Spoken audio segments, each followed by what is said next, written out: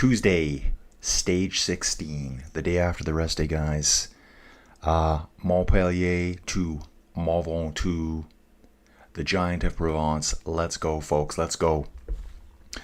Okay, guys, I'm rested up. Another early start for me. By rested up, I mean I had I guess I had a busy day yesterday, but I didn't have to, plonk down in front of the PC for 4 or 5 hours. So I kind of had a different start to the day. Let's make sure we're up and running here. Yep, looks pretty good.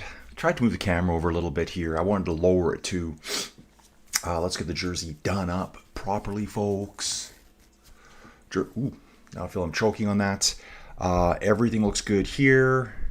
Let me just do this over here, guys. Just dropped a quick poll up there. What do you guys think? Okay, here's my YouTube. So, guys, Neutralize Start is just underway right now. I'm going to take a look at that over here. Trying to figure out how long the Neutralize Start is today. Jonathan Milan sitting on the front right there. Oh, ice packs are already in, folks. It must be sweltering. It must be sweltering. Okay, here we go. We're off, folks. We are off. We are off. Let's get this loaded up. There's my YouTube channel so I can get my chat open for you guys. Let's turn that down. Turn that down. Skip that. Yep, Tour de France Stage 16, the Giant of Provence, also known as the Beast of Provence, or sometimes the Bald Mountain. I will get my chat open here. Join the panel on the side. And we're off, folks. We are off. So what's on top? Ooh, this is a long Neutralized Start today, 12 kilometers. Sometimes I'm like, oh, should I just wait? I think they left 2 minutes late from the start of 4:10 a.m. in the morning for me. We got the dudes here already. Doug Sanders already in. Good morning from the left coast. I'm almost to the left coast, Doug. And then here's someone brand new. Alma, have you been here before? Alma Cantu, good morning from Texas. Oh, I'd love to be in Texas. It's a place I would love to live. It's kind of like home here. Cattle country, huge ranches, oil and gas. That's kind of my background here, so I would love to be there. Slowly going to start picking up today, guys. So what do we got left? 6 stages left at the Tour de France. Let's go through this quickly, guys. I feel real rusty doing this today now. Overall classification. We've got Tadej today. Poggy, first place. He's got a 4-minute and 13-second lead over Jonas Vingegaard of Team Visma. Florian Lipowitz here for Red Bull Bora Hansgrohe, third place.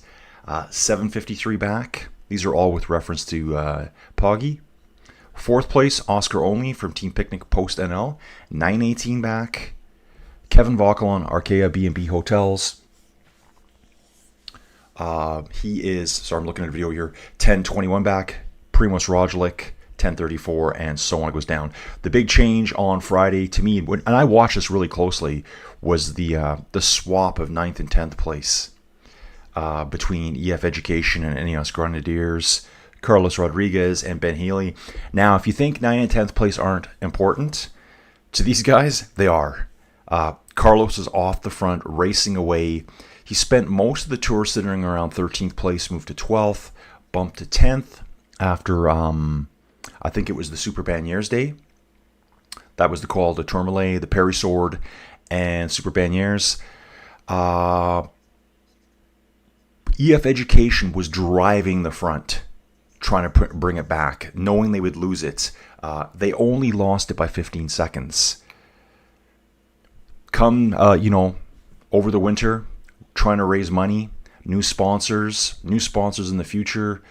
Hey man, we got a guy that finished 9th at the Tour de France. They all want to get into that top 10. It's just better than saying, oh yeah, we got a top 20 guy. What does that mean? 20, any of the sponsors can come here and look and go, oh yeah, the first thing you see is a top 10. By default, it's top 10. They want to have guys up here. it's a big accomplishment, especially, like I said before, X, that's the big winners right now, to me. I mean, even with Tadej potentially winning the Tour de France and all the other riders, it's this guy here, Tobias Johansson, in 8th place. That is huge. A Pro Series team right up there with the World Tour teams. I think it's really cool. Let's just jump to see what we can see what's on tap today. Just going to make sure this is all turned down for you guys. I think this is the design, the layout of the stage today. We'll just catch this quickly as I have a sip of coffee. Alma, can't you? Okay, Alma, how'd you find the channel? Just Tour de France, early morning. Guys, it's starting out nice and slow today. It just bounced to 37 people. Still got 10.4 kilometers to go to the start. Just going to double check that over here. Everything's looking good. Come on. I got to close this down. That's what I got to do.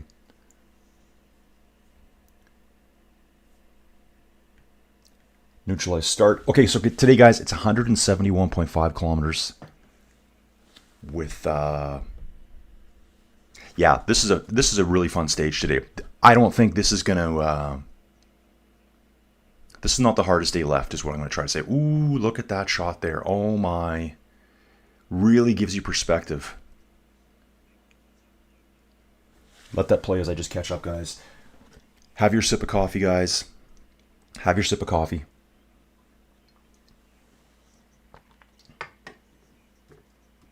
And that does work. Okay, Alma's first day here. Oh, sorry guys, I got the top chat on. It's always the top chat. Please do the poll if you can. I found the polls really interesting. Also want to say too, you guys probably can't see it, but due to the generous donations. Okay guys, so I was saying how my coffee gets cold on here, and I hate cold coffee, like absolutely hate it. And half the times I'm on here with you guys, I'm drinking cold coffee. Because I forget to drink it. I talk too much. So Joey Jojo got me a little present, which I'm saying is funded through the generous donations of the YouTube community here that joins me every day. We now have I'm going to show it to you guys. We now have one of those little warmer things. If you guys can see that, you put your coffee on top, it warms it for you. So it's back here. Man, it's so hot, it can almost heat this bedroom. And that's something else I want to do too, folks. Just quickly go through this whilst I'm here. And obviously, all support everyone in the chat. You know, guys, the chat's the thing for me. That's what it's all about. You guys being in the chat, sticking around with me, talking bikes, talking bike racing, talk France, your favorite cyclists, what kind of training you're doing.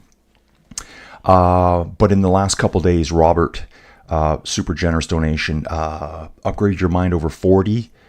It's funny seeing your real names here, because I can see your real names however you put them into Google here. I won't say them unless you've already put your first name or whatever. Neil Rushby from the Muckers Worldwide. I know Neil very well from riding over on Ruby. I've commentated on, it seems like 100 other races. I don't know. Lots of their races. R. Stanley, super generous as usual from Oklahoma. Joey Jojo likes to help me out too. Just wanted to shoot that out there, guys. Appreciate the help from everyone here. Helps me buy fun little things like that for the studio here. So we're going to shut that down now. Guys, let's take a look what's on course today. Jump into the video here. Sorry, guys. I got this kind of going too fast, don't I? I'm going to blow that up for you. So we leave Montpellier. There's also a Montélimar, which I almost said there. Wow, and even from this video here that's speeding along, you can see Mont Ventoux in the distance. It's the top center of the screen, like dead center. It's just shifted over to the right there now. Mont Ventoux, incredible. Ventoux means windy. It probably means super windy, actually. Used quite a few times at the Tour de France. Last time we finished up here was in 2016. You ride up through the forest. Then you emerge at Chalet Reynard and go up through the part that's totally wind stripped. There's nothing up there. up to the top of the Mont Ventoux. I think they call this an HC climb. I'm going to double check that. It is an HC climb, but I want to show you guys something. Well, I'll tell you about it actually. Prepare for the stage. Let me jump into the chat here. Becky S, have you seen the news about... Yes, I have. I have, Becky. You know what's funny, Becky? Okay, so Becky S here looks like a brand new contributor to the channel. Chat's super important to me, guys. The chat, the views, the likes. I'm trying to do this different from everyone else, and I'm going to continue to do it. And Becky, just so you know, I'm doing the Women's Tour de France next week. So I'm probably going to have to do a... Guys, I better make sure it hasn't started. Still seeing 8.2 to the start. Let me just get things fired up, guys. We're going to turn on this Montpellier to Mont Ventoux. We go live. And boom, here you are. Still super neutralized start here.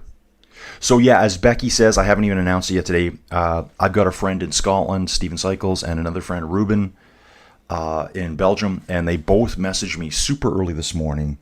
So, I don't know what my light's on my phone.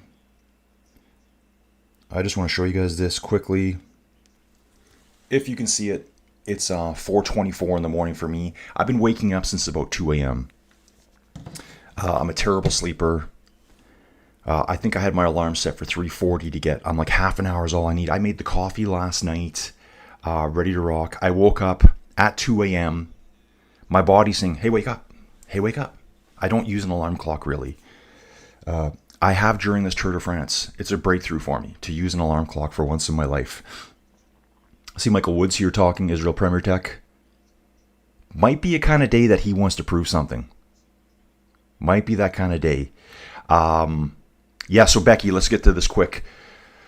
Have you seen the news about MVDP? Thanks for the fantastic coverage from the UK. Hey, Becky, where are you from in the UK? If you're not aware, Becky, I was born in the UK just outside of Newcastle. Many, many years ago in a galaxy far, far away. Yes, I did hear. So my two friends, Ruben and Steven, sent me messages first thing this morning. It would have been early morning for them, 7 hours ahead of me. I read that. I'm like, my favorite cyclist, he's out. Maybe this will give some hopes for the Binyam fans. Maybe Gurmai can win something on Wednesday. Wednesday would be his next best chance, and then Saturday. Today, anyone who's listening, Binyam's not going to win today. No chance. Thursday and Friday, Binyam cannot win. He needs to do it Wednesday or Saturday. I guess there's a weird chance he could do it on Sunday too.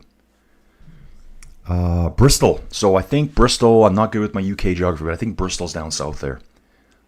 And I'm kind of thinking it's on the southwest side, maybe. Anyways, yeah, so I was born in North Shields Tynemouth, which is obviously on the mouth of the Tyne there. Still a neutralized start, guys. I got 6.8 kilometers to go here. Guys, fantastic views. It seems to be getting better and better. People are finding me more. If you can please like the video. It's not so I can go, oh, I got this many likes. Well, it kind of is. I'm not concerned about how many people like my videos. It makes me feel good inside. It's more, it shares it to other people who then get to join the community. So if the video gets 1 like out of 50,000 views, it's probably not going to be shared. But if you have a smaller video that gets 300 likes, YouTube will share it to the world. They'll pump it out to other people. I've actually done this a few times now with your guys' help. I've logged into YouTube upstairs on my TV with an account I never use, ever. And I type Inside Cycling World, and it pops up right away. Or if I type Tour de France 2025 Live, it's crazy my video showing up first in Google. And I've never searched for those things before with that account. It was an account I made when I was doing a little bit of video gaming. I thought I was going to be a YouTube video gamer, which, how lame, but it's still fun. Okay, so guys, yeah, take part in the poll. We're still about 6 kilometers out, so what's on tap today? Let's take a look here. We'll come back here to this guy, look at the route again. I'll get bright and shiny here. It's 171.5 kilometers. I think we've got about 110 kilometers even to the first sprint point.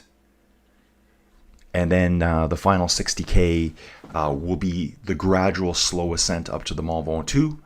The climb itself, depending where you look, there's different segments for it. But the overall climb from Bedouin is about 20 kilometers. I think it's just over 20 kilometers. It depends where you look. If you do a lot of outside cycling, even if you do some inside cycling, there's different segments on Strava. A common segment is the 15.9 kilometer segment. That's where I think most of the current records are set from. I think Tadej's got the fastest time right now, up the 15.9 kilometer segment. I think his time is like 49 minutes and change, like 49:30, something like that. If you were to wind back time a little bit and go to a different era, that segment was done in 46 minutes by Marco Pantani. So again, I always like to point this out. That's how powerful EPO and all their stuff was back then. Okay. I'm not saying I support it. I'm not saying I'm horrified by it. I'm just saying that's the way it was. Yeah, so right here, guys. Châteauneuf du Pape. I want to say Papi, but it's not Papi. Lenny Martinez wearing the polka dot jersey today. So no MVDP, which he wouldn't have really had much to do with today's stage. We got a sprint point about 110 kilometers in. Then at around 134 kilometers, you can see they got it marked on the map here at Aubignon, I think it is. I have no idea who's sitting with the director's car. Some kind of French celebrity who I don't know. Probably French soap opera star. If anyone knows, let me know. She's probably super famous. I better have a better look. Who is this lady? She's riding with Christophe Prudhomme right now. Yeah, so basically the last 35 Ks are all uphill.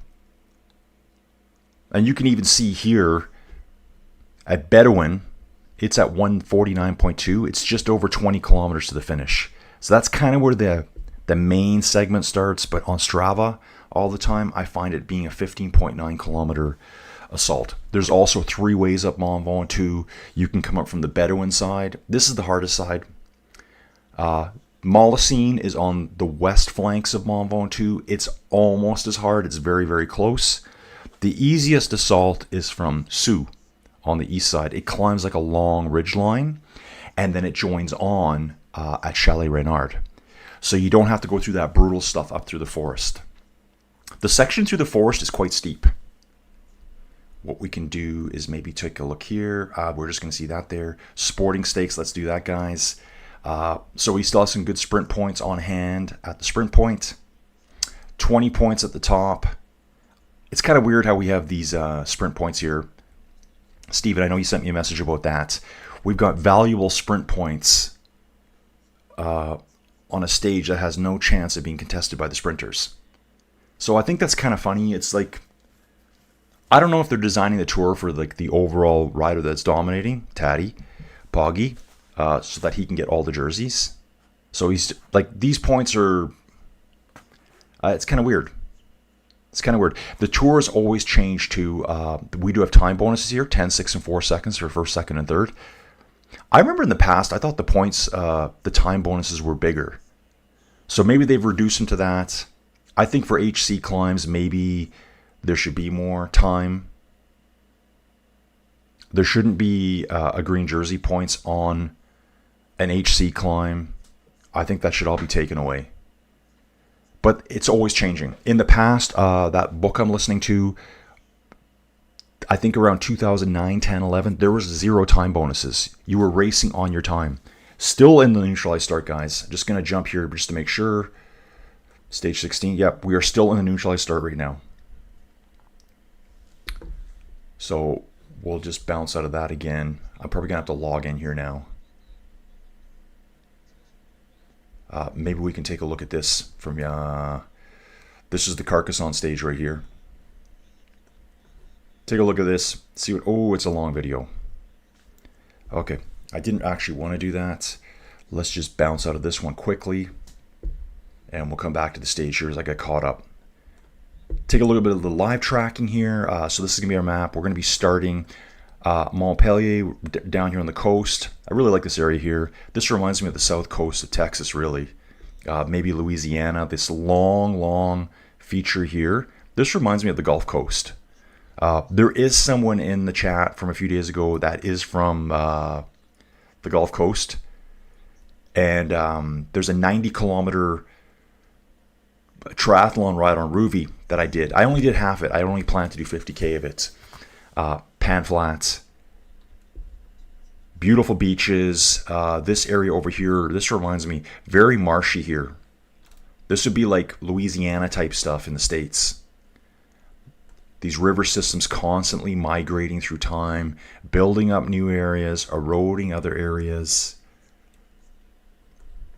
Okay, that's geography today, guys. Yeah, so you can see it's quite a ways to the sprint point. Let's see what they're going to do. Oh,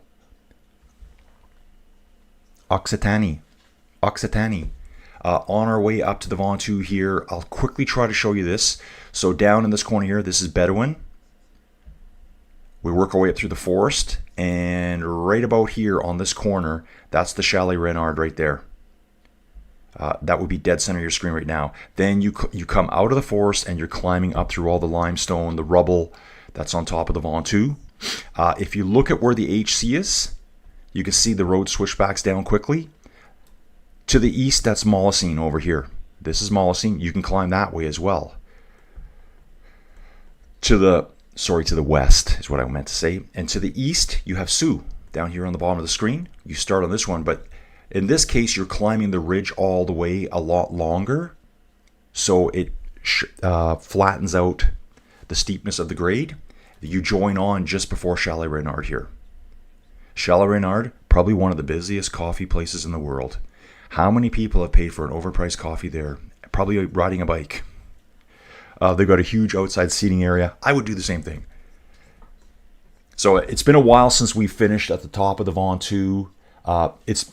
Most of the time they just cross over the top of it. So the last time we finished at the top of the Ventoux was 2016. That was the year Chris Froome won. I think that was the year he started running up the Ventoux. Pretty sure. Wade Smith's here. Yo. I like that, Wade. Yo. Andrew Moss, good morning from Canada. Let me check one thing here. Just gonna look at something quickly. Andrew, your name sounds familiar to me. Andrew, let's figure you out, man. Is Andrew someone else? I'm just gonna double check this. Yes, Andrew is someone else. Andrew's using his other name. I'll let him say who his normal title is on here. I don't like to give things away for people. Hey, Andrew, good to see you back, dude, and thanks for all your support. Love it. Absolutely love it, guys. Let's grow this baby. So just so you guys know, 90 people are watching right now. Appreciate that. Hit the like button if you can. I'm on the video. Still showing here, we're still in the neutralized start. I think we're probably just about ready to go in real time. Jonathan Narvaez sitting on the front. Bar and Victorious. Could be another day, guys. Could be hot and heavy right off the rip. Sprinters will be fighting for those sprint points. Let me know what you guys think. Should there be green jersey points on the top of the Ventoux today? Do you think Jonathan Milan has any chance of being within half an hour of the lead climbers? I guess, how about we do this? Why don't we put KOM points at the sprint points today? Why don't we put KOM points 20 kilometers into the stage and see how the climbers like that? Oh, they would not be happy with that. So, get what I'm saying? I don't understand that at all. Yes, that's right. Andrew, I saw your name this morning. Before you jumped in, I gave a shout out to everyone that helped the channel out, that helped contribute towards my coffee warmer that I'm now using here. I do like to put anything I get out of this into funding all this stuff and my computers and all those things. Joey Jojo's like, just go buy more, just go get more. And I'm like, well, just hang on. We got to do this carefully and slowly, right? So, Andrew, I did see your name this morning, and I'm like, this name, I saw your sticker that your super chat sticker that you put. I'm like, that's Upgrade Your Mind After 40. So thank you so much. The coffee, guys, It's hotter than when I brought it downstairs. My coffee maker's being goofy. Let the coffee brew, just a drip brewer. And at the end, it's supposed to stay on Philippines here. Reconnection is successful, guys. I think I'm going to be back here right away. We're going to close that. I have to make sure my stream is up, guys. How can I do that? We're going to come over here. One of you guys can let me know. Yep, I'm back. I'm back, guys. I'm good to go. I figured it all out. I'm looking like I'm here now. Yeah, guys, Starlink shut down. And I was going to say that before the stage started because it's that time of day. Starlink, 4:46. A lot of times around 5 in the morning, it wants to shut down. It does a full reset. It thinks I'm still asleep. I'm wide awake. Brandoni. Green jersey is points jersey, not just sprints. So it makes sense, Poggy, to receive points for winning races. Maybe he'll win all 3 jerseys. Dude, he's probably going to win all 3 jerseys. I just saw a lot of talk by people yesterday. Green jerseys, it is a points race. Yes, you're right. But it's more about the sprinters now. They used to have a points kind of overall jersey in the past. But yeah, I hear what you're saying. Dawn saying the lighter looks softer this morning. Yeah, I'm probably not just completely obliterated here. Yep, Starlink's gone. It's back. Coin in the meter from Becky here. As Lance would say, we'll be back in 2 and 32. Yeah, dude, my Starlink completely dropped there. Starlink is rebooting. Jeopardy theme song, I like that. Swoosh Kids here. Colin Coates, good morning. Yeah, technology is great, but it has limitations. That's just a total shutdown on Starlink for mine. It's showing riders attempting to break off the front. Cofidis, UnoX, looks like a stand of 2, but they're not getting anywhere yet, folks. I don't think they want them to get away. There's going to be fights for those early green jersey points. What we're going to do quickly is we'll take a look at this here. We're going to look at the rankings right away. Let's go to the green jersey. After stage 15, we're going to look at the general ranking. So Jonathan Milan still has 251 points. If he gets points early on today, Taddy won't take it away from him by the end. Mathieu van der Poel is out, unfortunately, so he's out. That puts Binion up into 3rd now. Ooh, that's bright on my face there, isn't it? I'm thinking that Binion could potentially score points maybe tomorrow. Why don't we do that quickly here? We'll take a look at tomorrow's route. So here's the route tomorrow, guys. Boulogne to Valence. This one's designed for the sprinters, 160k long. Slightly shorter than what they've normally been riding. Yeah, you can see here. This is set up for the sprinters or breakaway. There's going to be a mad dash. Well, ooh, this is going to be a tough stage. The more you look at this stage, the more interesting it gets to me. I look at this and I go, sprint stage. And then I look at the 2 climbs. I swear those Cat 4s are way harder than the Cat 4s we saw at the beginning. And they're still only Cat 4s. 3.7 kilometers at 6.5%. And then we got a 3.6 at 3.5%. That location of that sprint point for tomorrow is going to be brutal. 47.9 kilometers in. Everyone that's in green jersey contention is going to be going like a madman there, trying to get those points. It's at 48 kilometers. That first hour tomorrow will be insane. Then they'll be racing. Breakaways will be trying to get over this top first to escape on this big descent here. It's basically downhill for, we're going down in elevation for 40 to 50 kilometers here. Obviously, it's not a 40-kilometer hill, but we're heading downwards. Kick over that last climb and try to stay away at the end. It is, 40 kilometers from the finish, but Tim Wellens, I think he went away at 43 kilometers with that small breakaway when he took off. So he did it. Some are saying a little bit of assistance from the moto, but that's just how it is, folks. Got someone off the back already here. Try to find out who this is for you. Ion Izagirre.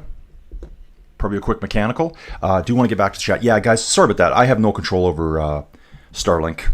Blame Elon. Bike Terra, good morning, Colin. We made a bunch of app changes yesterday. Should be a lot more stable, accurate now. Okay, awesome. Bike Terra, guys, if you don't know it, go check it out today. I will be showing it probably later in the stage. Bike Terra guys are so cool. They're like, hey, Colin, if you're ever going to show our stuff again, I'm going to show it every day, guys. Fred Weiss here. Thank you for your lives, dude. Thank you for being here.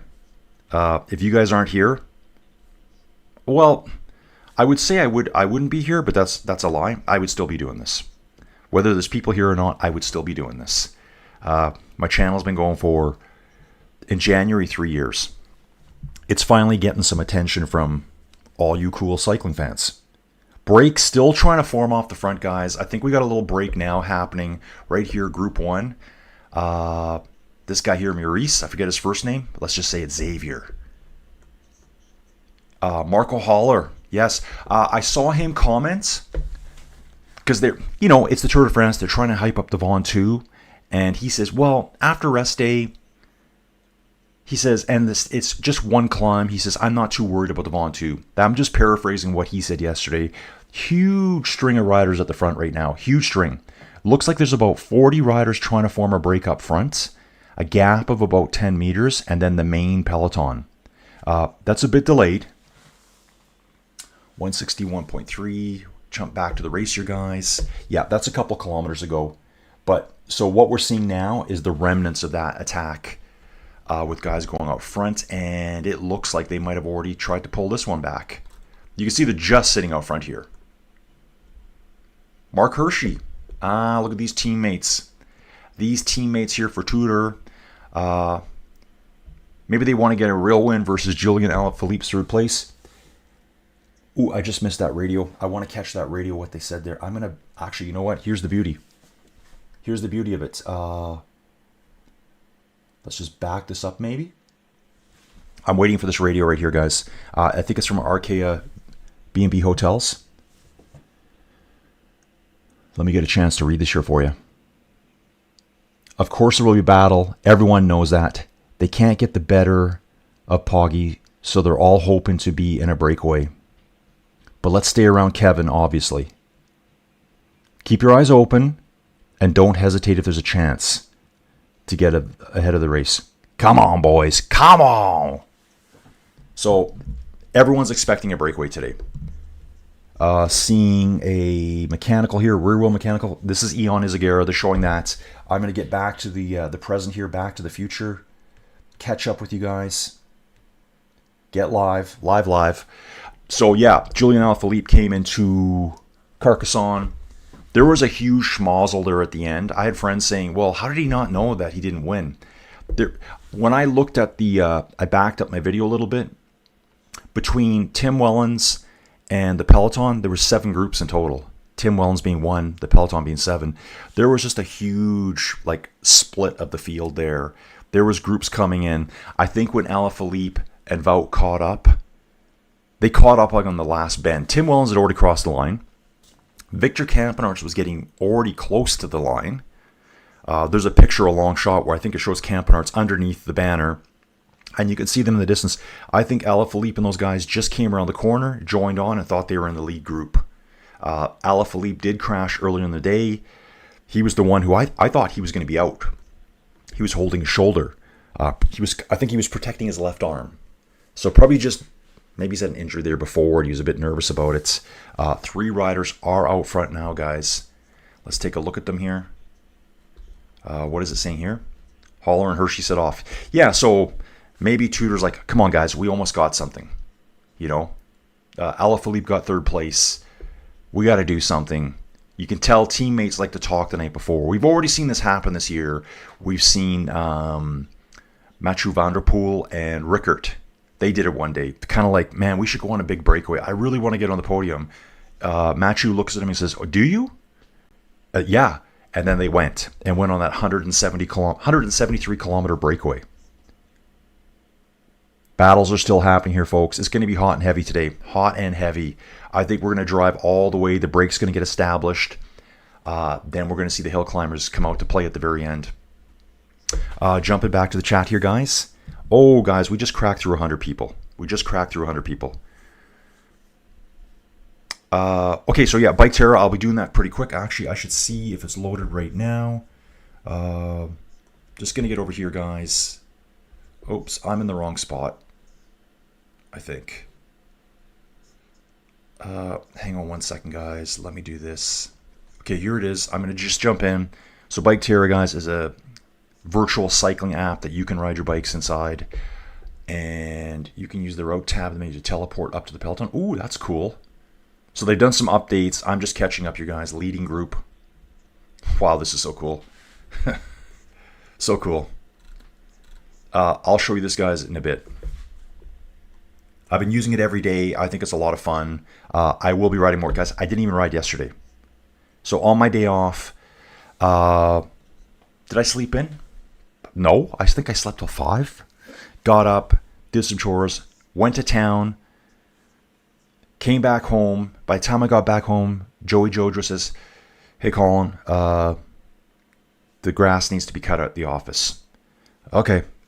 Load all the stuff in my vehicle, go all the way down, mow the grass, got home. And then I was just putzing around, doing some more stuff outside. So I never got on my bike yesterday. So today I'm getting on the bike for sure. Let's get after it, folks. George Higgs. George is a brand new dude here as well. George, I've never seen you before. Where are you from, George? Tom Simpson was my hero growing up. Wow. So George has been following cycling for a long time. Guys, hopefully George chimes in here. I think it was Tom Simpson. Well, I know it was Tom Simpson. I think he passed away in 1967 climbing the Ventoux during the Tour de France. And it's that famous line, "Put me back on my bike." Very chilling to me. Put me back on my bike. So when we climb the Ventoux, you will see the Tommy Simpson Memorial. I think Tom Simpson, too, was the first UK rider, British, English, whatever you want to call it, to wear the yellow jersey. I believe so.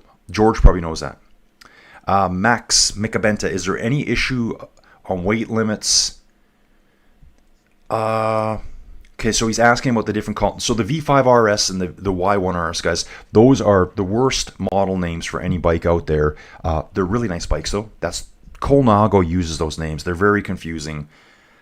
He's asking if they're using one over another. So I'm assuming the V5 is probably the aero bike. And I think Max here is asking, why aren't they using the climbing bike? Is it too light?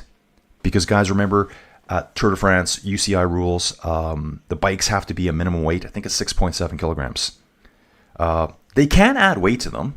And that's what they do all the time. They're always adding weight. They basically put weights into the frame to get it to the right level. Dawn, Starlink is great. It will be strong all day, then just reboot early in the morning to prevent issues. Yeah. Generally, it happens just after 5. And today I was thinking, today's going to be the day. Oh, guys, my coffee warmer that the channel helped contribute to is fantastic. This cup is nice and warm. I love it. Thank you, Joey Jojo, for coordinating that. Okay, Colin Coates is getting ready to get off the bike and go to work. Yeah, Colin, today I'm just doing the route of the week, coast to coast. I think it's 25K. I'm going to do this. When we're done, straight outside, do chores, and straight on the bike. If I don't get on then, I'm not getting on. Yep, just one climb today with the 1HC climb at the end. We got sprint points at 110K in. We've also got green jersey points at the top. Okay, so going back to the green jersey points, I would say maybe, how about we reduce the green jersey points? Because it is, yeah, he's right. Who was it earlier that said that? Brandoni said it. The green jersey is kind of like, who's your best all-around rider now? I always think of it more of as a sprinter's jersey. When I look at the people that have worn it, generally over the years, they're the sprint beasts. I think most people would agree with that. But maybe they should reduce the green jersey points at the top of the Ventoux, because basically you're saying that top of the Ventoux for the sprinters is just as important as the sprint point down below, which is not even close. We won't see any sprinters at the top there. Yeah, I guess they're just trying to mix it up. I shouldn't think too much about it. Don saying, I heard that Julian Alaphilippe dislocated his shoulder in that crash on Stage 15, and his radio broke. Yeah, his radio did break. I heard that. He popped his shoulder back in place like in Lethal Weapon. Tough dude. He thought he won the stage. Yeah, his radio was gone. And that end part, if you didn't watch the whole stage like we did, you would have no clue. You'd be thinking, why was he celebrating? I heard people saying, what an idiot. Yeah, but you didn't watch the whole stage. You didn't see all the little things that were going on. Tim Wellens was Group 1. The Peloton was Group 7. There was 5 bunches in between chasing, and those bunches were changing all the time. These guys are riding all out, probably like 60k an hour, 70k an hour, 80k an hour on the gradual descent down into town. They're not chit-chatting with each other. Hey, man, who's in the lead? Hey, bro. You know, it's just like all out racing.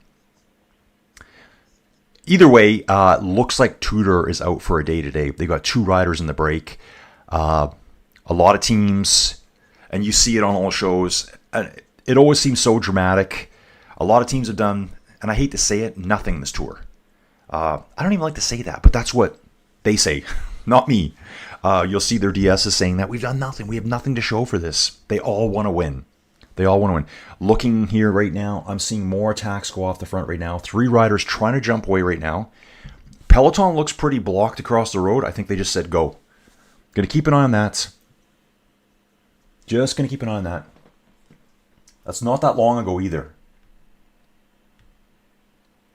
Okay, hang on. More race radio here. There is a reaction to it now. Okay, this is Red Bull. Red Bull coming in hot, folks. Coming in hot here. What are they going to say? UAE chased it down directly. So, I mean, as expected, I think they want to go for it. Okay. It's mostly helicopter shots right now, guys. I'm not seeing a lot of motorbike coverage here. So I can't actually see who's in that leading group. So Red Bull just said that UAE just chased that down. There's 3 riders trying to go off the front. So obviously Poggy wants a win today. We're going to jump back to this little map here and see if we can see it. Here should be 3 riders up front. Just these 3. And they've been given 15 seconds. So virtually nothing. It is rolly here too. This is not like a flat lead in all the way. Back to the chat. Any update on Poggy's sniffles and sore throat? Hopefully the day off did him well. Yeah, so Mathieu van der Poel apparently withdrew with pneumonia. I didn't know he was feeling that bad. Imagine riding with pneumonia the day before. Poggy was sick the day before rest day. His nose did look really red. He said he was congested. And in any of his interviews, I saw him clearing his throat a lot. Now, whether there's got anything to do with that, who knows? Then I did hear late yesterday, they said like half the Peloton's sick right now. So something's going around through the Peloton. Andrew was saying there was some freezes in the feed. I'm not seeing any here right now. So hopefully that's me live, I hope. I think it's a little bit behind. Yeah, Andrew here is also saying, I miss Sagan. He was such a beast. All totally, and like total like flamboyant character in the World Tour.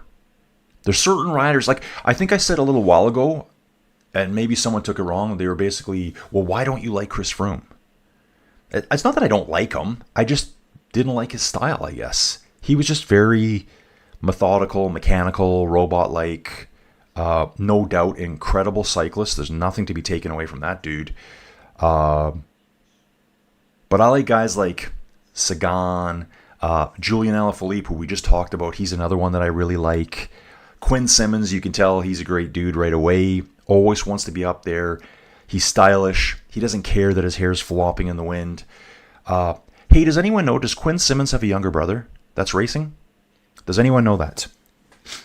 Doing a lot of scouring around, researching all the other bike races, and I saw there's another Simmons out there from the States, and I thought, well, maybe.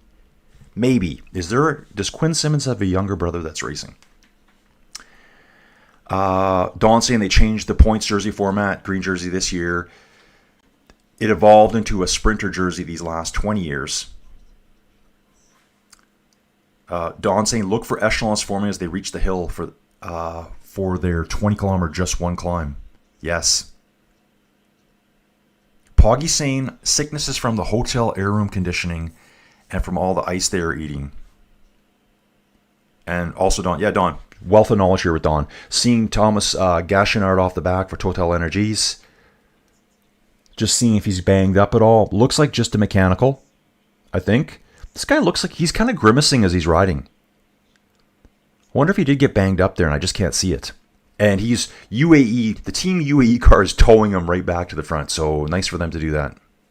Did you guys see the, I don't know, a little bit of war of words between UAE and Visma, specifically Poggy and Wout? I thought that was interesting. Love the drama. Okay, so here's our group, guys. 3 guys up front. Hershey, Marco Haller, and Maurice. Zandro, I think I said Xander. Then we got 13 seconds to the Peloton. Valentin Madouas is down too. Bike change. Down as in he needs a rear wheel. Debris on the road, guys. I think that's all it is. We got a drop rider. That's Gachenard, who we just saw. And then Madouas. So Madouas and Gachenard just got dropped. Both getting rear wheel changes at the same time, it looks like. Peloton still pushing really hard. So yeah, they were talking about that point where early in the stage, virtually the entire Peloton got stuck in a crash. Jonas is back there. At the front, there was about 25 riders, including Poggy, Tim Wellens, Campenarts, and Wout. Wout looks at it, and this is just the two sides of the stories. I'm not picking sides here. Wout looks at it. If he wanted to do the right thing, he should have just slowed down and went back and waited for the Peloton. Because Wout is saying that him and Campenarts already had a plan to go out hard that day. They weren't going to be with Jonas. So they were like, we're just doing our race. And as the same as the other 25 guys in that group. So they're saying if he really respected, and I'm paraphrasing here, guys, if he really respected what was going on, and I guess Jonas and Visma, he would have just like sat up and waited. Poggy's saying, I don't even know what they're doing with their race strategy. They're going for stage wins. That's what they're doing. They're going for stage wins. I can see why they did that. 4 minutes, 18 seconds behind overall. Jonas still has Sepp Kuss back there. He still has Matteo Jorgensen, Simon Yates. Still got the rest of the team back there. Gachenard looks like he's at the medical car, so maybe he did have a little bit of a bump. But Taddy's just saying, I don't understand what Visma's doing. Guys, what do you think Visma should be doing right now? What do you think they should be doing? Yeah, Dawn saying your vote isn't good at interviews. Dawn saying is Quinn Simmons related to Richard Simmons. Yeah, well, hopefully not, but or maybe so. Maybe this is where he gets all his incredible VO2 max and aerobic conditioning. Shocks in the mix here. Good morning. Inside Cycling World, riders rested. The giant ahead is going to be a brutally good day. Oh, yeah. Oh, yes. Don saying Wout isn't good at interviews. Yeah, he did like an 8-minute interview there, and he was not thrilled with Taddy at all. Basically, he thought Taddy should have just sat up and waited for Jonas. Okay, I agree with that. Taddy's saying that Wout and Campenart should have went back to rescue Jonas. However, they're saying we were already in the break for the day. We were already going hard. That was our plan. So, it's the war of words, folks. It's the war of words. But I don't know what else Visma can do right now. Fred Weiss, do we have an ETA to the finish? I hope it can stay on the whole way. Thanks again. Fred, I can look that up for you. Let's take a look here. We'll use this one here just so I don't have to bounce around too much. Montpellier to Mont Ventoux. You can jump over here and look at the time schedule. They know what this is going to take, and I'll have to figure this out. So Montpellier's start was at 12:40 CEST. That's 4:40 in the morning for me. I think this is about a 4-hour stage. So you can see we're going to be at the sprint point at 15:07 CEST, minus 8 hours. What's that? I think that's 8:07 in the morning for me. No. That's 7:07 in the morning for me. So from the sprint, so 16:44. So that's going to be 8:44 a.m. for me. I'm Mountain Standard Time. So these times are all estimates based on the speed. You can see here they estimate it all out. 16:44 is the fastest. 17:12 is the slowest. So that would be 8:44 a.m. to 9:12 a.m. for me. That makes sense. Looks like we still have our little group out front. 3 riders out front here. Ben Thomas trying to chase. This is the guy that had the polka dot jersey on day one. Day one, 3 hours and 37 minutes behind. Okay, just trying to catch up, guys. Yeah, Fred, just pop back in when you can. If you got stuff to do, just pop back in, or even watch the video later. So, guys, that's all you gotta do. Like later on, I try to do the playlists, and actually Joey does all that. I used to do it when my videos were a lot shorter, but now I'm just like, yeah. To do a 5-hour video probably takes me 6-7 hours of my life. Like, only because I gotta wake up and I gotta get ready, and then afterwards I gotta like decompress a bit. Then I actually do a little bit later in the day too. I set the stream up, I do a bit of research, I want to know where we are, I look at some maps, things like that. Speaking of which, I did want to do this today too. Let's take a look at the map for this one. Let's have a quick look at the map here. You guys can see it. So we start here on the southwest corner of the map, Montpellier. Again, this reminds me of the coast of Texas right here, all this stuff. And this is more like Louisiana right here. All marshy, just a giant floodplain here. Probably like, this area is probably all like wildlife areas, marshes, swamps, weird birds that come in and nest and then they leave. These islands are changing over times. And then people will say things like, well, the islands are going... No, they're always going to change here. They're always going to change. The input of this water, whatever this river is here, I don't know what this is. What river is this, guys? Oh. Le Grand Rhone. Okay. It's going to change over time. And I bet you it floods down here all the time too. And then people are... right here. Here's a natural park right here. Here's another nature reserve here. Yeah, because you shouldn't be building stuff there. It's going to go underwater. People still build there anyways. We head northerly, start heading to an easterly direction to our sprint point. We're just north of Avignon. And then we pass by, Carpentras. I've seen that town before. And then we head up to the Giant of Provence, Mont Ventoux. Things looking pretty static at the moment, guys. These 3 riders just out front by themselves. 3 riders are front. Ooh, here's the sprint team. Sprint team's coming, folks. Even more pressure on Jonathan Milan now because he's thinking, yeah, Taddy's going to steal my points at the top. Really has been the sprinter's jersey for a long time. Like when you think about all the past green jersey winners, Robbie McEwen, Eric Zabel, Cavendish, all the sprint guns, right? Sagan. Yeah, they're sprinters. Now, yeah, I guess maybe they're trying to make it more back of what it was, where it's more of a best overall riders jersey, maybe. Oh, okay, good. I got it here. Swoosh Kid, Colby Simmons races for EF. Quinn's dad talked about it a few stages ago. Okay, awesome, Swoosh Kid. So it is Quinn's younger brother. I did see him racing for EF. Where did I see him? Oh, there was a one-day... Oh, yeah, more breaking news for you guys. There was... Not that you guys probably know this already, but there was a one-day race somewhere in Spain yesterday. Guess who won? Isaac Del Toro.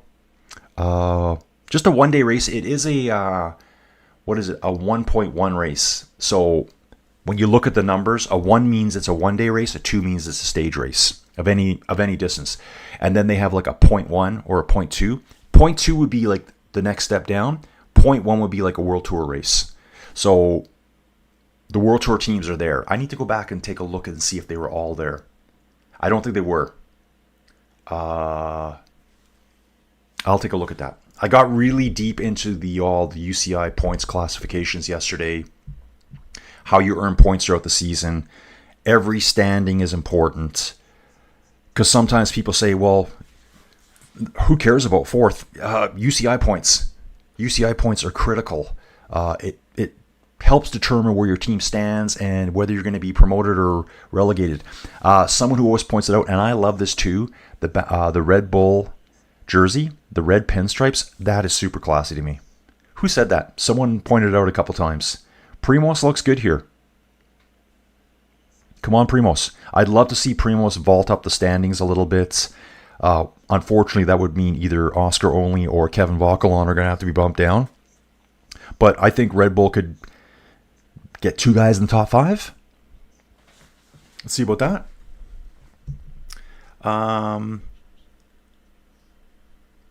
Yeah, MVDP is out with pneumonia. ABCD, dude, I love your name. I love your name. This guy was like, I gotta think. Yeah, just ABCD. 1, 2, 3, 4. Where can I see the standings live, dude? Well, if you watch the screen, you're pretty much seeing it live. So this is where we're going live right now. Do you want to see the GC live? Is that what you're talking about? Do you want to know the virtual standings? Haller for Tudor, Hershey, and the Alpecin rider. Grabbing quick bottles here. Looks hot out there. Let's see what the temperature's. 26 degrees right now. 26 degrees out there. Just going to bounce back a bit here. Here they're saying Tomas tried again. I did see him go again. They're trying to get out there, keeping the pressure high. This is a good question here. Yeah. Has someone lost the yellow jersey in the last stage? Yes, and I remember it, 1989. Laurent Fignon, it was a time. Okay, so this is good to know because I wasn't sure when I said it. I thought, was it the last stage? But I remember being on cobble, so I thought that had to be the Champs-Élysées. He had a lead, I think, of 58 seconds. He ended up losing by 8 seconds to Greg LeMond in 1989. Greg went full aero, Laurent Fignon. He had a time trial bike, but he had a ponytail out, didn't wear a helmet. He had the headband on for the sweat, System U right there for the supermarket. Yeah, he lost in the final stage. And it's a good question, too. This guy's asking here, Silvia Marrero de Carvalho. I wanted to see like the most catastrophic losses. Like someone that had an 8-minute lead, something happened, they lost it all like a day or two before the finish. Okay, let me catch up. Thanks again. Any anticipated weather issues during the climb or clear sailing? It looks like clear sailing to me, but guys, Ventoux totally is windy. I think some of it's all affected by the Mistral. The Mistral kind of comes across, and I did know this from the past. I am kind of fascinated by winds. These geographical named winds. So out here we have Chinook winds. They blow off the mountains, and it's a wind that warms as it descends. So the winds come off the mountains. There's all the snow is out there. All of our ski hills are an hour and a half from here. Like where you go out there, there'll be like 2 meters of snow just sitting on the ground all winter. You can come out here an hour and a half away. There won't be one speck of snow on the ground. We have some of the craziest, and everywhere says that just wait 5 minutes and the weather will change. That is the actual truth here. I think the fastest temperature change ever recorded in the world is not Alberta, but it's just down in Montana. They experience the same Chinook winds. You know what, guys? I'm going to look that up for you. I'll get back to that. I'll get to it. Like a crazy temperature change, and some of the fastest temperature changes, either from hot to cold or cold to hot, they always happen here. So as the winds come over the mountains and they descend, they naturally warm. And they lose all the moisture in the mountains. So when they get out here, Chinook means snow eater. So we'll have no snow. You drive an hour away and there's just feet and feet and feet of snow. And it can be bone dry here. It's a very dry part of the world here. So of course we have the Chinooks. Then you have the Santa Anas off the coast of California, which aggravate all the fire conditions there. We've got the Mistral in France. We've got the Scirocco. I think that's Northern Africa. So the Mistral comes, I think, from the northwest, across that to the southeast of France, right across the top of the Ventoux, making its way out to the Mediterranean. They've recorded wind speeds on the top of the Ventoux over 200 miles an hour. It did say also as well, I think a quick thing I read was over 200 days a year. So 200 days out of 365, they record winds at the top over 90k an hour. So they must obviously July is a good time to go up here, where the winds kind of die down. Probably seasonal winds. Don's asking, did Del Toro win the Tour? Yes, he did. Don, he won. I think it was 5 stages. The Tour of Austria. He won stages 2, 3, and 4. Didn't win stage 5. I think he finished like 19th, but he'd already had it sewn up at that point. So he won that. And then just yesterday, it was a 1-day race in Spain. And so, yeah, coming full circle now. That's why I asked that question about Colby Simmons, I think is his name. He was at the race. So I look at these races and go, where is he racing? It's just a 1-day race in Spain. That video is on YouTube. And there was no commentary. So I'm sitting there watching it going, what could I do with this? What could I do with this? So those are the kind of videos I want to go back and see if I can do something. Like, can I do it and not get in trouble for using their video? I don't know. And by get in trouble, you don't get in trouble. You just can't do nothing with it really. Sometimes they'll block it even. But yeah, there's zero commentary. So for me, it's like, I wonder if I can watch that and try to throw some commentary on. But anyways, EF was there, and that's where I saw Colby Simmons. And I'm like, American Simmons, there can't be that many of them out there racing at World Tour level. Yeah, so Del Toro did win the Tour of Austria the other week. And no doubt, Don saying too, the green jersey. Ooh, I just seen something going on here for Israel Premier Tech rider. Just put his foot down really quick. Probably just pulling over the car. Okay, let me get back here, guys. Question time. Isaac Del Toro is only 21 years old. Is he only 21? I'll have to look into that. Yeah, that guy's a superstar of the future. That's how jam-packed UAE is with talent. It's insane. Okay, Becky's got a question. Love the questions, Becky. Hey, any of you lurkers that are in the chat? Yeah, you know who you are, lurkers. Oh, sorry, guys. I've got top chat again. Okay, let's go back here because I've screwed this up. If I missed anyone. Okay, Becky, question. How long after taking a gel does it have an effect? So for a power boost, do you plan ahead or is it immediate? I imagine it's got to be pretty quick. Becky, I know you're brand new here. I was saying in a few streams before, I've never actually used a gel. I do all my cycling inside now, and even outside, my rides would be like 2 hours. I just eat conventional food. I'm not racing at a level that... I know a lot of people that take gels inside. I'm like, just eat some M&Ms. I don't know, whatever. Just fuel. You got all this. You could have a donut. Like riding inside, just jam a donut in your face. Get some sugars into you. Drink a Coke. Obviously, these are the elite athletes, so they're going to use gels. I think they're pretty effective. All carbs. I think if they get into them pretty quick. But they're taking them all the time. They're probably consuming a gel per hour, I would assume. So think about that. When you go buy your energy gels that are like $2.50, $3 a crack, these guys are probably taking 1 per hour minimum. I think a lot of these riders will say at their output levels, they're probably consuming like 100 to 150 grams of carbs per hour. So they're trying to get it in the form of gels or get their nutrition in the form of a water bottle. So they'll take it in that way as well. So yeah, Alpecin to Koenig here down to 6 riders. Matthew out and Philipsen out. That's their 2 big guns. Caden Groves is still left for sprint points. He's quite a ways down in the standings though. If anyone else has an answer for Becky here, guys, this is the community. This is why we're here. Share your questions, share your knowledge. 119, slowly building, guys. And guess what? My coffee is still nice and hot. See a Total Energies rider going off the front here in this little bit of a delayed feed of mine. 131. Yeah, so it's about a kilometer behind there. I think I backed it up for that radio feed. Actually, there's 2 Total Energies riders that are going off the front. Wonder if they've got a plan here. And it looked like it was right before a huge roundabout. Total Oh, and another white jersey. Looks like a really tall rider. I wonder if that's a UAE rider. Let me have a look at this. Looking at the feed here. It is a UAE rider. And if you notice here, I said it's a really tall rider. It's Niels Pollitt. And the camera bikes aren't... I wonder if they've been told stay away from the riders. I wonder if there was a little bit... I bet you there was a lot of complaining about Tim Wellens. Because he surfed the motorbike a little bit, but the motorbike was there. It's not his fault.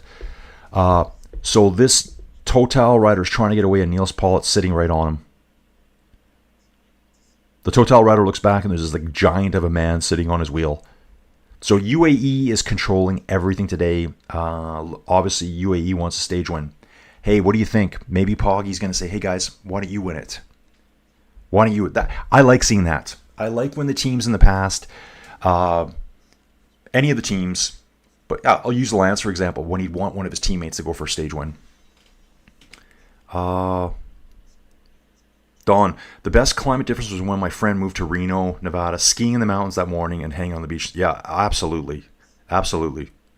Lake Tahoe, I love that part of the world. My daughter was born July 13th in Calgary, and it was snowing. Next day, it was plus 28. Yeah, Calgary, I think you can see snow any month of the year. And you know what? I kind of leave the door. My house has a bunch. Check this out. My house has 1, 2, 3, 4, 5. I have 5 doors to my house, if you can believe that. There would have been 3 originally, and we added 2 on to this crazy room on the side. Anyways, we have one of those like magnetic things for the dogs to go in and out. So the door's wide open. Like, I wake up now, and it's like, it's getting cold already. It's a bit rainy out, but we're getting days already that are probably 5 degrees overnight. It is raining. So right now it's 7 degrees Celsius. So it's probably like 45 Fahrenheit. It's not cold, but you can, yeah, it feels like fall. It feels like fall already. Robert's in the mix. Hey, Robert, thanks for coming back, dude. And thank you so much for your support of the channel. Andrew's here. Okay, upgrade your mind. Horner joking yesterday that no riders were eating Snickers bars. Dude, I saw that one. So I guess Chris Horner used to always eat Snickers bars. I would too. I heard when Greg LeMond raced, he had the worst diet too. When he would train with riders, they'd be riding with him, and he'd pull over, pick up a Slurpee and a hoagie at the 7-Eleven. I mean, back then too, the diets were probably nowhere near what they are now. But some riders just couldn't do it. Race day, drink up. Oh, what's this? Chateau Neuf de Pape. I have no idea. It sounds like something really fancy. What is that, Jeff? Dawn saying, Becky, I used to take those shots that were like frosting. They used to take effect in 3 to 5 minutes. Wow, fast to digest. I didn't know it was that quick. So it was like a turbo boost almost. Taddy did a great interview with Peter Adia where they talk about training and nutrition. Oh, okay, yeah, I know Peter Adia. That's that doctor who's all about nutrition and longevity of your life. I didn't know he did that. Okay, I'm going to look for that. Was he good in the interview, actually? Sometimes I find Taddy to be quite stiff. And I think it's just his language. I think Taddy, obviously he speaks English well, but he doesn't use it all the time, I think. I think when he's away, he speaks whatever Slovenian is. I think that's his primary language. So sometimes I think he has a hard time breaking back into English, and that's not his fault. That's us not understanding him. Okay, Jeff, they have the rule that you cannot hold onto a team car. I think the only exception is if the mechanic is doing something. Is that a rule? Yeah, they'll bust people for holding onto the car too long. A few years ago, I forget which tour it was, Vincenzo Nibali, I know they like to say Nibali, it's always been Nibali to me. He got ejected from the tour. I don't know if it was the Giro. He held onto the car, and supposedly the car accelerated to 100k an hour.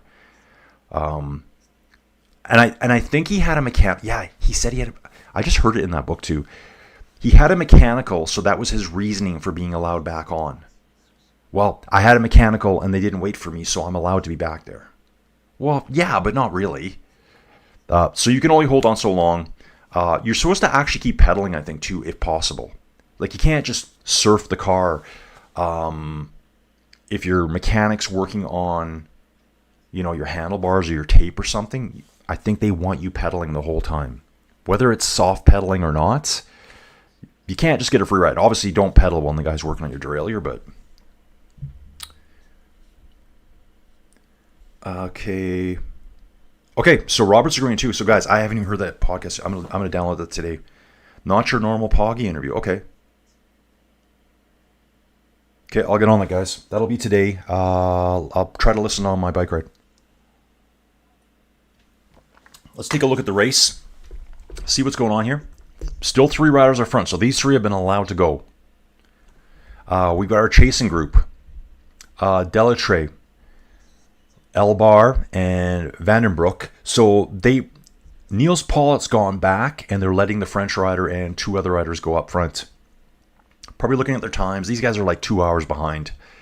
But I still think UAE's trying to set up for the win today. And just my gut tells me, let's let someone else win.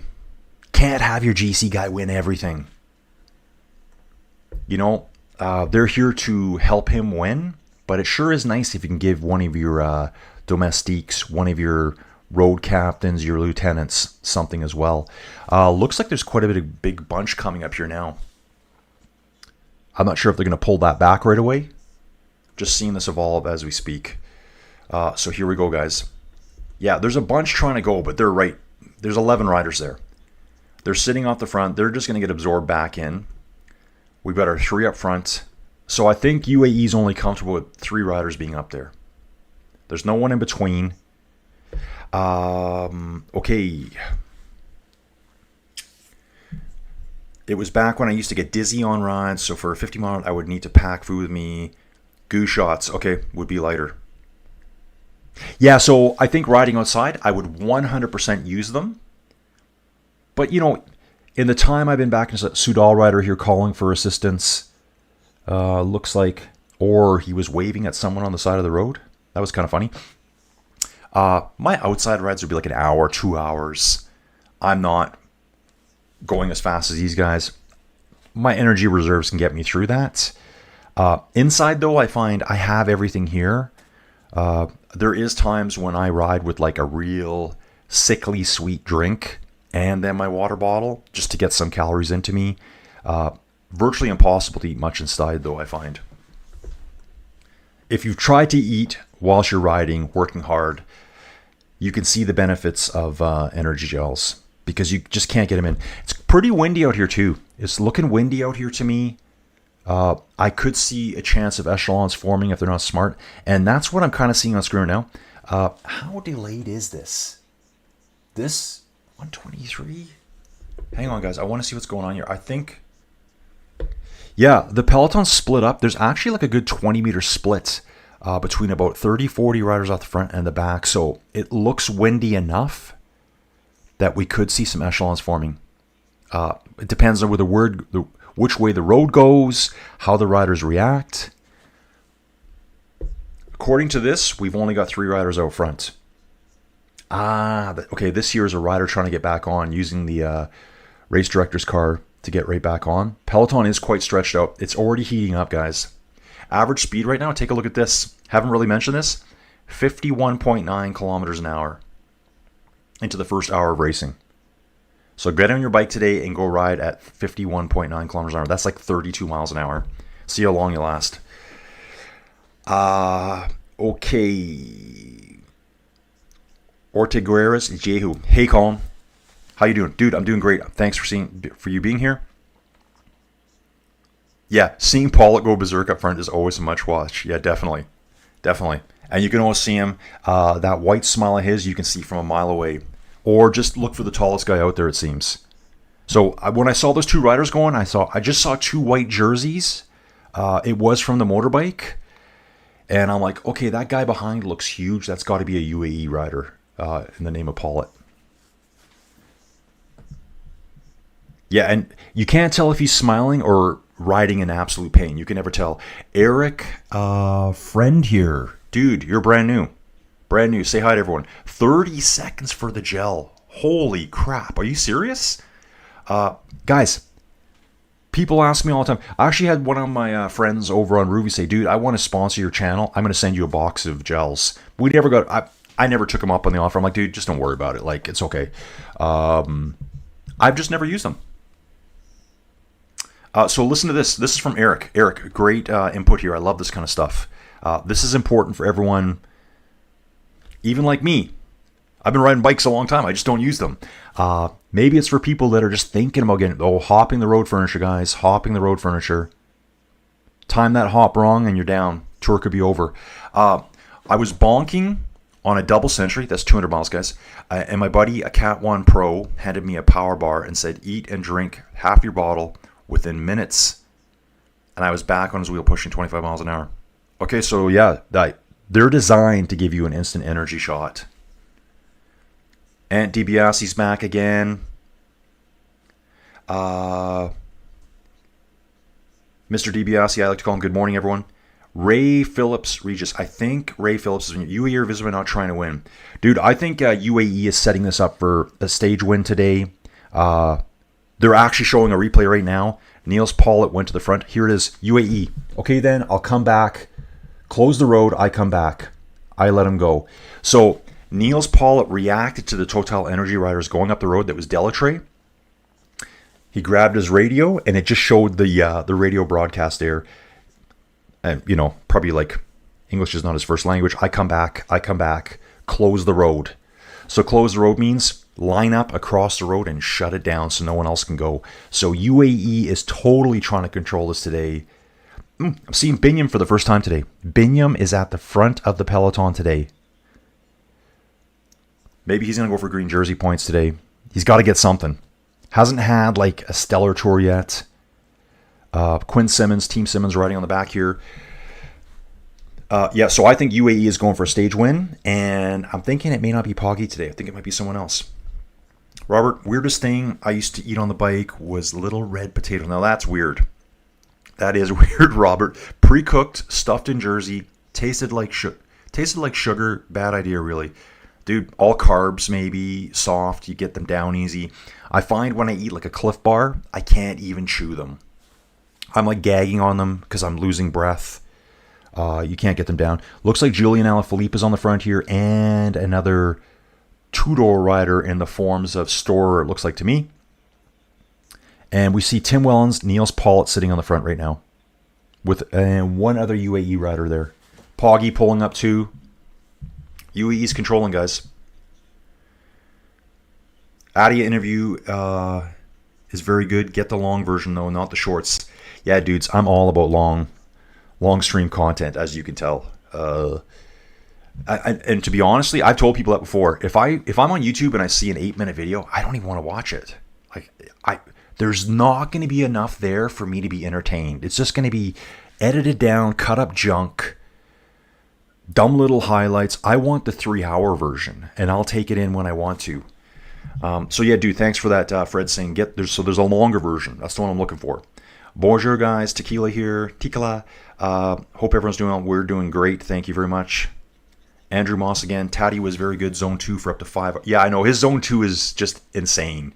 Zone 2 is insane. New dude here. 00JK21. Hello, everyone. Wishing everyone a nice day. You too. Neil Rushby. Cheers, dude. Cheers, Neil. Dinner time. I'm here for 30 minutes. Cheers. Thanks a lot, Neil. Neil just picked me up my first coffee of the day. Love it. And guys, the coffee's still warm. I'm going to show it again just so you guys can see it. I got to put my coffee on something else now. If you can see it, you might be able to see it here. Donations from the channel, guys, right here. Joey went and picked up a little coffee warmer for me. Oh, now you can see it better. Right here. It's one of those little hot plates because I keep complaining about having a cold coffee. I guess I talk too much. Neil, thank you so much, dude. Neil is someone I know extremely well over from Muckers Worldwide. I started covering their races, probably in January. It'll be 2 years ago I started doing their races for them. It's probably the biggest race community on Ruby. They race Tuesday races. They race Their big races are Thursdays. They do a Sunday morning hill climb, mountain climb. I think they did the Mont Ventoux yesterday. I'm pretty sure. I haven't done much for race coverage for them because I've been doing all this. But I still keep tabs on what's going on. And I would like to do their hill climbs, but it's a 2 a.m. start for me. I did it once, and I think I took about a year and a half off my life. I did Mount Lemon at 2 o'clock in the morning with them. They're all waking up. What's early to them is like death's door to me. Guys, average speed still 51.7 kilometers an hour. And currently we still have our group of 3. UAE controlling everything. Niels Pollock going up after solo breaks by one dude from a team that's got nothing yet this tour. They are covering every move outside of the 3 they let go early. Neil, thanks again. Neil, my bucket list climb today. Can't wait to watch tonight on the rerun. Yes, Neil. Neil was saying this. This is his like bucket list. I got to do this in real life climb. Me too, man. If I live closer to Europe, I would be. Yeah, like if you live in the UK or yeah, let's just say I still live in the UK. Was born there, guys. I would be making trips all the time to France and Italy and Spain and Portugal. I really like to go to Spain a lot. That's where I think I'd be all the time. So many good climbs there. Hey guys, Tour of Spain coming up next month. I think it starts August 23rd. Be here. I'm doing it. Okay. If anyone gets ahead on the flat part of this route, they will get caught going up the climb. Yep, they will. Poggy and Jonas will be the only 2 reaching the top first. I agree. The 2 strongest ones in the bunch. Yeah, this should be a Jonas-Poggy duel to the top. I don't think this is the day that anything's going to really change. Like, I don't think Ventoux is one where Jonas can take time out of him. I think that could happen later in the week.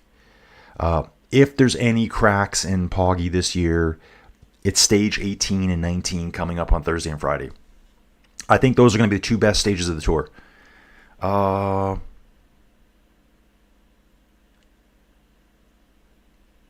Becky, you're saying, are Visma drafting UAE? Is Vout still up there or noodling around the back? Yeah, right now I'm looking at it. UAE is on the front and Visma's just sitting behind them. There's 2 Visma riders, then Jonas. Looks like 3 UAE riders there. I didn't see Poggy. He must have just drifted back. Yeah, Vout's in the main group too. Brandoni, I climb mountains and run trail run. Used to race as a cyclist when younger, but I love Cliff Bars for sustained fast energy, especially in the mountains and quick energy bursts. Like Bamba candies. What's a Bamba candy? Fit in my pockets when I run. Yeah, so I really like Cliff Bars. I just can't digest. I can't eat them when I'm riding. It feels like I have to take a bite and then drink water to kind of soak them down. It's probably my favorite bar to eat, though. Energy gels mostly work within minutes, but absorb fast. If you let it absorb in the mouth, they also sustain energy over some time. Okay, maybe someday I'll try out some energy gels. Hey, energy gel providers, why don't you send me 3? Pack of 3. I'll try them out. Belgian TV showing lots of guys running on bike cameras. Oh, they're streaming their cameras. Maybe I'll want each guy. Yeah, I wonder if that'll ever be a rule where they have to all carry cameras and then you can pay.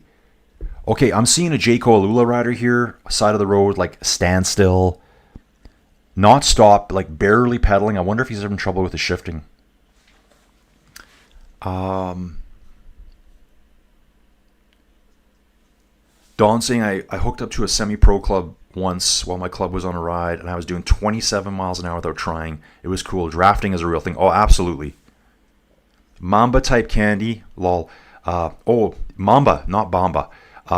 Energy gels are also great. Yeah, guys, if 30-50% you can save drafting. If someone's smashing, and they actually talked about it, I think it was Chris Horner talked about it. If a guy's pushing like 300-400 watts down a hill, like kind of a steep hill, Chris Horner says you could save 70% of your energy just sitting in behind him. I think that's when he talked about eating a Snickers bar in that video, actually. Yeah, Cliff Bars, Power Bars are awesome. Yeah, no longer increases your jaw strength. Oh, yeah. Yeah. Oh, I see what you're saying there, Don. Power Bars are no longer available. I could barely chew a power bar. I don't know how people could digest those on a bike ride. 51.3 kilometers an hour, guys. Rocking it. 113.4 kilometers still remaining in the stage. Gonna just fly back here a little bit. Okay, so that's why Tadej disappeared. He had a quick natural break on the side of the road. So UAE was pushing the Peloton. Tadej was there, disappeared. Breakaway group riding slightly quicker than the Peloton, 51.4 compared to 50.6k an hour. I'm going to jump back here, guys, for a second. What I want to show you here. See if we got any near live videos that we can use today. Let's just look at this here quickly. This was the start today, guys. I wonder if this can show up. So here's the flag drop, guys. Here's the flag drop and race time. Kilometer 0, race time. That's how quick it happens. Off they go. That's what racing is like these days. There's no slow starts. There's none of that going on anymore. It's right off the rip. And I think I'm going to try to show you something here. Maybe we can do this now. Hang on a second. We're going to do this quickly here. We're going to exit that. And we're going to sign back in again. Okay, that's the Tadej group. Here's the leading group. Really not that far ahead of them. Okay. And what I want to show you here too is we're going to take a look at the Ventoux itself. And I'm just going to talk about that for a little bit here. Find it to be fascinating. So let's have a quick look. Oh, got to do this, guys. Sorry about this. Climb Finder. So here we are, guys. This is Climb Finder again. Really like this app here. Let me jump into it itself. So this is the Mont Ventoux from Bedouin. It's 20.8 kilometers. Average gradient is 7.7%. What are you looking at? Okay, so here's Bedouin right here. It's town there. You're going to head out of town this way. This is an HT climb, Mont Ventoux from Bedouin. You connect on, so it's out in the open at first. Then you tuck into the forest here, and there's a lot of steep stuff through here. I think there's sections here where it's like basically 3 kilometers near 10%. This is the important junction here. This is Chalet Reynard. This is the huge coffee stop. I imagine everything is overpriced here. Everything. And then you pop out of the forest right at Chalet Reynard, and you start going through just the desolate landscape at the top of Mont Ventoux here. You will pass the Tommy Simpson Memorial. It's in this area right here. And something else that's really cool up there, you might be able to see it on the screen right now. Yeah, I do have it open. There's another memorial up there. And it's right here. I found this today. So what I did is I pulled up Google Maps too, so you can see what it looks like. What's all this white stuff, guys? It's just all white limestone. It's just rubble. There's nothing left up there. And I knew this from the past. I did look it up again yesterday. It was just all deforested way back. So I guess in the 12th century, this was a prime area to come up here, cut lumber for shipbuilding. Down at the port, wherever they did the shipbuilding right here. So here's Chalet Reynard right here. You can see it now. I mean, look at all these picnic tables sitting outside. I mean, it looks like the place is basically built on the road. So you can imagine you're a cyclist. You get to this point. You want to take it all in. You're not Tadej. You're not a superstar climber. You stop here. You grab your coffee, your croissant, your bonbons, maybe some Bomba candies. And just take it all in. So yeah, they just deforested this way back when, and it's so windy. Who knows? Like just the trees never got a chance to get reforested. They said they have reforested parts of it though. If you look back at Climb Finder here again, I'm just watching the race too. Everything's still sitting static right now. So Bedouin here is the main climb. It's highlighted here in red. We're gonna work our way up. There's also this climb here. This is the climb from Molosine up the backside. You can see it connects on right here. So this would be the descent into Molosine, or you can climb up the backside. Almost as hard. You can see here, it gets a 1313 rating. And then when you come to the Bedouin climb, I think it gets to 1352. 1352 climb. The climb from Sault, we have a place in Canada. It's called Sault Ste. Marie, spelled the same way. So I'm just sticking with Sault. They only give that one a 748, which I kind of find hard to believe. They're calling it a Cat 1 climb there versus an HC over here. A lot steeper. I wonder if this is just this chunk of it and they didn't factor that part in. Yeah, they say it's all the way. Anyway, so there's 3 different ways to climb. There's something here you should know about too. There's an event they put on every year. Is it every year or can you do it any time? It's the Sangles, Cingles, where you do all 3 climbs in one day. So how does that work? This is what you do. You can start from any of the towns, Sault, Bedouin, or Molosine. Let's say you start in the traditional Bedouin. You would go up the Bedouin, climb up to the top of the Ventoux. Then you would descend down into either Molosine or Sault. I'm going to descend into Molosine. Then I would turn around to Molosine and immediately climb back up to the top of the Ventoux. Then you need to descend again. I would descend down into Sault. Then I need to climb all the way up from Sault again to the top. And then I need to finish back in my starting town in Bedouin. So it's a very elite club. People do this. It's a ton of climbing. It's quite the ride. And there's even another thing you can do here. I think there's a mountain bike trail that comes somewhere up this backside. You can add that on top. There's people that have done double Sangles. So they've done 6 ascents of the Ventoux in one day. Just insanity. Love learning about that kind of stuff. I made a video about that way back when. Trying to use Ruby to do that.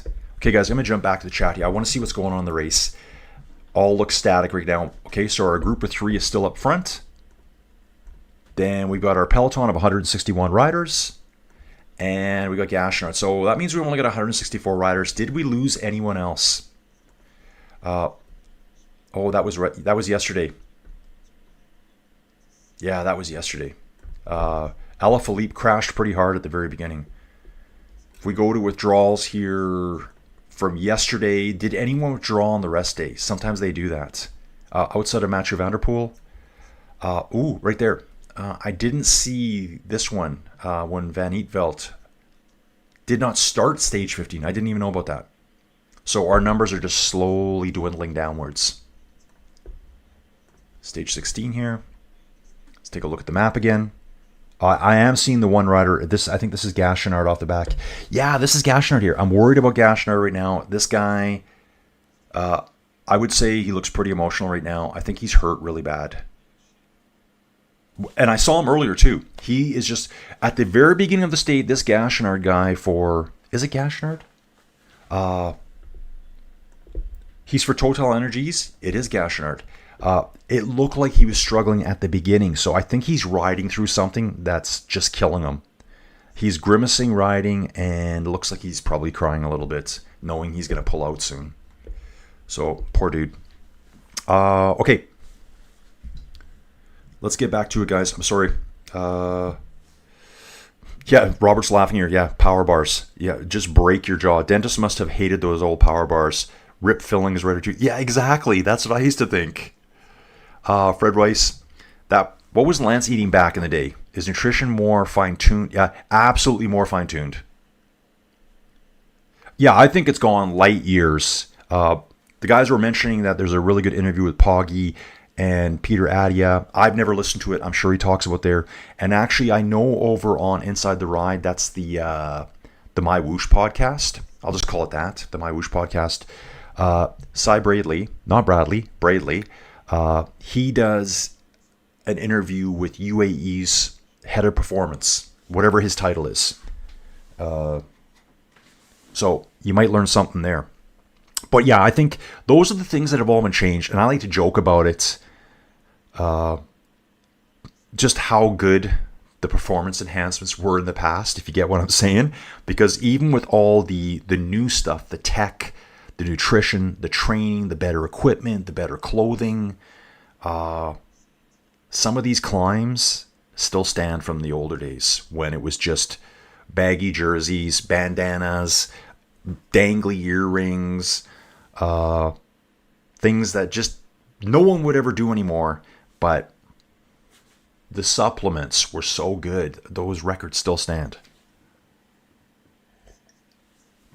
Well, maybe they don't stand, because I know if you go on Strava, you won't see the records. They're eliminated now. But we know what they are. Neil, I struggle to digest them as well, chewing forever to try and get a small enough to attempt to swallow. Yeah, Neil, I'm gushing water down my throat, half drowning, trying to get a bite down. I feel like almost I would do better, like if you guys know what a Boston cream donut is. It's like chocolate on top and it's stuffed with like a cream. Pure sugar. Pure sugar. I could wolf that down, no problem. Obviously, that's inside, guys. I'm talking inside where I got a table. Okay, Niels Pollitt looking back here at the crew. A lot of riders are looking back, so something's just happened off screen there. And then they're right back into it. Trying to figure out what happened there. Let me have a quick peek. See if I can get something from Race Radio here. Schmidt and Plapp have been caught, but otherwise try their chances, despite Niels Pollitt trying to prevent. So we saw that earlier. Jayco not happy with the situation.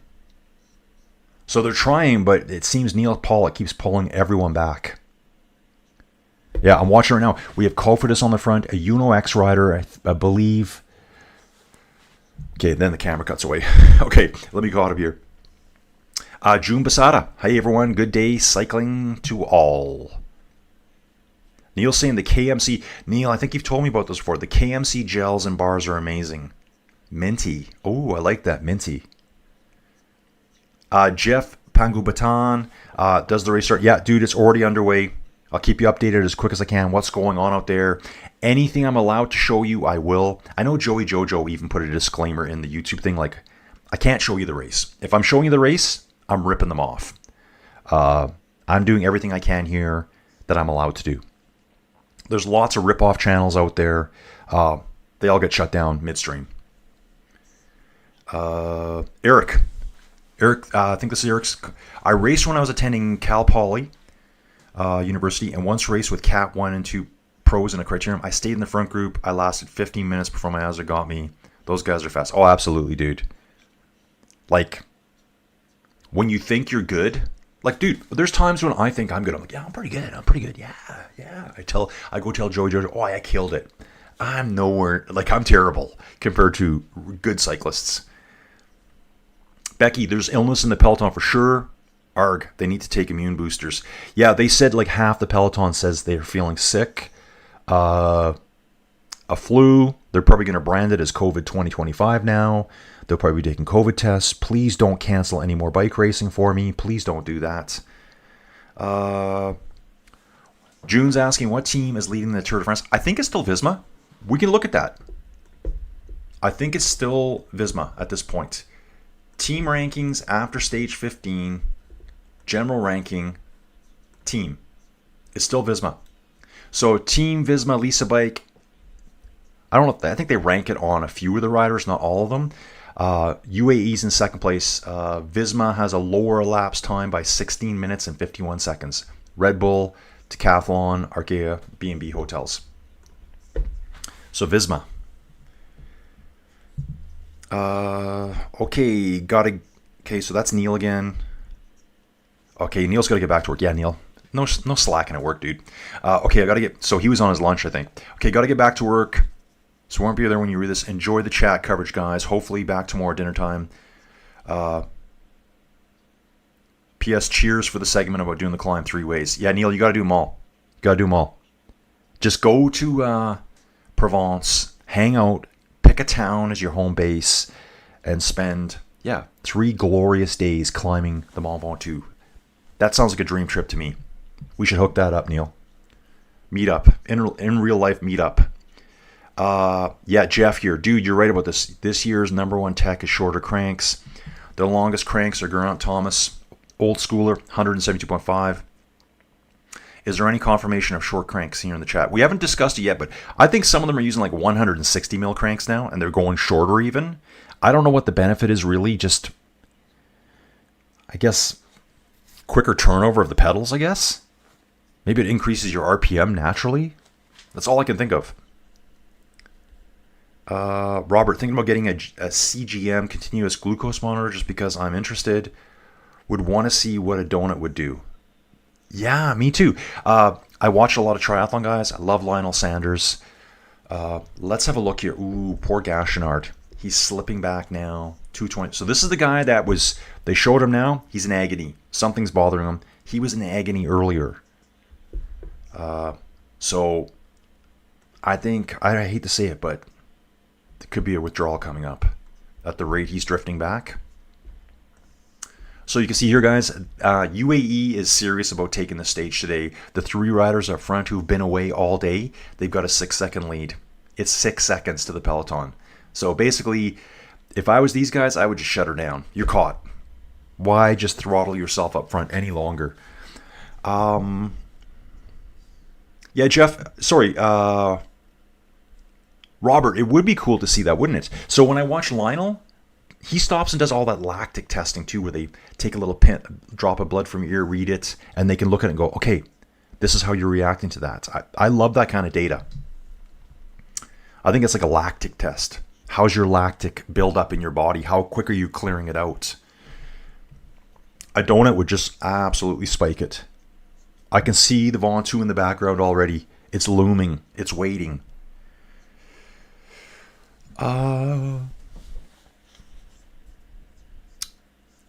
Fred saying, does the Tour de France do this particular climb every 3 years? So the last time they climbed it would have been 2021. 2021. I'm going to double check for you here. I think that is the last time they climbed it. Yeah, 2021 they climbed it. They didn't finish at the top though. The last time they finished at the top was 2016. So they'll either just whip right over it or they'll stop at the top.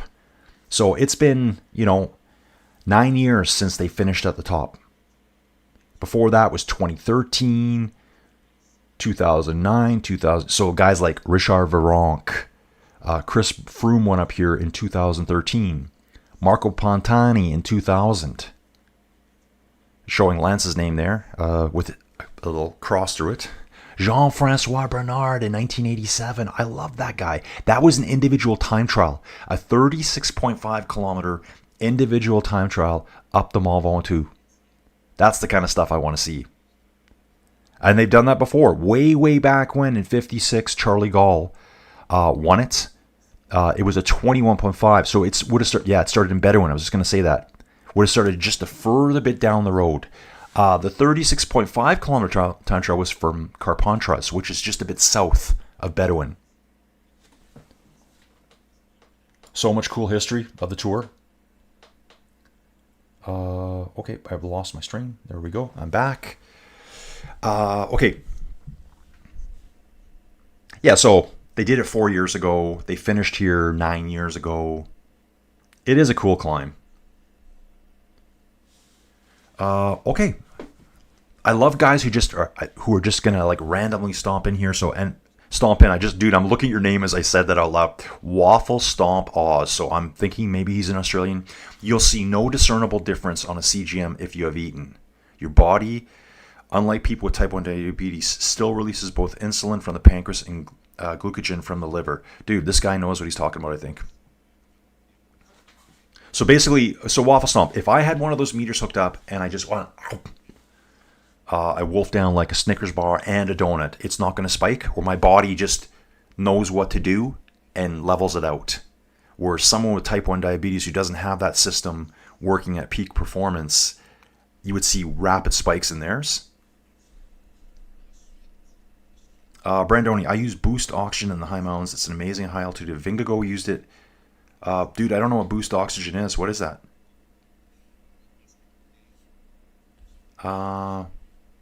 Brandoni, legal though, but just oxygen, 95%. So like, you're actually like putting the mask on and using oxygen? The cyclists today maintain their tradition and nutrition throughout the year. That's right. It may not be as intense as before a tour race, but they measure out all of the food all the time. No cheat days. Yeah, it seems now like they don't take any time off. Like, I'm looking at the schedule, guys. It's like they're racing like till late October, Then a lot of guys will go do other stuff like cyclocross, mountain bike racing, and then the Tour Down Under starts in January. It's probably got to be, I'm going to say it's probably the toughest sport out there, the most time spent on the road. And even the top guys, like, I think what they say, Tadej makes 8 million euros a year. And yeah, I know he's got contracts and stuff on top of that. But for being the very best in your sport, with this kind of like public exposure, I think he's underpaid. I really think he is. I heard way back when Greg LeMond was like the first guy to like fight for a contract. I think it was a 3-year contract, and over 3 years he made close to $1 million. But that was in the 80s, so like really good money. Like his first year he made like 210,000 US racing. As like pretty much one of the best cyclists in the world. Don, I am not racing. I love donuts. Yeah, I'm bad for donuts. Pick up a 6-pack of donuts and I'll eat them all before I get home. Eric here, my old Chinelli, I like those. 1980s race bike came standard with 165 millimeter made pedaling through corners. Yeah. So that's one thing. Shorter cranks, you can go through the corners easier. You're not gonna like clip your pedal on the pavement. I like my long cranks to grind up mountains though. Smaller circles keep your RPMs higher. Okay. MG, greetings from Colombia. Colombia's in the house, folks. Colombia is in the mix today. Let's get it. Colombians, high altitude climbers. Robert, fighting the war against visceral fat from a lifetime of bad eating alcohol. The last 25%. Oh, dude, it's hard to lose weight now, isn't it? It is hard to lose weight now. And guys, the coffee's still warm. Thank you for the donations. I now have a coffee warmer.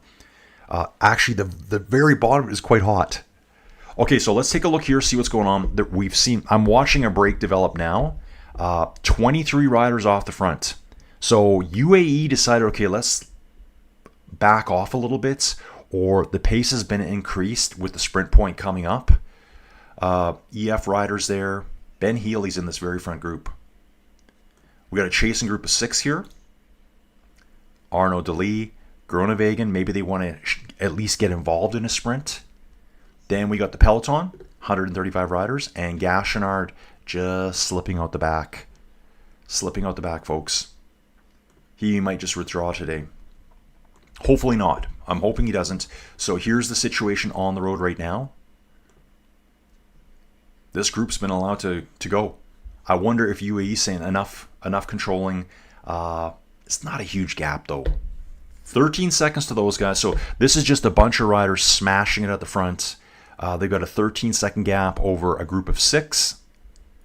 Those guys will all be trying to get to that front group, and they are only 10 seconds ahead of the Peloton. So it's about 25 to 30 seconds from the Ben Healy group. So who's in it? I wonder if Carlos Rodriguez got into this group. Ben Healy, Enric Mas.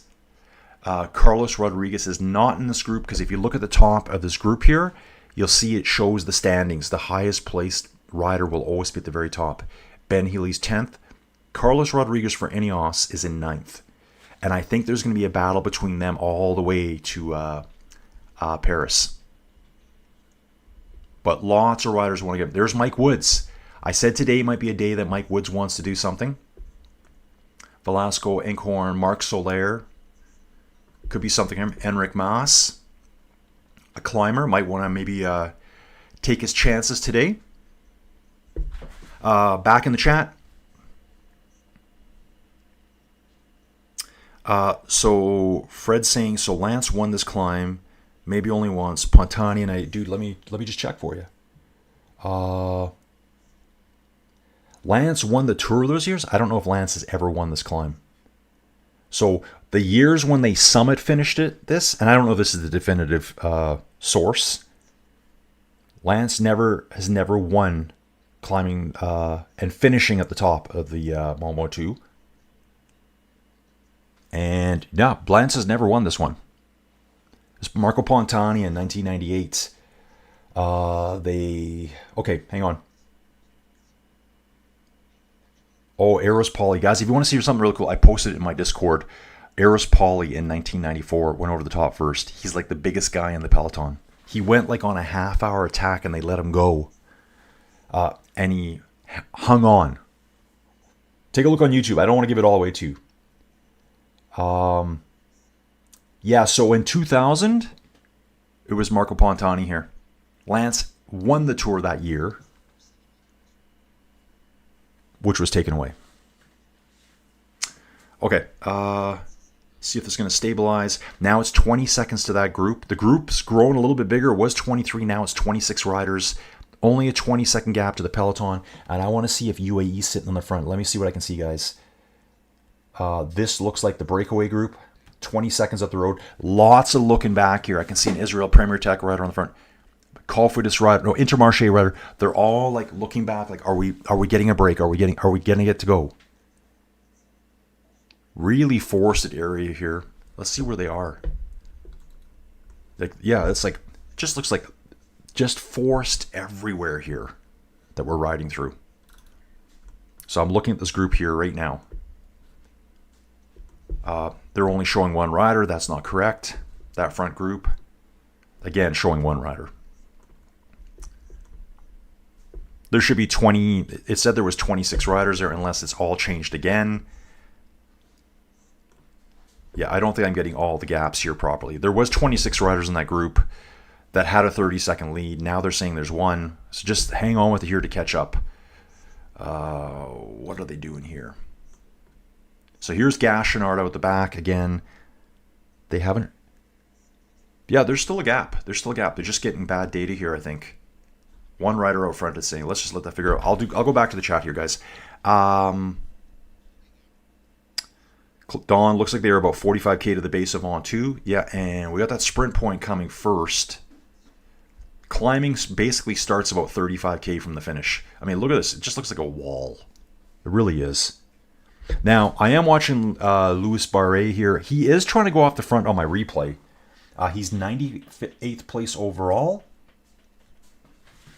And that group's letting him go unless they total. There's riders trying to get across to him. So I think there's more riders up there. Here it is. Yeah, there's 3 riders there. I could see 2 chasing.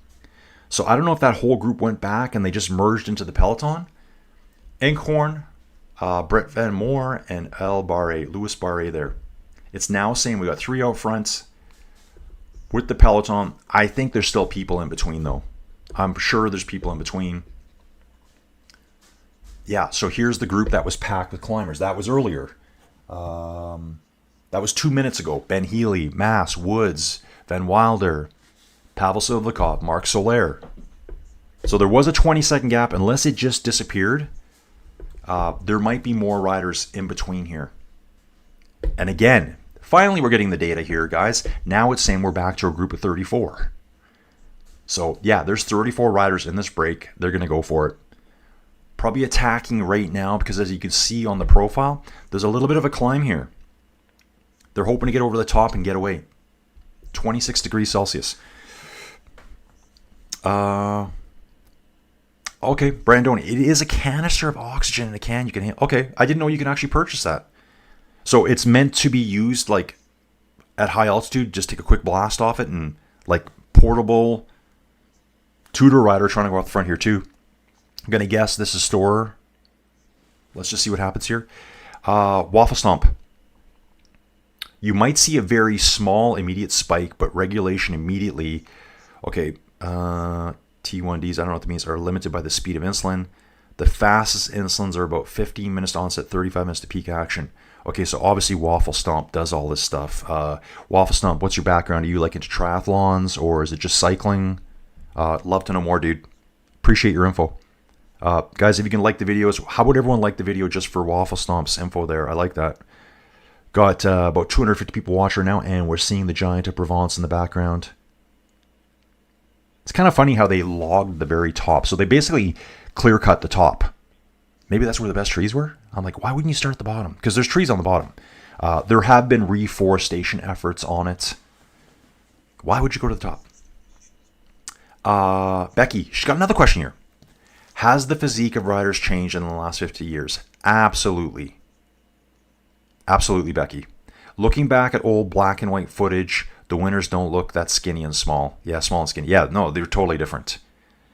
They were bigger riders, probably carried a bit more fat percentage on their bodies. Now they're so lean. It's insane. Huge difference. Robertson, I want to ride with Brandoni. He brings the good drugs. Yep. 95% O2. Waffle Stump. So whereas someone with T1D can, type 1 diabetes, sorry dude, I'm understanding, can perfectly manage naturally through the body, a type 1D has to either predict or react with calculations. Hence why CGM is invaluable to them. Okay, I gotcha. So basically, continuous glucose monitor is critical for someone with type 1 diabetes as an athlete. Is that what you're saying? Whereas someone like myself, non-diabetic, it's kind of just a waste of time. Brandoni saying, lots of info, guys. You squeeze lever, it blows out pure oxygen. Okay. The fluctuations of a non-T1D are so small, they would barely register. And then that question is, how would you use that data? The body will do its thing. Okay, I gotcha. It's making sense. Robert, good info, Waffle OZ. Thank you, Waffle OZ. Let us know where you're from, dude. Fasting must matter. Okay, that's a good question, Robert. Brandoni, donuts are my favorite. One, of course, limit, not for me. I ate part of a donut before. The energy is real. Yeah, it is real. Oh yeah, I pick up a 6-pack. They're showing, when you say running, they're showing Chris Froome running up the Mont Ventoux in 2016. What a crazy situation that was. He's running, he's stopping, he's looking. There's no way for the car to get to him. Guys, who watched that? That was absolutely insane. Insane. Oh, then that's right. I think he took a neutral service bike from Mavic back then. It was Mavic doing neutral service. They gave him a bike. It was too small, so he could ride a little bit. Then he gets back on his bike and starts pedaling at about 180 RPM. In that very weird Chris Froome elbows out style with his head cocked to the side like that, always looking at his power meter. Fasting will matter if it's an endurance, right? You may actually see blood glucose levels spike during intense exercise, like lifting weights due to, as your glycogen's coming out of the muscles, blood sugars can spike. Okay. Check this dude out here. I'm just going to call him Roy. Roy.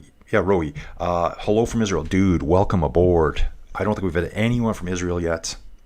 Todd's back, Costa Rica mountain biking. Yeah, buddy. I can eat down 6 Krispy Kremes in no time. Oh, me too, man. I just went to town yesterday. I need a cat litter for the kitties because we have these 3 little kittens. And it was at like a dollar store, cheapo store. Bought up a pack of cookies, peanut butter cookies. You know, they got like the they're a cookie, they're peanut butter, and they're got like a maple leaf on them. I don't know if they only sell them here. I ate 2/3 of the box before I got home. And the shame kicked in. I left the box in the car. I don't even want to bring them in the house. Okay. Endurance will have the reverse effect, albeit a normal person will manage as well as long as there is a baseline of carbs. Okay, so Waffle Stomp is highly educated on this stuff, guys. One of the reasons people get hungry when someone mentions food or we think of food is because the body primes itself by starting to release insulin. So if someone talks about food, like Pavlov's dog reaction, doesn't happen if you've got type 1 diabetes. Oh, that's right. Team Novo Nordisk. That's right. Now think about those total legends in Team Novo Nordisk, the pro cycling team who all have type 1 diabetes. Dude, I didn't know that. I knew that's what the team was named after. I didn't know they all raced with type 1 diabetes. Yeah, that's right. Evard's saying he gifted the win to Pontani. Pontani was pissed. Yeah. But dude, it was common in the past. And guys, this is how it used to be. Basically, if you were the overall GC rider and someone helps you increase your lead, you would let them win that stage. I think in that case, Lance just said, I gave him the win just to tick him off. And he did tick him off. But that was the tradition back then. It was like, oh, you're going to help me increase my lead over the other guys? Dude, you're going to help me work? Then you can have the stage win. They don't do that anymore. They do not do that anymore. It's like those rules, certain of the old traditions have been thrown out. So we're at a weird time now. I'm watching two Alpecin riders here. Let me get caught up, guys. I've been in the chat a lot. 34 riders in the front group. A lot of big names there. 10th place is the best place rider, Ben Healy. Aaronsman for Ineos. This guy's really good. I like this guy a lot. Enric Mas can climb. Then we've got a chasing group of 2 riders. Here's the Alpecin boys right here. Rickert, who went on the huge breakaway of Mathieu van der Poel. Ooh, when was that? Stage 6 or 7 or something. With Verstringe. Green jersey group. Ooh, look at this, guys. This is fun. Biniam Girmay and Jonathan Milan are riding together in their own little group. So they're probably frantically trying to get to the green jersey points before they all get stormed away. There's only 15 places down to 15th place here. So by the time they get there, they'll all be gone. So they're chasing probably for no reason. Then the Peloton is 222 behind. Jonas is there, Lipowitz, Poggi. They're all going to stick together. Will we see a breakaway go today, guys? They'll all be absorbed on the climb. That's my guess. Robert, I try to stay in ketosis. Changes the hunger equation for sure. Don, they all get caught. Yeah, I think so too, Don. They all get caught. I think there may be some points at the base of the Mont Ventoux. Lance pulled back at the line and let Pantani cross first. It was a gesture of brotherhood, but ultimately controversial. That's what I think too, Jeff. That was what you did back then. I just heard about it in, I think it was Schleck Contador. Like, basically, and he let him win because he helped him increase his lead. That was the way it was done back then. Now, I'm just going to bring this up because a few days ago we saw Poggi race for 4 seconds over Jonas, even though Jonas helped him work up that mountain together. Now, people are going to say, well, Poggi doesn't need his help. Well, in the past, there was riders that didn't need help either. But if there was a dude there working with them the entire way, working together, I like to call them frenemies. They're friends for a while. It was tradition. Okay, guys, there's your... Instead of the odds-on favorite to win everything, you let other riders have a win so they can walk away from the tour with something. Riding on the front right now, guys, I can see UAE and Visma side by side. So yeah, it was very controversial because Lance probably didn't need to say, oh, I gifted it to him. That just set Pantani off. That was what you should have done, Lance. You should have done that when the guy helped you all day. Anyone else think anything different about that? Andrew Mossigan, it would be nice to see Woodsy have a great stage. Yeah, Woodsy, he was trying to go earlier. Let's see. I'm not even sure if he's in this group. We got Campenarts up there. We got Benoot up there. Here's Mike Woods. Mike Woods is in this group of 34 riders on the front. So Woodsy is there. Some Mark Solaire's there. Enkhorn's there. Velasco, Alaphilippe. Party Ponch. Leknison for Uno X. Sivakov. Tom Scoins. Mark Hershey. Is Hershey and Marco Haller, who were on the early break today. Funny here now, I'm just seeing the Peloton catching up with the with Biniam Girmay and Jonathan Milan, who were in a 2-man breakaway, trying to bring back about 40 riders who are going to steal all the sprint points. Jonathan Milan just waves the Peloton through. I think they've realized, what are we doing this for? We have no chance of getting points unless we hang out with the Peloton. Niels Pollitt on the front, grimacing as usual. He's got a really high cadence, this guy. I would, just in my head, I think bigger guy, slower cadence. But no, he is hammering away. That's where the nickname Elephantino came from. That's right. His ears stuck out. And I guess that's something that always bothered him his entire life. So Lance knew how to get at him. Okay, ketosis is just another way to describe a carb or really calorific deficit. Bang, bang. Nailed it. It will mean, however, you're less efficient in zone 3+, where carbs, generally glucose, is the main fuel source. Okay. Ooh, I just saw a new guy here. Paul Salon. Are Poggy and McGo? Yep, they're riding side by side, dude. They're right together. There's a couple of Visma guys up the road. Benute and Campenarts are up the road in a 35-rider breakaway. There's a couple of riders hanging in between, Estrenge and Rickert. So the two Alpecin riders are up the road trying to bridge onto a big group, trying to think of what the strategy is here for them.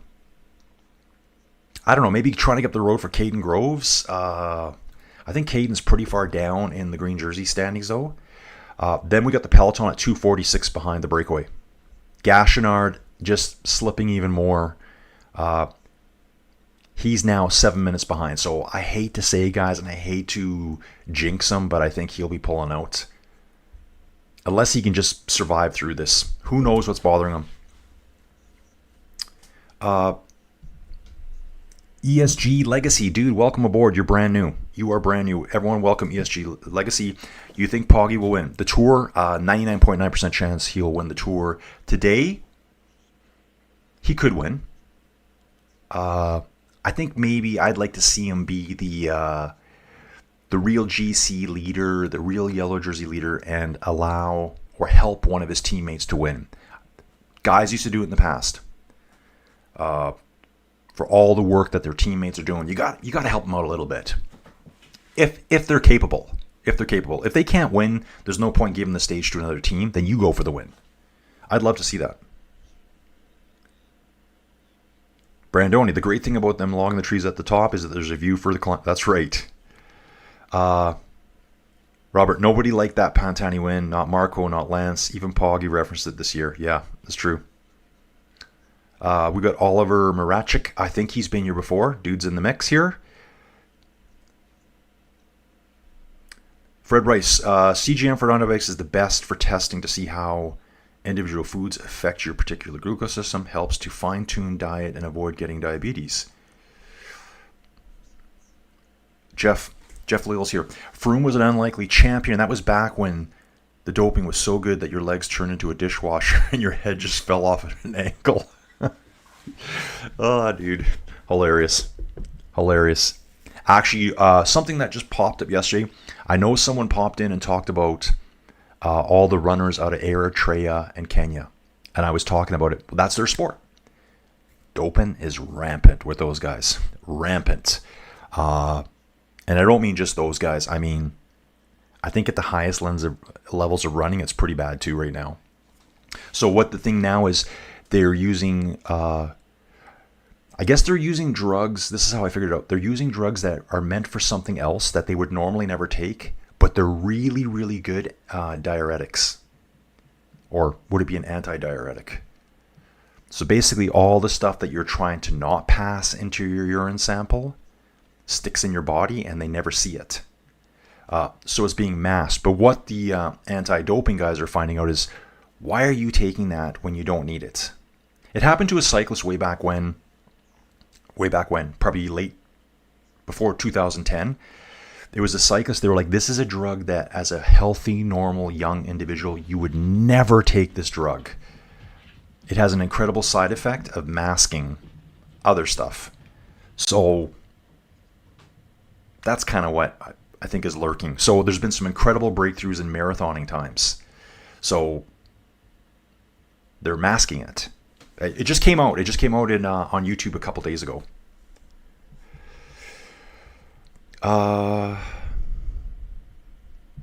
Okay, Waffle Stomp, great for having you. Anyway, have to bail. Happy to talk anytime. Hit me up on Discord. Aussie, but based in Switzerland. Loving the stream. Dude, thanks so much. Thanks for being here. Fred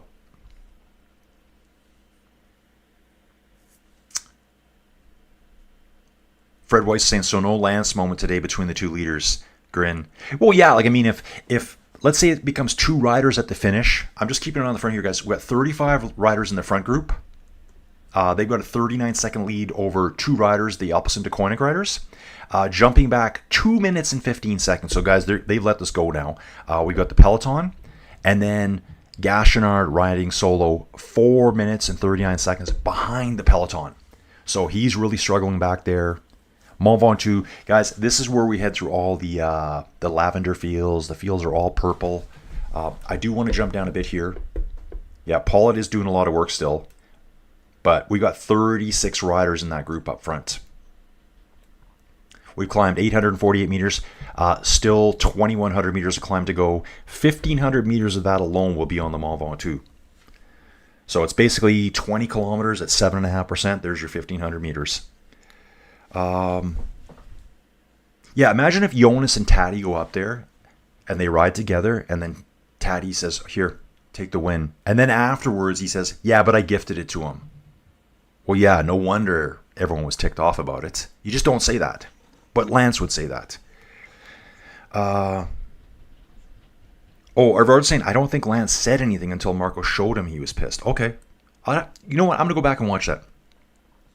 Lance's gift was unexpected, like they hadn't talked about it before. No negotiation would have been different if they had settled who would win early on the climb. Yeah, a lot of times, guys, if you don't follow a lot of cycling, they'll talk about it. Like, dude, help me get there, and you could have the stage win. Like, you can see that happening in races. Troy Silver Fox, did the Yates brothers decide? Troy, first off, thanks for being here. Thanks for joining up with us. Did the Yates brothers decide? Are you talking about a particular stage? So we got Simon Yates and Adam Yates here, guys. Where are they today? I think they're both in the Peloton right now. Let's have a quick look. So I think they're both in the 20th position. So we're going to find them right away here. Okay, there's Sepp Kuss at 17th. Carlos Rodriguez. Well, that's Christian Rodriguez at 18th place. There's Simon Yates in 23rd. And Adam Yates. Actually, he lost a lot of time at the beginning. He's in 28th. So they are pretty close together. They're in the Peloton.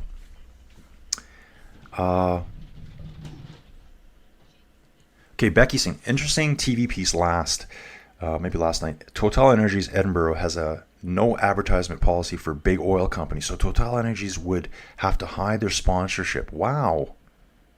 Interesting for you US guys. Okay, so Scotland won't allow big oil companies to advertise. Okay, that's sure. Weird.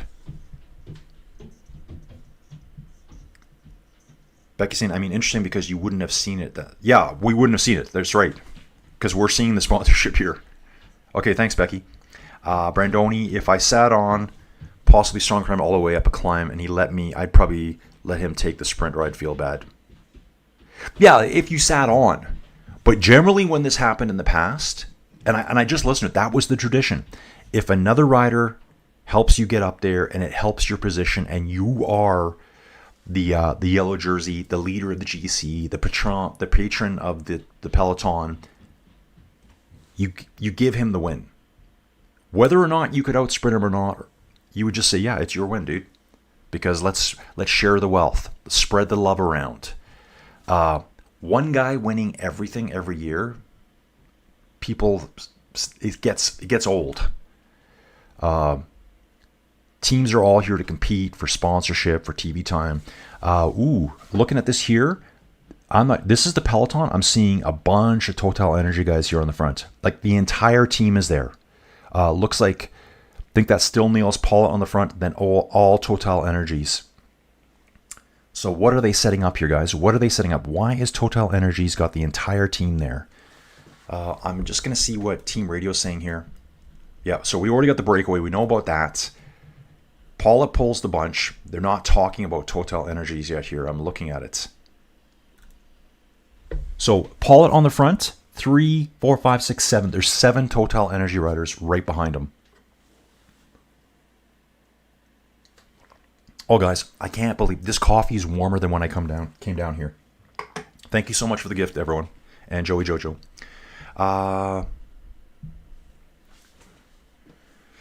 Brandoni, sometimes Poggy could probably pull more with you. Vingegaard makes you wonder if he's hurting a lot more than we think.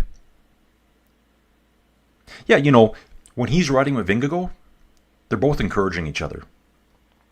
Like, Poggy doesn't want to let him get away, but overall he's helping him increase his overall lead over everyone else. That's why, as the leader, you would kind of like magically just drift back a little bit to let that rider take the win.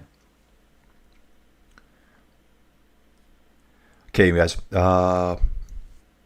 Robert, seems the biological passport should make a big difference. With that baseline, must be hard to use something that doesn't show up somehow in modern tests. Robert, dang, those Red Bull blue shorts look sharp. Yeah, I love the jerseys with the pinstriping. And just watching Alpecin Rider grab a drink. Oh, caught it, dropped it, had it pinned against his hip, and he managed to get it. They love showing this stuff. Picking up the musettes, the feed bags. This is where riders wipe out. There's got to be a better way to do this. Yeah, insane. Scotty Mac, live from Denver. Let me just smack to June here. Athletes, riders should be honest to themselves. Being gifted with talent, strength, physique, etc. should compete honestly. Scotty Mac, hey Scotty, how's it going? Just watched some Denver videos of our Metallica concert a couple nights ago. I think we were watching the Limp Bizkit stuff though. Hey Colin, great stream, buddy. Thanks, dude. Appreciate all your support, man. Kim LaSalle. Kim looks like a new commenter here. So anyway, Kim LaSalle is saying Poggy will win all but the young jersey because he can't. He's too old for the young jersey now. This is due to the other teams not working together. Milan can't win green due to too many uphills for him. That's right. The scoring system. Okay, so Kim's saying the scoring system makes for boring racing. Yeah, I wouldn't have... Oh, hang on. I'm just going to back up a second here, guys, because I see race radio here. Okay, I'm trying to catch this. Who's it from? This race radio is from... Just give me a second. So yeah, Total Energies sitting on the front with one UAE rider pulling. Team radio, Bahrain victorious. See what they got to say. Remember, after the sprint, that we go to an open area and that the wind will pick up. So we have to make sure that we are in good position there for the moment. So they're worried about the winds after the sprint point. Remember to eat and drink. Okay, good to know. So I think Total Energies is getting to the front right now, worried about the sprint point coming up and the winds that are going to follow after it. Sprint point is coming soon. Sprint point is at... Oh, I thought it would show here. After the sprint point, there's still 60K to go. But yeah, so one UAE... I'm looking for the big white teeth. Niels Paulitz on the front, and then it's a string. Actually, is that actually it's Red Bull on the front, guys? Total mistake by me. The entire Red Bull team is on the front. I just saw the white jersey from a distance, and now that we're in closer, Jonathan Milan back at his car, getting a really nice sticky bottle here. Oh, that might have been a real cheeky sticky bottle. Guys, I got to replay this for you. He grabs from the DS, and whatever he had in his hand, he threw it right back at the guy. Like, come on, dude. Yeah, busted. Absolutely busted there. He gave him something in his hand, did the sticky, then threw that exact same thing back at him, and now he's getting another sticky pull. Now he puts it in his back pocket. So 2 stickies to get one thing in his back pocket. Shady. And grabs another one, takes it quickly. Okay, so that last one he did good. So guys, we have 35 riders up front. Still have our 2 Alpecin Deceuninck guys chasing. We have the Peloton being driven by one UAE rider and the entire Red Bull team, which I thought was Total Energies just from a distance. It kind of looks the same, the colors on the jersey. And Jonathan Milan really struggling now, I think, folks. So he's back behind the medical car. He's back to his team car again. Jonathan Milan really struggling back there. Yeah, Kim, good comments. Willie's back. Hope Healy takes the win today. If he can get away and stay away on the climb, I think the Poggy train will be coming through later and the other climbers. Kim saying Visma wastes their energy again and not for their number one. I think they're doing a good job today. It's been mostly UAE working. And now Red Bull, this is the most work I've seen them do this entire tour. So they're probably trying to solidify Leipowitz's position in third. like podium for that dude. And I think they want to move Primoz up even. Don saying, sorry, Healy can't climb like the real climbers, I think is what he's saying there.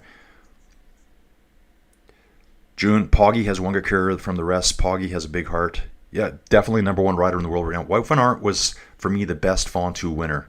Yeah, dude, that was 2021. That's from Tony Cabaradu. When Wout went over the top in 2021 and then descended into Molosine. I don't think anyone saw that coming. I didn't.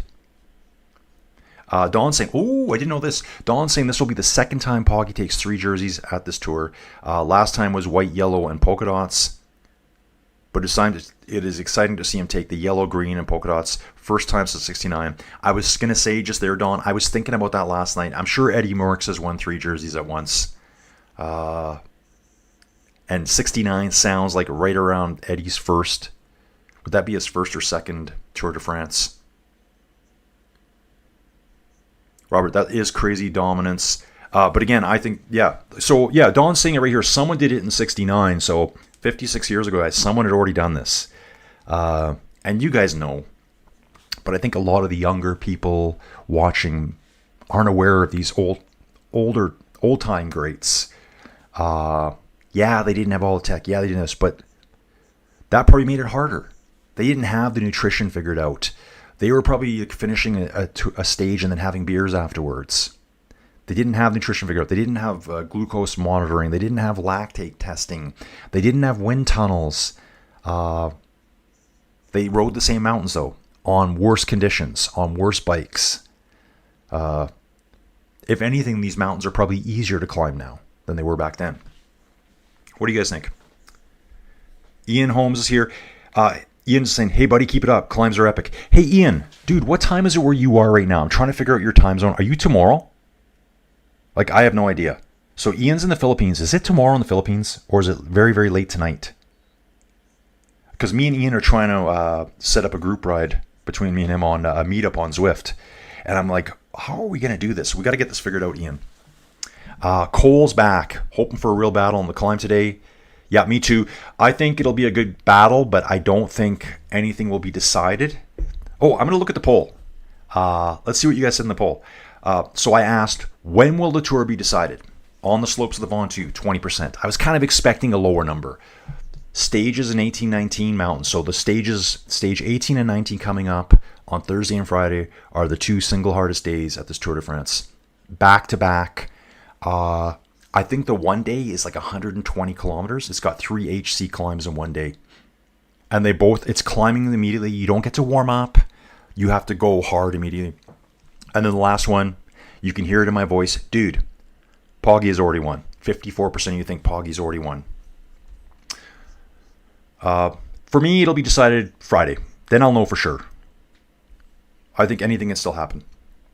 JWTW 2021, watching from Texas. Thank you for all your great streams. Still hoping Jonas V can have a miraculous comeback. Dude, perfect timing on your comment there. I'm thinking that's when something can happen. Thursday, Friday. It just takes one little crack. And I'm looking here. Okay, it just takes one little crack from Tadej. Maybe his sickness gets worse. Maybe his team falls apart. Maybe Visma can finally piece it all together and crack him. They got to hope for him to crack, though. I don't think they can actually beat him when he's in his best. But it just takes one bad day. One bad day. One bad day on those climbs, you could lose 5 minutes on any one of those climbs. So yeah, great comment there from JWTW 2021 from Texas. Dude, where are you at in Texas? Evard, Eddie 68, Bernardino was the last to have the yellow, green, and polka dot. Oh, I should have thought of that name too. Okay. Ian Holmes, 20:42 at night, so it's 8:42 at night. So you are, wow, you're 14 hours ahead of me, dude. So we got to figure out a ride. I think, Ian, when we ride, it's going to have to be a weekend. I'm going to have to ride early in the morning, like early, and you're going to have to ride early evening. So if I ride at 6 a.m., you'll be riding at 8, I think, 8 p.m. We can figure that out. Yeah, Freddie, you're 14 hours ahead of you from Mountain to Manila. Okay, so we'll figure that out. It all depends how late you can ride or how early I can ride. Looks like the front's breaking apart a bit. We got Aaronsman. We know Aaronsman went on a huge break a few days ago and won up Super Bagné. So he's on the move again. Enric Mas is there, Enkhorn, Velasco, Julian Alaphilippe, Jonas Abramson. This dude here won stage 11. Saw a little thing about this guy a few days ago too. It was less, they said just a few weeks ago, he broke his collarbone. I don't know the exact date, but just a few weeks ago, he broke his collarbone, and the first day after the rest day, he wins a stage. Probably by about a quarter of a second. So, awesome. So they got a stage win, and they have a guy that's 8th place overall. Fred Wright's there for Team Bahrain, and Matteo Trentin for Tudor. So two Tudor riders in this front little group now. Must be just a little bit of a break because the group was huge. Although it is 13 seconds they're showing here. This is the majority of the group here. I thought they would have all stayed together. Got riders in between. These are the Alpecin de Koenig riders. They've been together all day just riding here. I'm not really sure what this is going on for. Like, why are these two riders just sitting out there by themselves? From the very, very front to the peloton, it's almost 4 minutes. 127 riders. Let's see where Gachenard is. Gachenard is now 6 minutes behind the peloton. So he's probably just trying to battle through whatever he's going through. Looking at the overhead here, I can see the difference here. UAE's on the front, one rider, the entire Red Bull team, Tim Wellens, Poggy. And then the rest of the UAE team is behind him. So Red Bull, Bora Hansgrohe on the front. Van Dijk, Van Poppel, Vlasov, Pithy, Moscon, Jordi Meus, and Lipowitz, and Roglic. So they are on a mission today, guys. They've obviously set this up, planning something here. Sprint points coming right away. Oregon Bond. Oregon Bond. Is today's stage tougher than stage 18, which was considered the Queen stage in the previous tour? No, today's not tougher than that. What we can do here quickly, guys, is let me do this. Because the hardest stuff is still coming. We haven't had the hardest stuff on the tour. I mean, the last mountain stage we did, Super Bagnéres, was very, very hard. I think I said it might have been the toughest day. But take a look. This was stage 14. And you can kind of rank it right away. 2 HCs, a 1 and a 2. Okay, pretty hard. Then we're going to go to this guy right here. This is Thursday. It's almost, I think it's 600 meters more climbing. Courchevel, Col de la Lotes. Take a look at this baby right here. It's climbing from the very start. The sprint point's early, so it's going to be going nuts for the sprint teams. The pace is going to be incredibly hard. They won't be able to just basically warm up into the stage before the climbing starts. These HCs are harder than the other HCs. I was joking about making a new category, an HC+. 3 HCs are 21.7 kilometers at 5%, 19.2 at almost 8%, and then the final climb is 26.4 at 6.5%. This is probably the Queen stage, right here. If we go back, the next day though, this is Friday, this is the short stage. 1,000 meters less climbing, but it's only 130 kilometers in length, so it's all been smashed down to a little tiny space. Let's look at this one. Category 2, Category 1, HC, Category 2, finish on an HC, up La Plana. This is a good one, 20 kilometers at 7.2. That's really getting long. The Col du Pré, not so tough as the last one, 12.6 at 7.7. So I do want to just jump back here for a second. We'll go back to 14 again. Let's have one more look at it. It is right here, Super Bagnéres. So if you look at the HC climb here, 12.4 kilometers at 7. It's not as hard as Thursday. Col de Tourmalet, I would say it was hard. That's 19 kilometers at 7.4. There's a big difference between that and 12 at 7.3. It's 7 kilometers longer. Yeah.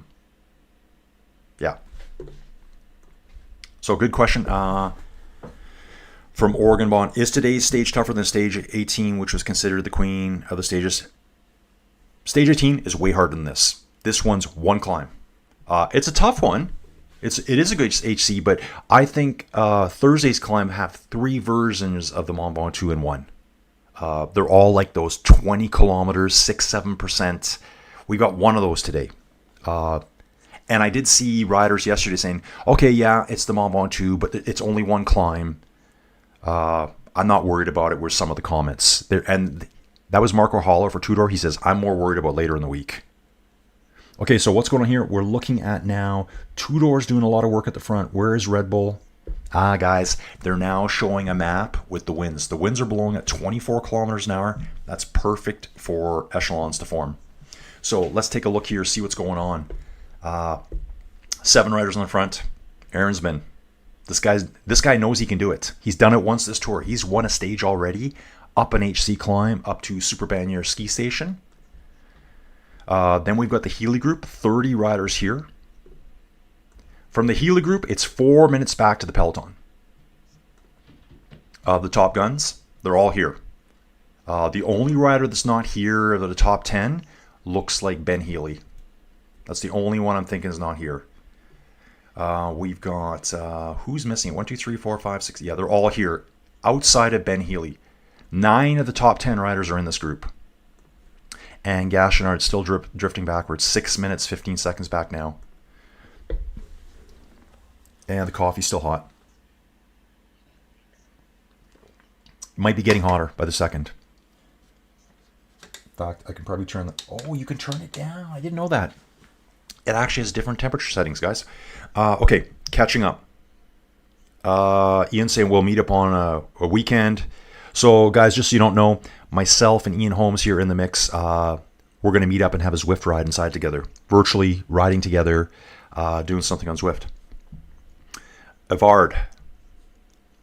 We cyclists are masochists. Yes, we are. We love pain and we seek it out. Tougher than most other sports combined for our pain tolerance. Yeah, being a cyclist, I always tell people, you have to get comfortable being very uncomfortable, pushing right to that limit and just staying there as long as you can. And there's other sports. I mean, triathlons like that too. There's probably a lot of endurance sports where you just get right to the limit and you got to learn how to stay there. So I am watching this group of 7 up front. It looks like 7 riders up front. Best place rider here would be Aaronsman, who had a fantastic win. That was the day that Tadej and Jonas rode up together. Tadej out-sprinted him at the very end for 4 seconds.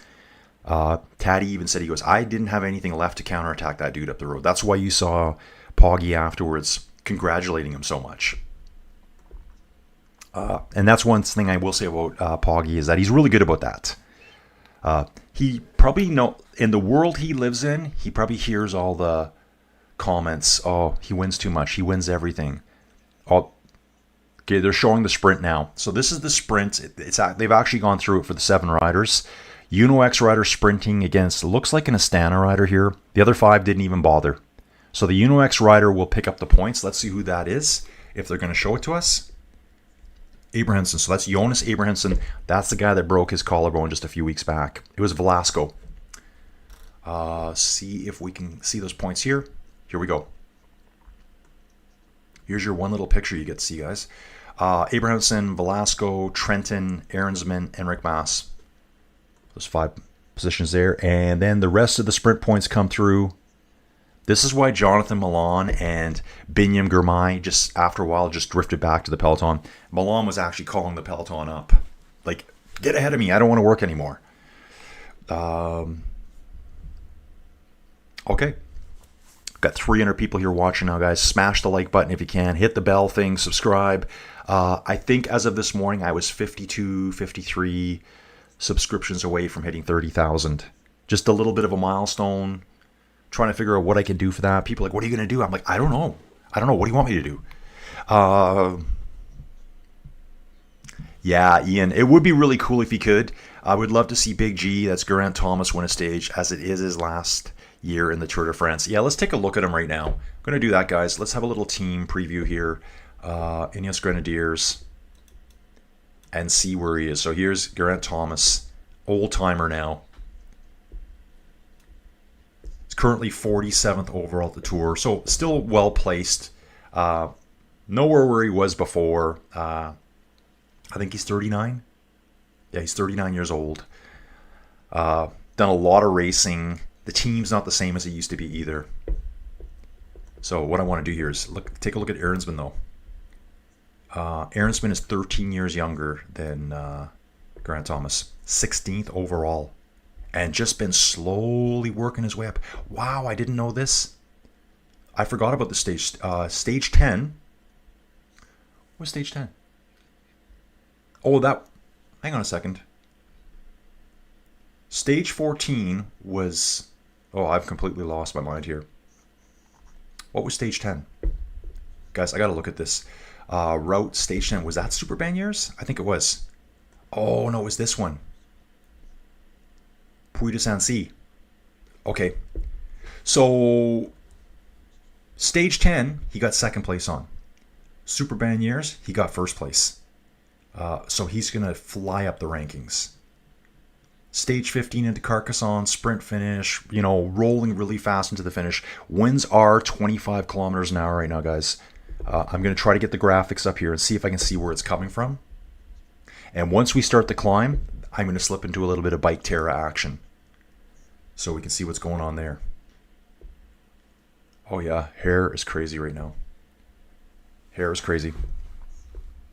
Get this lighting down a bit, I think, too.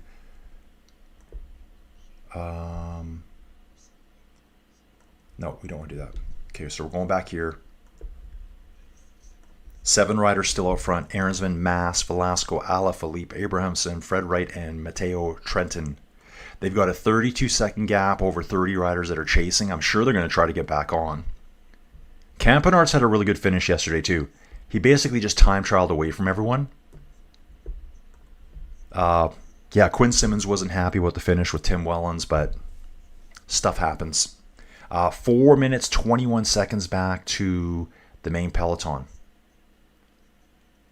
And, if you look at the map here, it's not very long until we start climbing. I'm thinking, we're going to slowly start working our way up. Maybe right around here, the climb starts where Bedouin is. So if we look at the map, once we get to Bedouin, here, where's Bedouin? Gonna find it right now. Here's Bedouin, just down the road. The climb essentially starts right here. It's 21 kilometers up, 20.9, I believe it is, to the top. So here's the locations. Here's poor Gachenard riding by himself. Ooh, yeah. I was trying to show you how close the broom wagon is to him. So that broom wagon, powered by Velux. What does Velux do? Here's Gachenard. He's been struggling back there all day. Currently, he is 12 minutes and 30 seconds behind the leaders. He's 7 minutes behind the peloton. I have no idea what the time cutoff is today, but if he survives, he'll be struggling to make it, I think. Okay, more comments coming in. Tony, I think anything under 8 minutes for the break, Poggy will win, but he doesn't need to win. Just be ahead of the GC in top 10. Exactly. If they can get it a little bit bigger, they're out to 5:10 now. So this is from the front group to the peloton. They know they need a massive lead before they get to the top. Here's one you guys should know. If go back, 1994 Eros Pauli Tour de France, this stage.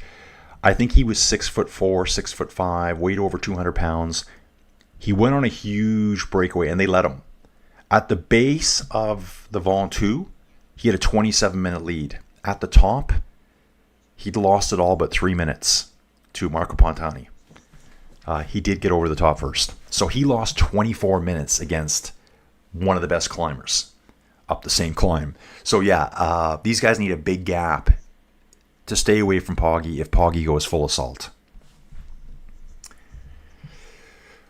Okay, Marcella. Marcella looks like a new name here to me. 308 people watching. Thank you so much, guys. Let's grow this every day. Thursday and Friday, you need to book those days off. You need to book those days off from work and sit here and watch the tour, because those are going to be banger days at the tour.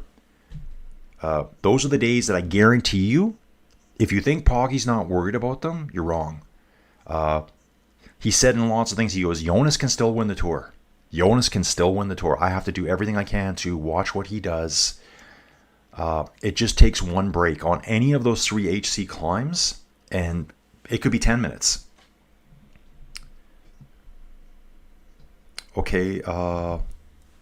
Anyway, Marcel is saying, I think Aaronsman will take the win today. I would like to see him do it again. I'd love to see him move up even more for Ineos. He's proven he can do it. He's got a first and second place finish this year at the Tour de France. So that guy may be the guy for the future. I'd have to look back. That's a good idea. Thank you for saying that about Aaronsman here. Makes me think back. Okay, his time trialing, stage 5 was the time trial. He finished 32nd. That's pretty good. Like when I first saw that there, I thought it was 83rd. That was his yellow jersey placing. But 32nd on that time trial is pretty decent. Like that's in the better guys. And then to get a second place and a first place, win a stage at the Tour de France. Team leader, future team leader right here. I know Vauquelin's heading over there, so yeah, that could be interesting. They can work together. So 7 riders up front still. Ben Healy Group still chasing. Minute gap in between. And it is currently 5 minutes and 20 seconds. So I think Evard was saying he'd like to see a gap of 8 minutes. Yeah, under 8 minutes. Oh, sorry, that was Tony. Tony says, I think anything under 8 minutes for the break, Poggy will win. Yeah, so if they can be 8-9 minutes ahead at the base of the climb, maybe they can hold them off.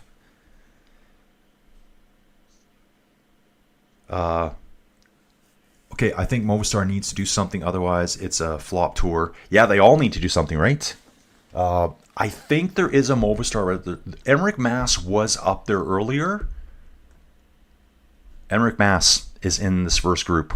I saw him in the big group earlier. He has survived. He's gotten into it. And I guarantee you, who said that? Tony.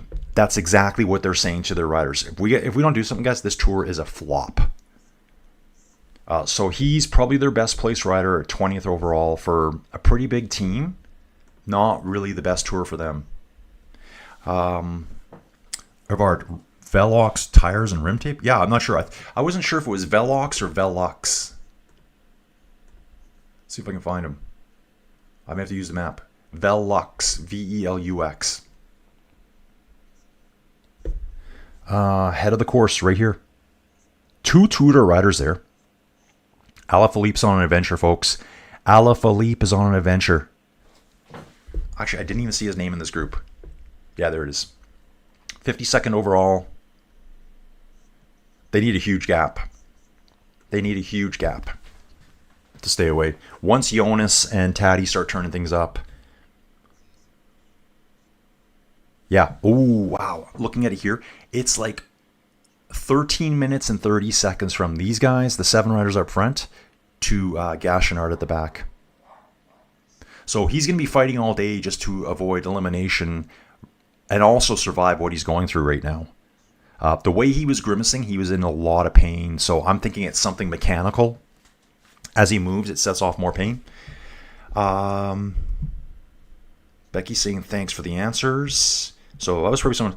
Evard's got a comment here. Today is my Crédit Agricole. Is Crédit Agricole Day for me at work? What is Crédit Agricole Day? I know they were a bank, but I don't know what that means. Tony again. I would think stages and A-Tang will be very dangerous for Poggy, but he will handle it. Yeah, they are very dangerous for him, no doubt. Anyone that thinks that they're not dangerous is not watching racing enough, because Tadej is saying those are the days I'm most worried about. The times when Jonas has beaten him. Remember, guys, Jonas has beaten him twice before. It's been in the third week. Take time out of Tadej. Can he do it this year? We'll see that on Thursday and Friday. It might be that Tadej just holds it all the way. We might see that lead disappear. On the 0.001% chance, we might see Jonas jump into the lead. It doesn't look like it right now, but those days are beasts. Those days are beasts. So yeah, if there's any days you're going to watch the Tour de France, it's stages 18 and 19. Actually, you know what I heard them talking about too? With the way the stage finishes this year, they expect to see GC guys. I'm not saying Tadej, but they expect to see GC guys racing for positions on the last stage. If you're brand new to the Tour de France, it's 21 stages. The way it's been done in the past, not all the time, but most of the time, at the end of Saturday, the last day before stage 21, whatever the positions are, they stay that way. You don't race on the last day. It's a parade. It's a celebration of the Tour de France. Ooh, there's the Ventoux. It's getting closer, folks. It's getting closer. The only racing that would happen on a Saturday, not all, because we have seen a time trial on the very last stage before, would be between the sprinters. They kind of hang out in the back. They do a sprint finish. A sprinter, it's been tradition for I don't know how long that a sprinter wins the final stage of the Tour de France. It's usually the race, 99.9% of the time, it's not decided on that last day. Greg LeMond did it in 1989. Otherwise, it's just a ceremonial progress. It's different this year. So there might be riders fighting over positions on that last day. I don't think it'll be tatty. It'll either be decided on 18 and 19. By then, by the end of Friday, you'll know who the winner of the Tour de France is, I think. For sure. Robert, Belgian TV is showing the very forgettable Veronk win in 2002. He was so French. Love him or hate him, I guess. Yeah, he was very French. Always had KOM back then. So 2002, did he win up? Was there a Ventoux win? 2002? Yes, there was. 2002, we finished up here. I'm looking at it right now. Longer stage. It was 221 kilometers long. But Richard Veronk did win back then. I think he used to blow kisses too. I think Richard Veronk used to blow kisses. So Richard Veronk and Jonas, they are in the kiss blowing club to the fans. Still waiting to see that today. Looks like this front group. This looks like the Ben Healy group, the second group on the road. Looks like some disorganization there. One Israel Premier Tech rider off the front. And this looks like Gashnar just coming through the sprint point now. Yeah, he's just went through the sprint point now. Struggle fest for him. 14 minutes behind the leaders. Okay. Okay, that's just that. So he's 14 minutes behind. I don't know what the cutoff's going to be. 7 riders up front. They're actually working hard. They pulled their gap from under a minute to now to a minute and a half. And now they got a 5-minute, 45-second lead over Tadej and the boys. So someone earlier was saying he'd like to see 8 minutes for them to escape. Uncle Matty's back. Good day, fine sir. If you were a young Canadian who wanted to train to win the Tour de France, knowing what you know now, what places in Canada would you practice? I think most of the best cyclists in Canada would come from probably the Montreal, Toronto area. And probably Vancouver as well. They've got good terrain there, bigger cities, more racing. As to where they train, yeah, I mean, there's probably enough hill climbing and stuff out there. They can slip across the U.S. border there. There's lots of hilly stuff there too. The big mountains out here, like there is a climb. It's called Mount Revelstoke. I've never done it. They used to have a yearly hill climb up it. It's 25 kilometers at 5%. So I think that's the longest paved road climb in Canada. And there's some other stuff down in the Okanagan Valley. Apex Mountain's a big climb. But I think the majority of the cyclists would come from Vancouver or the Toronto-Montreal area there. And I mean, it could be a couple hours on either side of it. Canada's so huge. Ian saying Ventoux, epic ride up it. New rider on stage today, I think. Poggy's ahead, so he has no worry till the last days. Yeah, Poggy might be just resting up now. So yeah, you got a 4-minute lead. You know the 2 most dangerous days of the tour are coming up. Maybe you're a little bit sick. Maybe you're a little tired, just a little bit. Would you go out and blow yourself up today? And then be kind of worn out for stages 18 and 19? I wouldn't. I would be protecting my lead right now. I would just... Visma has to beat him. Just trying to get a look back here and see who's leading the Peloton. It's kind of split up right now, so they're not getting a lot of camera time. I want to see if Red Bull's still driving the front.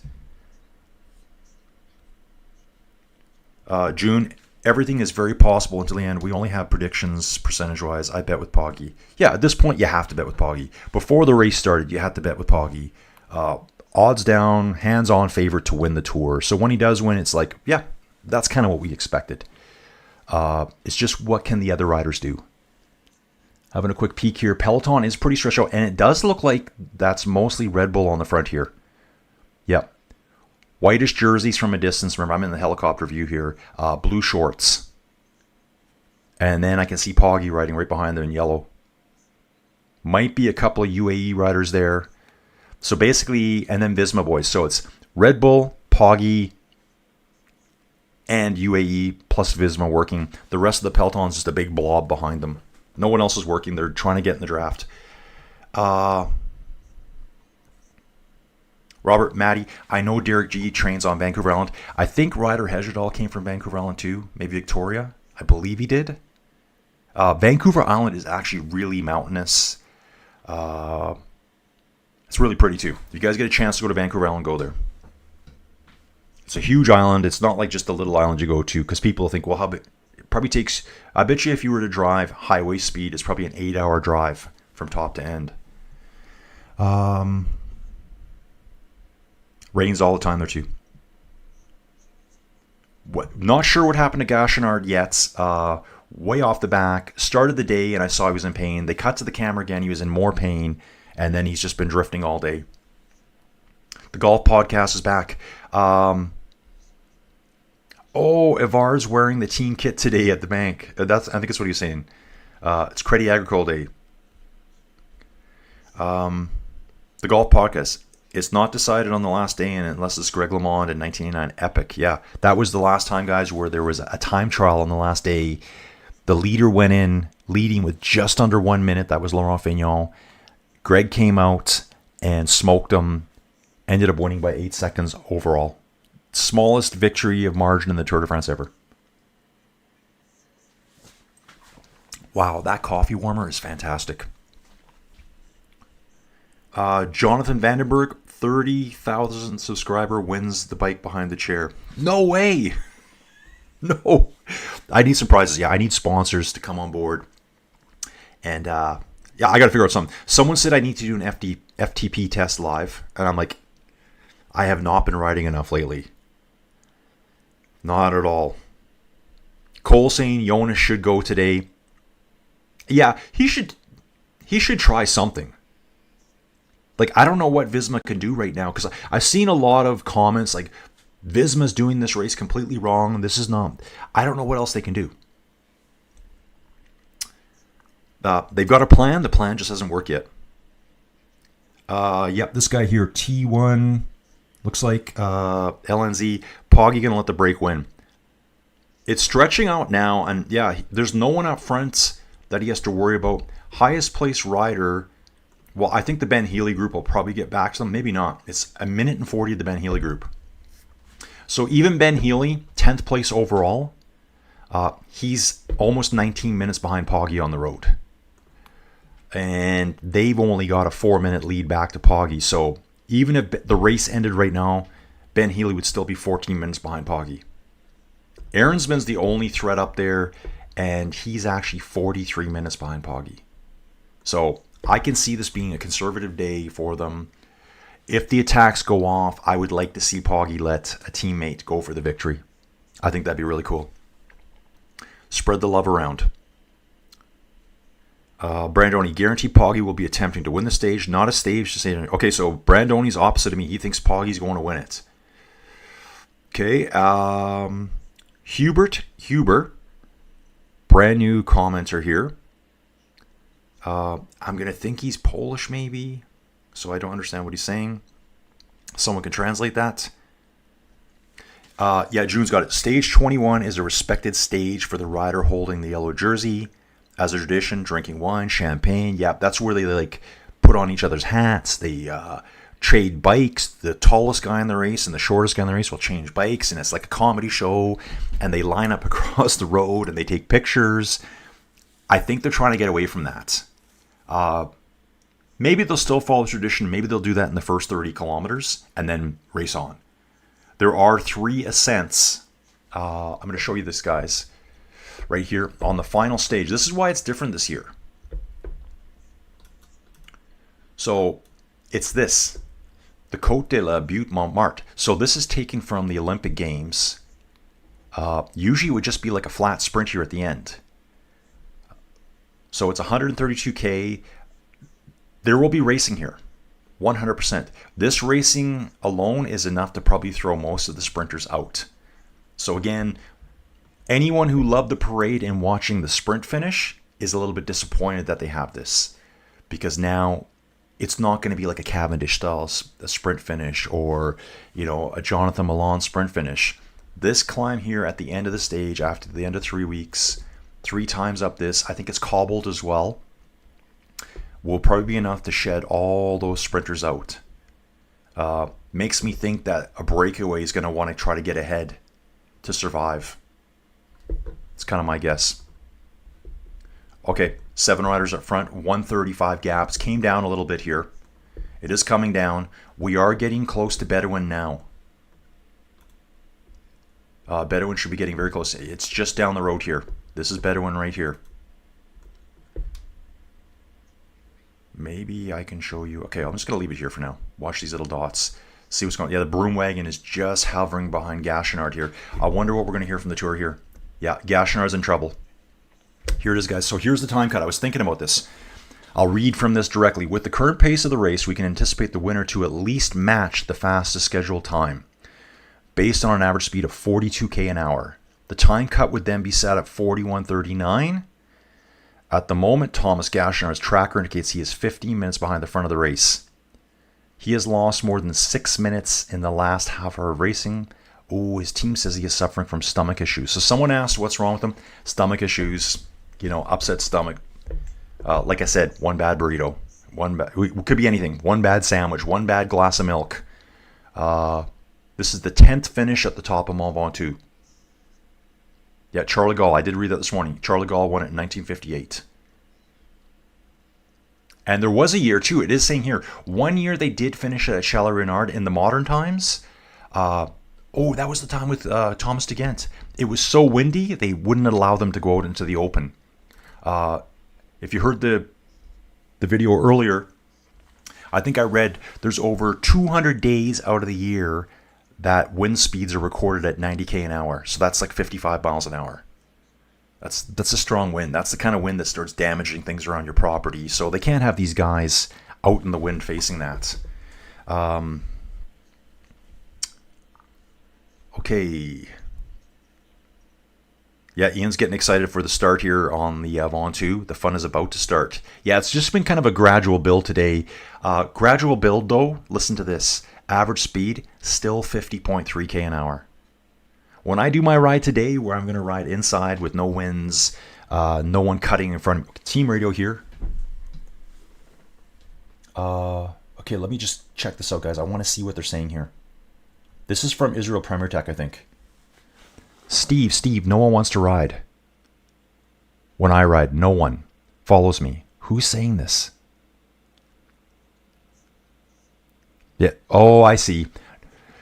There is an Israel Premier Tech rider on the front of the Peloton right now. He's sitting out front by himself. He's radioing back, and when it cuts to the live stream, he's flicking like crazy. No one wants to go with him. Oh, this is the second group. This is the second group on the road. This is the Healy group. It's smaller. So I think this might be Woodsy.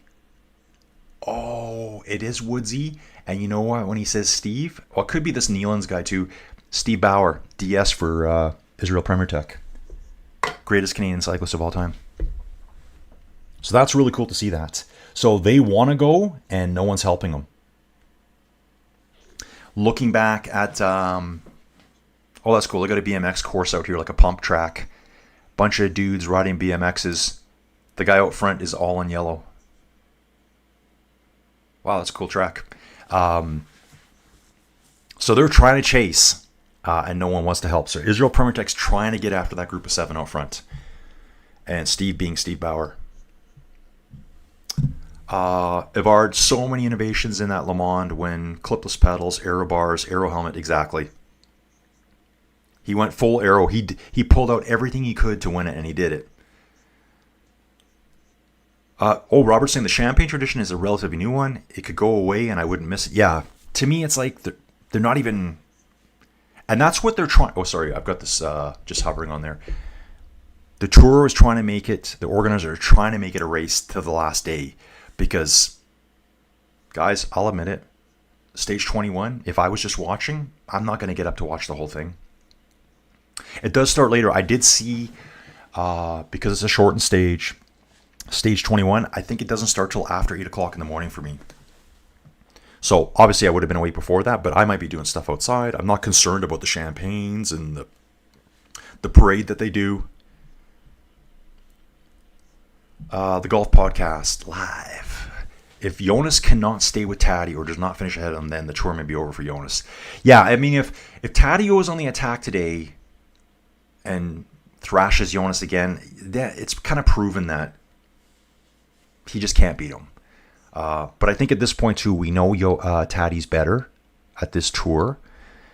Visma is just probably praying that Tadej unfolds a little bit.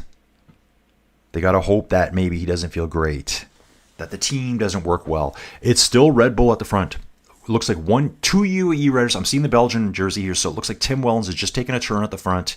He's coming back down now. Yeah, that seems right. We're right at the front here. And then it's all Red Bull, still working. Okay, yeah, you're right. Golf Podcast, good call on that one. Jonas has to be with Tadej all the way today. Robert saying so much arrogance in the Fignon loss. He had access to the technology but chose to fly his Parisian ponytail. Yeah, I was just reading about it too. I think they were even offered bars to use, and he said, no, I don't need it. Marcella, poor Gachinar, still has the climb to go. Yeah, think about it. He's probably like feeling like throwing up on the bike. He's dying out there. Who knows what else? Even if he finishes the climb, he may be eliminated by the time cut. He's losing time so fast. So he's 16:37 behind right now. Yeah, what do you do? Some guys will just finish and say, I did it. It does show mental toughness. Ian says, I think a video link in Swift would be great to chat, then no messaging while riding. Yeah, Ian, that's doable. That's doable. Yeah, Ian, I could do like I could do a private or a public stream. I used to do that all the time. So Ian, the way I used to do a lot of my rides in Ruby is the bike that's behind me here. I'd have my camera set up, my fan on, that way, and I would do a live stream of that entire ride. I would talk to all the people that are around me or just say what's going on. Chat wasn't as busy as this one. People would jump in the chat, ask me questions. What are you riding? Some of the people would be messaging me from the ride, and then I would just throw it up online somewhere later. So yeah, we can do that. Maybe it'll get me going back into that again, and then maybe other people want to join. Fred Weiss here. Earlier you mentioned 3 trails up the Ventoux summit. Does the Tour de France use the same route each time the stage is held? The classic one is the Bedouin one. I would have to go back here and look to see the other ones. And again, it would be kind of hard for me to tell only because it gives me a start town and a finish town. But Bedouin is kind of like the one they like to use. It's the hardest one. Molosine from the west is almost as hard. Why don't we go back to that for a second, guys? I'll show you that again. Turn this on. Turn that off. There we go. So if we look at this here, this is the Bedouin climb up here. You pass by Chalet Renard. I think that's why they take it, because that's such a cool spot. You break out of the forest into this desolate zone. Obviously, if you come from Molosine, you don't pass by Chalet Renard. This is virtually just as hard as the other climb. They seem to use the Bedouin one all the time. The Sioux one is a lot easier. It's this bottom section that's really steep up through the forest. So this one is stretched out more, lowers the average gradient down. And what else can I do here? Okay, I'm going to go back to this now.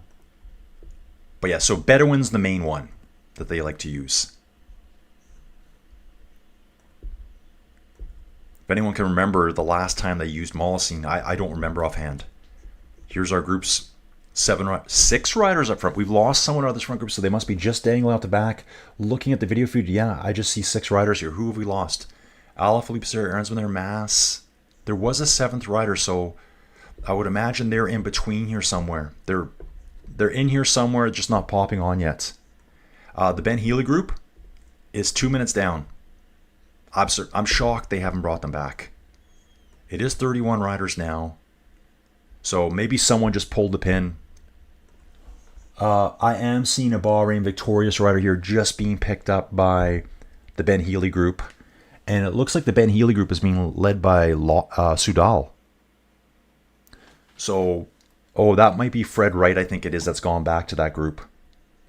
There are 2 Visma riders in this group. Okay, let's see who they are. It's probably Campenarts. Yeah, Campenarts is there. And I think it was Benoot. Yeah, Thies Benoot's there. So just 2 of them there. Haven't seen much of Wout today. He must be riding right with Jonas today. Let's get back to the time gaps again. Gachenard now 17 minutes back, guys. Whew, it's going to be tough. Yeah, so Fred, really good question. They always go Bedouin, it seems. I can't remember the last time they went for Molosine. And an assault up Sioux would be kind of like, I think, a letdown for most people. It's like, well, if you're going to go up the Ventoux, why not go up the hardest side? Why go up the easier side? Uncle Matty saying, I have Jonas winning today on my list with Poggy in second. This your fantasy pool? I do not expect any breakaway to do the climb well enough to stay away. Okay. So you think it's all going to come back on the climb. Guys, we got over 400 people in the mix right now. Thank you so much. Channel appreciates it. I appreciate it. Jojo appreciates it. Some of you are like, who's this dude? My name's Colin. This is my channel, Inside Cycling World. I'm going to lower that camera down here pretty soon, I think. I know I'm looking down a lot all the time. Maybe I need to raise this desk up. Joey, I need a new desk. Tony, Leipowitz can possibly get second if any weakness in Jonas. Yeah, that's right. I mean, Leipowitz is right there. Leipowitz is right there. Good time to do that. Let's go back to the rankings again. I'll lean back a bit so I'm not blinded. Individual after stage 15. General ranking. Okay, there's Taddy. It's 3 minutes, but yeah, one bad climb. If Leipowitz, I wanted to say Filippo. If Florian Leipowitz can have a good climb and not lose contact, and Jonas has a bad day on any one of those climbs, the same thing I said about Taddy earlier. You could see Jonas lose tons of climb. Like when you crack on a climb, it's going to be 5-6 minutes. You're going to lose if you crack really bad. So they are going to be protecting that position. And that's probably why Red Bull's working so hard. There actually is very strong crosswinds right now.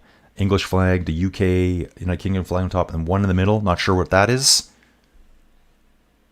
Strong winds here. Everyone's going to have to be on high alert. Oh, and it looks like the Alpecin Deceuninck guys did get into this break. Remember, the 2 riders were riding solo, just as a duo, trying to catch on. They're with the Ben Healy group now. That would be Maurice here, and I think it was Rickards. Oh, Verstringay. So they're all back together there now. And I think we're through Bedouin. We're very close now. The lead group is just through Bedouin. That should be it right there. Oh, is it? No, we're still getting there. Sorry, Bedouin's probably got to be about 5-6 kilometers up the road at this point. We can tell right away by the distance. 29.3 to the finish. It's a 21-kilometer climb from Bedouin. We're 8 kilometers to the start of the climb. Where's Julian? Is Julian going to work some magic today, guys? Julian Alaphilippe. Timon Aaronsman's there. The gap now, it's 6:30, so some people have said that they need at least 8 minutes to stay away from the Pogster.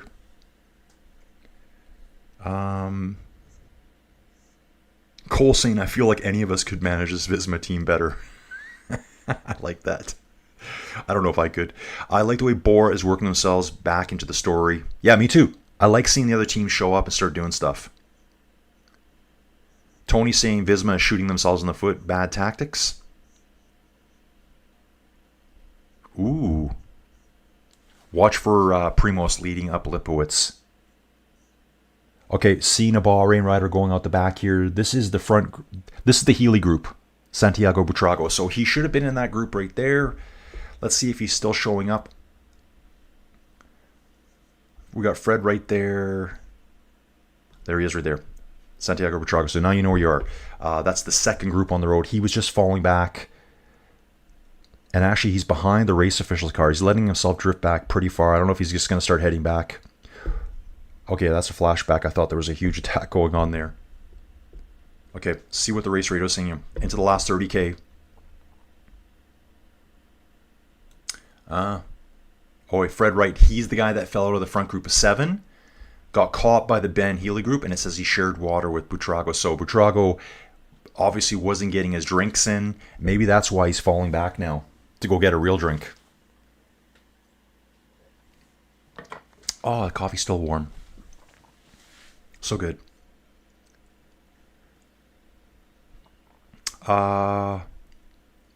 Apache RCL. Hey, we got a new dude here. Apache RCL, where you from, dude?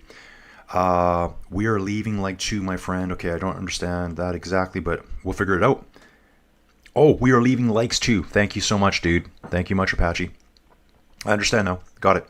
Just a quick typo there. Understandable. Uncle Matty, not fantasy. I looked at the stages, then through the names. I expected to win and do well per stage if a breakaway would like. Okay, gotcha. Wow, geography here is just stunning. Like, even looking at this here, this would be like a rock climber's paradise. And guys, we're already climbing here the whole time. The yellow jersey group's climbing right now. The sprinters are climbing right now. It's a slow ascent before we get to Bedouin, and then it starts kicking. I'll tell you some gradients if they're going to start showing them for me. UAE still on the front. Niels Pollitt still grinding away. With the Red Bull team sitting right behind him. Visma's lurking on one side. Taddy's over on the other. And average speed still 49.7 kilometers an hour. When I do my ride today, I'll probably average 32. And I'm going to ride for 25 kilometers. Inside. No wind. So, simple compared to what these guys are doing. Okay. Oliver Marachik. Aronson might pull it off again. I'd love to see that. I just don't know if he has a big enough lead yet. I guess if Taddy really wants to win, I think he actually has a lot of respect for Aaronsman. It sure showed after that stage that he won on. I think Taddy's going to have to start, or UAE's going to have to start controlling the break now. Because he is a threat for the win. He's got the confidence. Okay, Tony, too much drama with Mrs. Jonas. Jonas is not thinking straight, not himself. Yeah, there's so much drama and speculation and stress on that dude. People are already talking about him, this being his last year. He's going to get a new contract. I've heard people say he's going to retire. I have no clue. Like, none. We've all joked about it. Do they stay on their air bikes or do they switch to climbing bikes before the climb? Absolutely not. They're going to stick on these bikes. Don. So that would have been 2020, way back when. I forget the climb. Anyone remember where they switched bikes at the base of the climb? It was an individual time trial. And they rode their TT bikes, and the majority of them switched to road bikes at the base of the climb. Movistar getting a fix here. And that's where Taddy passed Primoz on the TT, and Primoz just cratered and lost the Tour de France that day. Visma's only tactic is hope. Hope that Poggy cracks, but it's not happening. Exactly. That's what I think too. I like to say anything can happen, but the chances of it happening I think are extremely low. Visma's hope right now is that Taddy just tires himself out. Taddy kind of starts breaking apart in the third week, and the only thing I can say towards that is that's how it's happened before. It's been in the third week that Jonas has secured it. But I also believe in those 2 wins before, Jonas had a better team. Basically the same team, but they were just better those couple years. On the green jersey, Okay, so this is Jiri Arumbacam.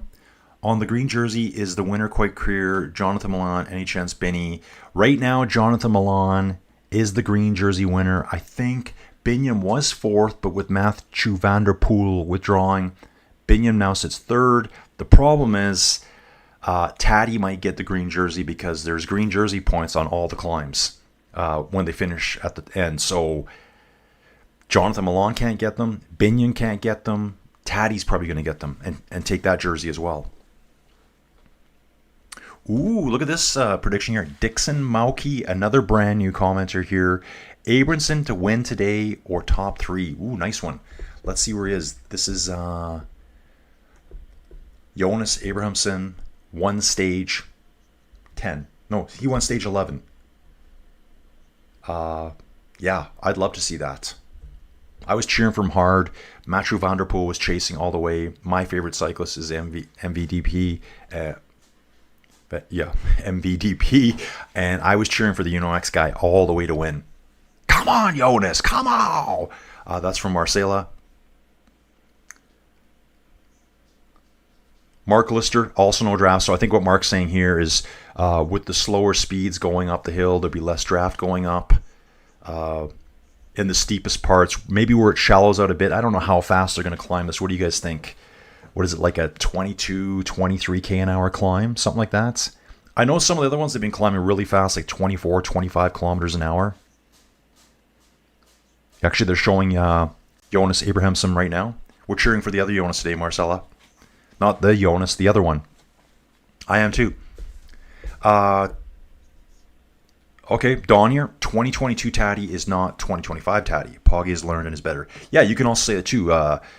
That's probably the double strike against Visma right now is that old Tadej, new Tadej, modern Tadej is better than the Tadej from 2022 and 2023 when he lost. Visma, the team itself worked better in 2022 and 23 when they won. The guys are just not all on peak at the right time right now. Like Wout had already won stages. Wout was on the attacks all the time. Sepp Kuss was out there all the time. We're just not seeing it this year. So they have a plan, but the plan's just kind of unraveling. The guys are all older too. So they're not going to be the same. Oh, ABCD, nice one. He does not get tired. He will not lose. I see what you're saying there.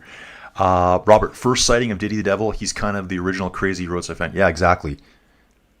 I've only seen him, I think, on one stage so far. The other crazy dude was, the guy that was cheering on Derek G for a couple of tours. I think he was first spotted at the Giro a couple years ago. And it was pouring rain, and Derek G was on one of his, multiple days of in the breakaway. And there was a Canadian fan there saying, dude, this is nothing. This is just like Vancouver Island. Like, it rains a lot there. So I think Derek G does a lot of training out there, too. If you guys remember that, let me know. Destiny Ortiz is new here. When does this race finish? I think today we're going to finish on the schedule. Let me just try to figure this out quickly. We are on the fastest pace time. I think we're going to finish about an hour and 15 minutes from now for the majority of the riders. Here's the sign for the Mont Ventoux. Oh my. So they should have just passed. They should be through Bedouin now, I would imagine. Oh, they're just pulling into it because there was a roundabout that said Bedouin, Mont Ventoux. So they're going to go through town here, hang a hard right, and they're heading out of town. So basically, I think the climb starts right when you leave town. The official climb. That's on Strava. Race radio. I think I missed it. Here we go. Astana. Vela. Velasco. Make sure you do just as much as Abrahamson, okay? And force Abrahamson to work. Also, force Abrahamson to work also. So they're talking to Velasco up front. So let's have a little peek at that. What's going on there? Here's Velasco. Okay, so he's 49th overall. Abrahamson's 83rd. I wonder why they're picking on Abrahamson there. Maybe they think he's the best guy up here, and they think Velasco has a chance against him. Here's Velasco here, Simone Velasco, 49th overall. So kind of an interesting radio feed there. Make sure he does as much work as you do. Maybe they're just watching it and seeing the Abrahamson's taking a lot of pulls off the back, not going through. Jay Taylor, Jay's back. Hey Jay, good morning y'all. Sorry to hear about MVDP, but glad he's attending to his health. How is Jonas? How is Benny? Jonas is in the main group. The main group is 7 minutes back almost right now, 127 riders. We got one poor dude that's 20 minutes off from the front who may not make the time cut. 6 riders are off the front with a minute and a half gap over 31 riders, including Ben Healy. So we've got basically 3 big groups on the road and one warrior trying to survive the whole day. Like he's been out the back forever. Suffering with stomach issues, may not even make the time cut. Okay. Don saying, no real drafting on uphill climb, but having someone to focus on in front of you makes climb. Yeah, I call that the mental draft. If I see someone ahead of me, I'm like, okay, I got someone to shoot for. It's the carrot out in front. Robert, agreed on. He could still get better. Yeah, Poggy's still improving. This is Anna from the Niagara region. Memories of being a spectator on Mont Ventoux stage, watching Cavendish, Sagan, Quintana, Froome, climbing a switchback. Exciting times. Wow, Anna, I didn't know you went there. Awesome stuff. So Sagan, Cavendish, Quintana. So this would have been, I don't know, 2015 maybe? 16? What year was that, Anna? Oliver Matichik. Drafting starts to be efficient in 1820. Yeah, and guys, they're going to climb probably over that speed in most places, I think. So they will be drafting off each other. Dawn, the last day of the tour is July 27th, which is Sunday. Tour de France Femme starts on Saturday. Yeah, so we got some overlap there. So guys, I am doing the entire Tour de France Femmes. There's a 2-day overlap with the men. They run at virtually the same time. So what I'm going to do there is start on the Monday, bright and early, stage 3 for the ladies. I'll jump on super early and do like a stage 1 and 2 review of what's happened, who the teams are. Let's go through the route together, talk about the riders, what you guys know, get me up to speed on them, and then we'll kick off with stage 3 on the Monday for the Women's Tour de France, the Femmes, avec Zwift. So that's what it's called. It's called the Tour de France Femmes avec Zwift. Ivard here, today's Tadej is not the Tadej Visma beat. That's right. Don said that earlier. He's not going to waste energy chasing when he doesn't have to, and he will attack when it hurts them the most.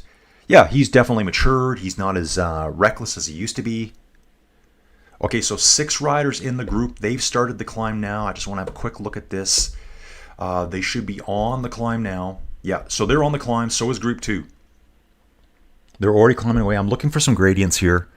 And the chasing group, the Peloton, has a ways to go. Let's see how this comes down. So they're on the climb with almost a 7-minute lead over the Peloton. Peloton has not started the climb yet. Gachenard 20 minutes behind now.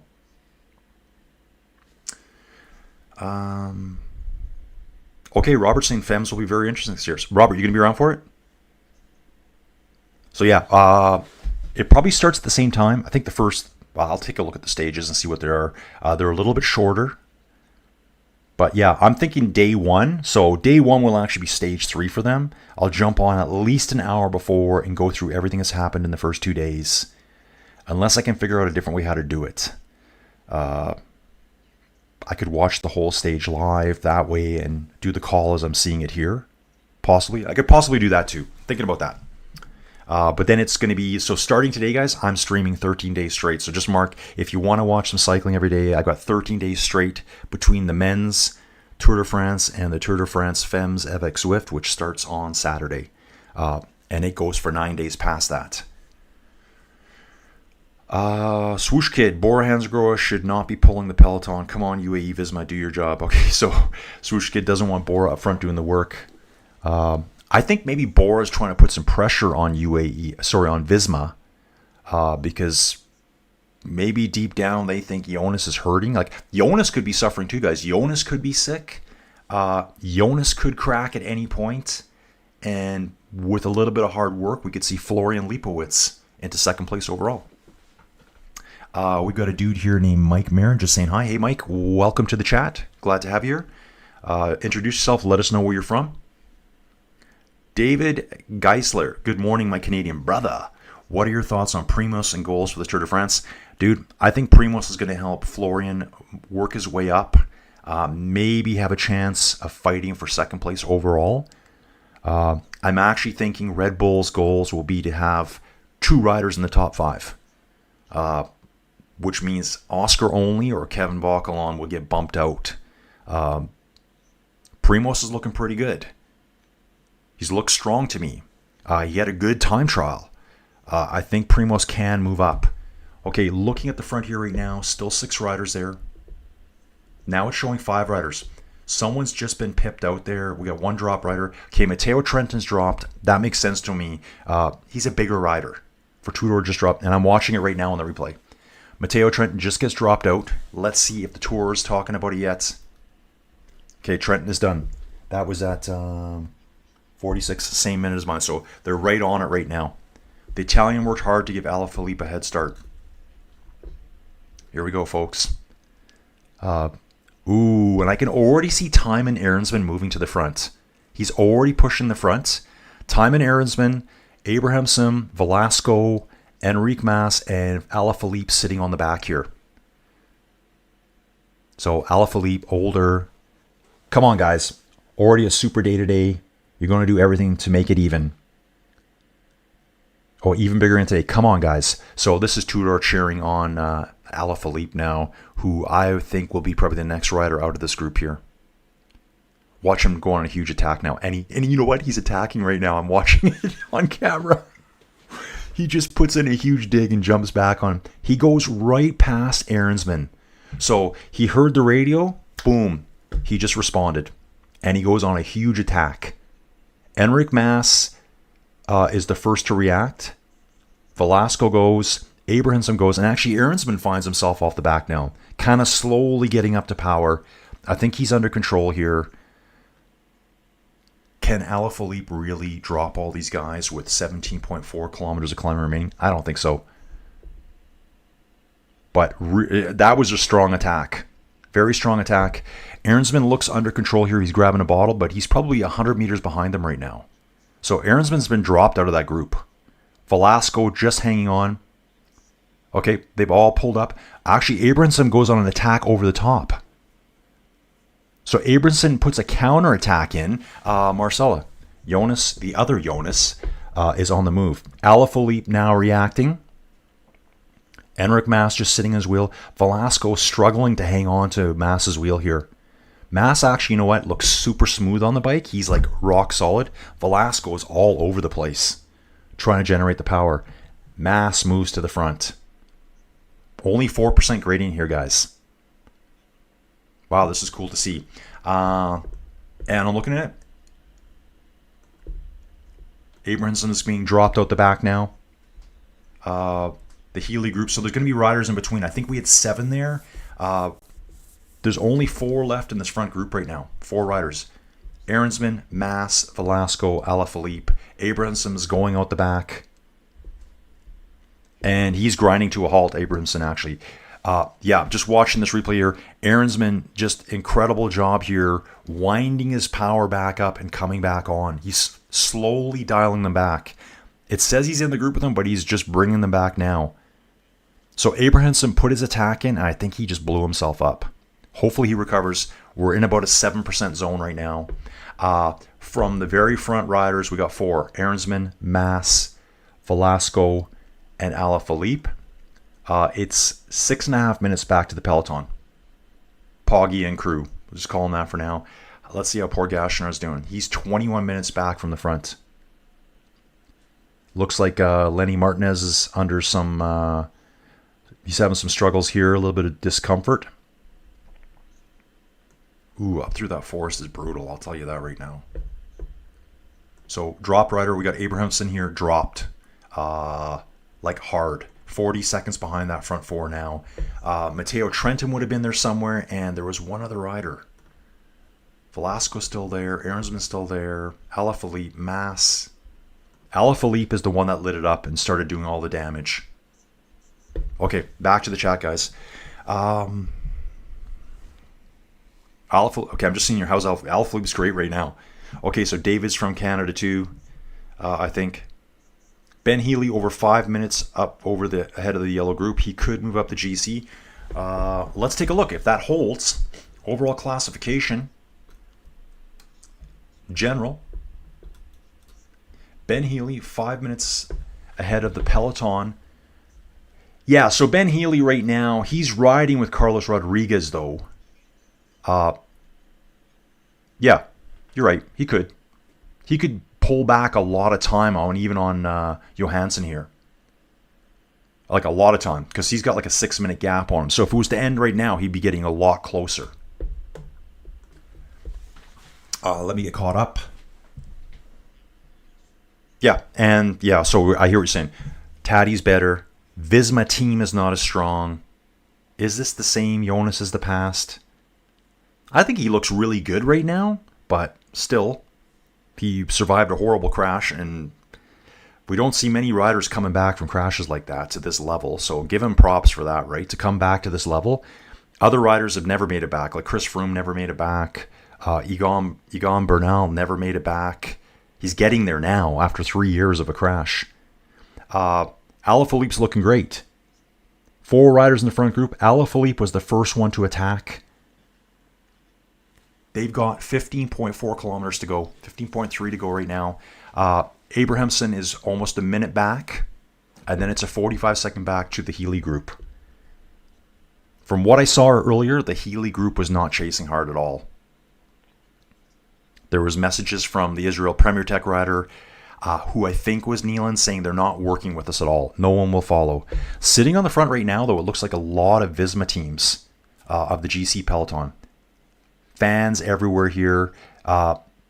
So this new segment here, they say 15.7 kilometers at 8.8%, because you can split the climb up into different segments. And that's the other one they use a lot. And I believe that's the one that they do the official timings for. So the record right now, the modern record would be Tadej Pocagar. I guess you could say all-time record. They've kind of forgotten about Pontani's time because of drug usage. Velasco slipping out the back. Velasco looks like he's cracked out the back, you guys. Yeah, he's out the back. Velasco's quickly lost 10 seconds here. So 3 riders back. It was really cool to see it when Tudor said, "Come on, dudes, let's go, you can do this." Alaphilippe instantly attacked. I read the message out to you guys. Want to make sure I'm fully caught up here. Yep, they're also there. Aaronsman, Alaphilippe, and Mas. Looking really good for Aaronsman. And Aaronsman got dropped hard. He was at least 100 meters behind them. And slowly was calm and just worked his way back. Enric Mas looks really good on his bike right now. He's doing the least movement out of all of them. You know, the bobbing back and forward. He's really solid and planted on his bike. Can we see Enric Mas have a great day for Movistar? They really need it. They really need it. Dixon Moki with 7 mins. I'm not sure if any of the Poggy group can make it, provided that the hill is not that long. Dude, it's a 20-kilometer climb in total. The time segment they usually use is about 16 kilometers, so it's a pretty long climb. 6 minutes 17 from the front group to the back group right now. Jay Taylor cheering on Florian. Love that guy. How is Woodsy of Canada? How is Primo? Primo is in the GC Peloton. With it looks like Red Bull just worked for about 50 kilometers straight on the front. I'm not really sure what they were doing there. And Woodsy should be in the Ben Healy group here. So let me just double check that. Yeah, Mike Woods is in the Ben Healy group. So right now we have 3 groups out front. Let's go to the map here. The Mont Ventoux. We've got our front group of 3. The second group is Velasco. It is Velasco. You can see him right here. The third group is Jonas Abrahamson. Oh, no, they're saying that's the third group now. That's the Ben Healy group. So Abrahamson is somewhere in between. We were cheering on Abrahamson earlier, and he did put an attack in, but I think he just blew himself up. They're in a 10% section now. Like up through the forest, there's like 3 kilometers of 10.5% that are really tough. These guys are all gritting their teeth through here. Quick shot of Grant Thomas riding with a teammate. Looks like they're being blown out the back of the GC Peloton. The main Peloton, wow. Arkea, B&B, Wout van Aert's up there, Decathlon's there, Picnic, everyone's up there. Everyone is at the front of this group. Keep a close eye on that, guys. We're going to keep a close eye on that.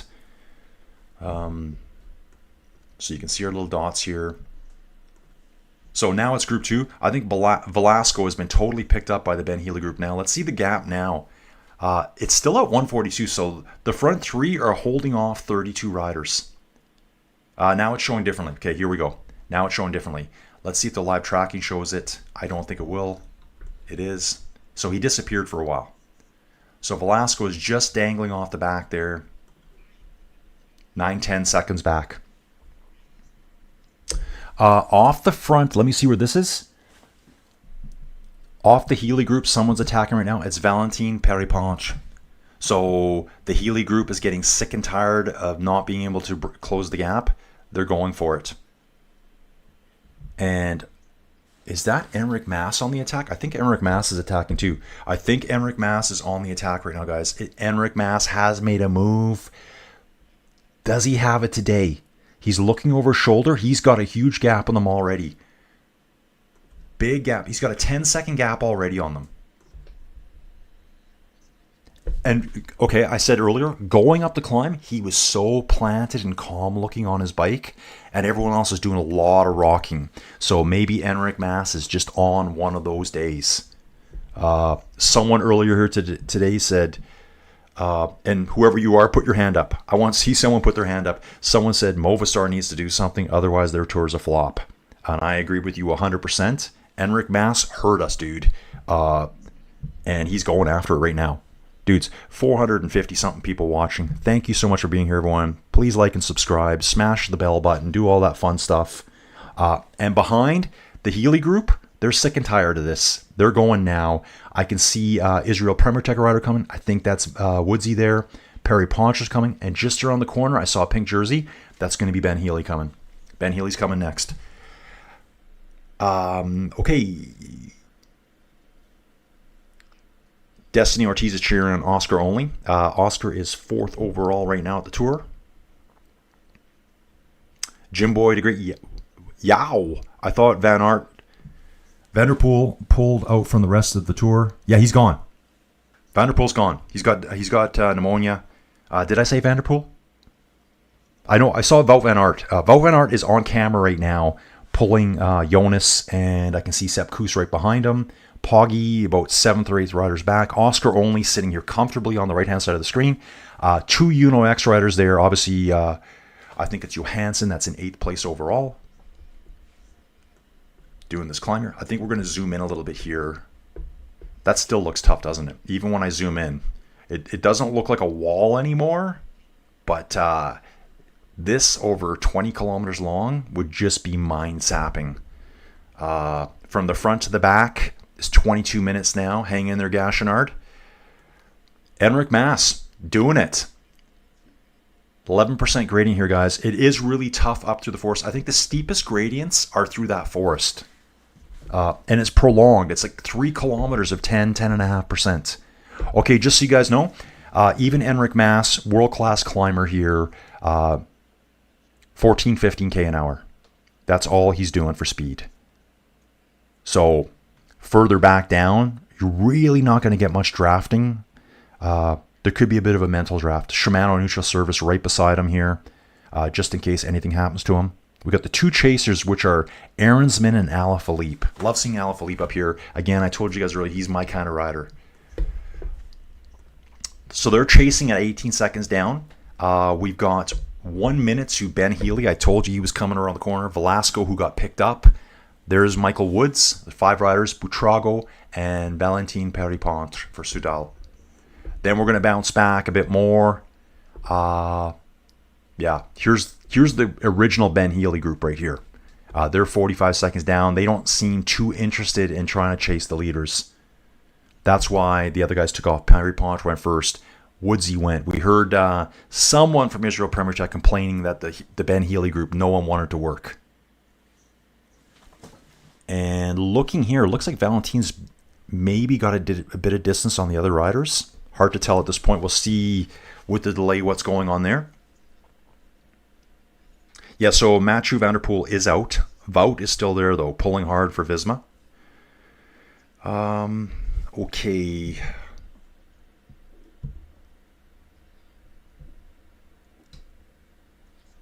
Okay, oh, I'm so far behind here, guys.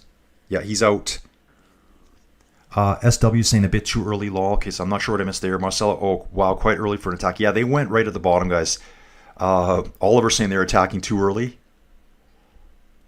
Sheila, it's hilarious that there's so many people saying Jonas is washed up. He's second place people. That's what I say too. How can he be washed up when he's second place at the Tour de France? Like, he's just up against someone that's really, really good right now. Yeah, and guys, I said before, 10, 11%.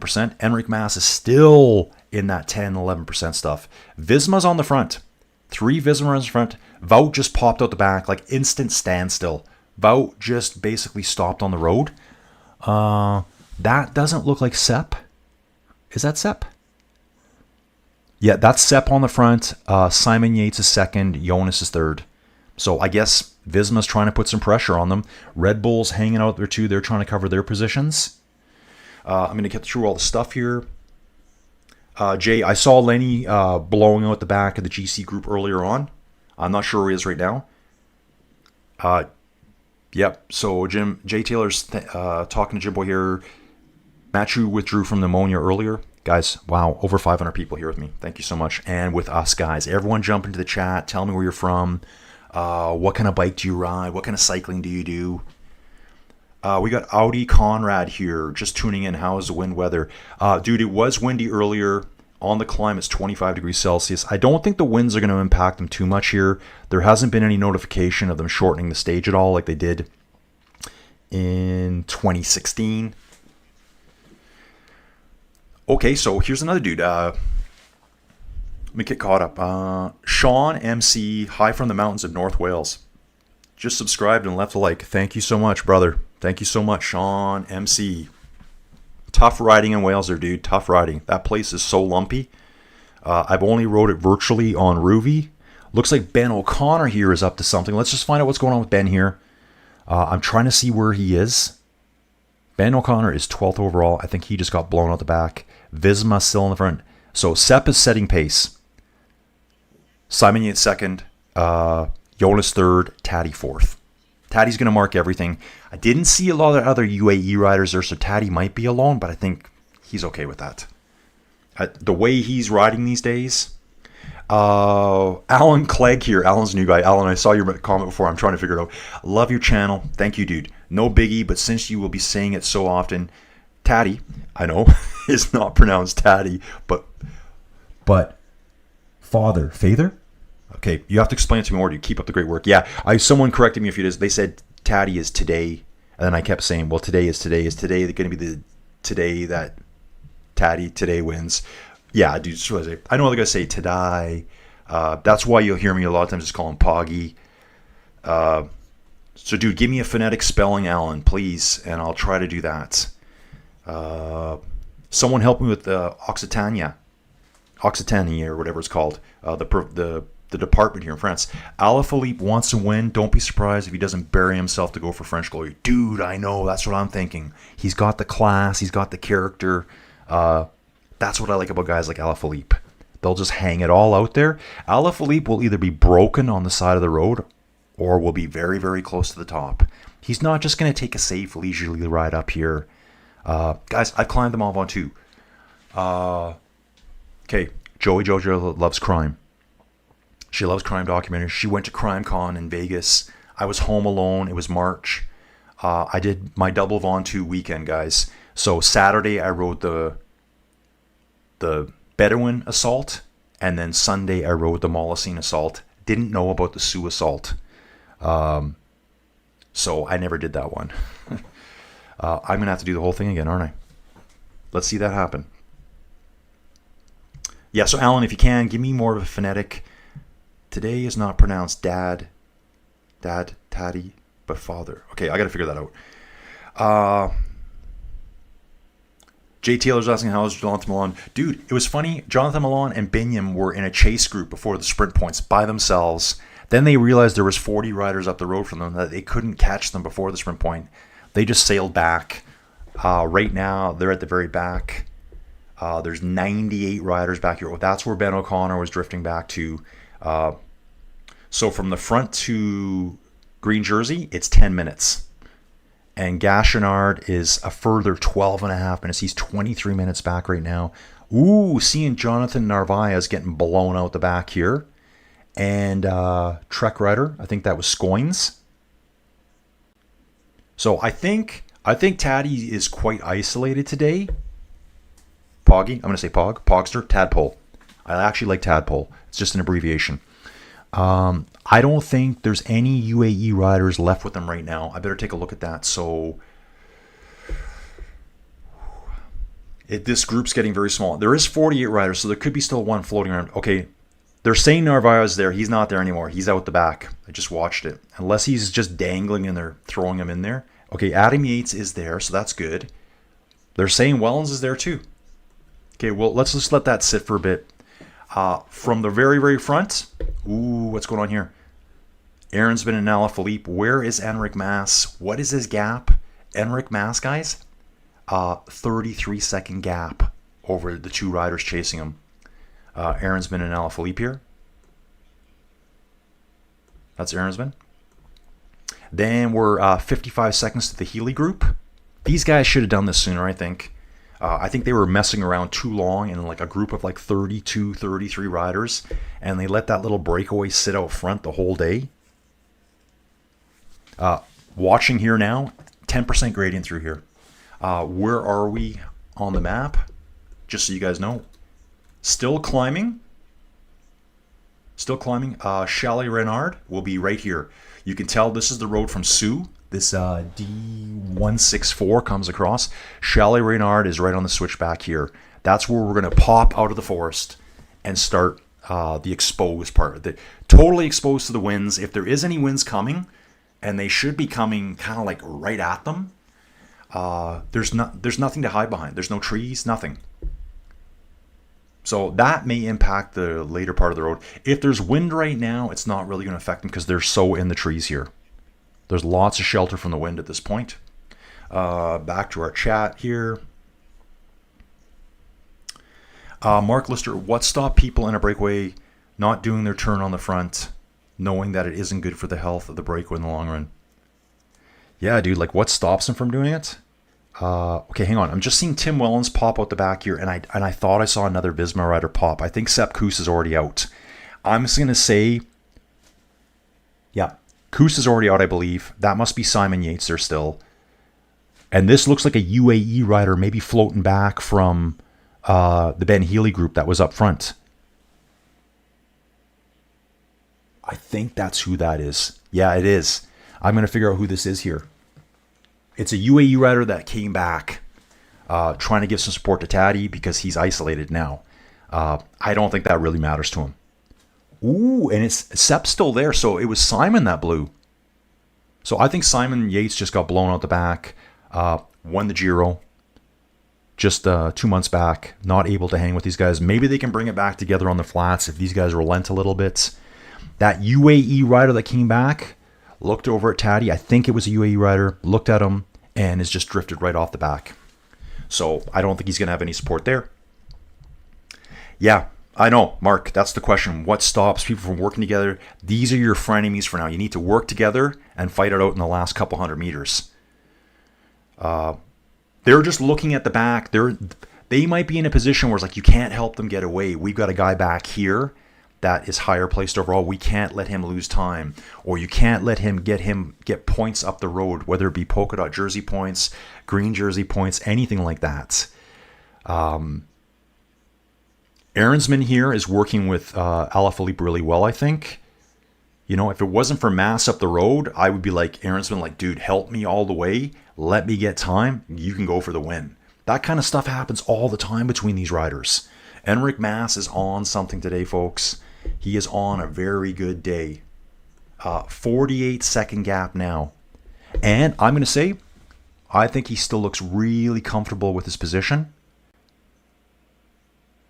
And whoever it was, I haven't seen your hand pop up yet. Someone says, if Movistar doesn't win something, their tour has been a complete flop. Jay Taylor, yeah, would love to see Alaphilippe win. Me too.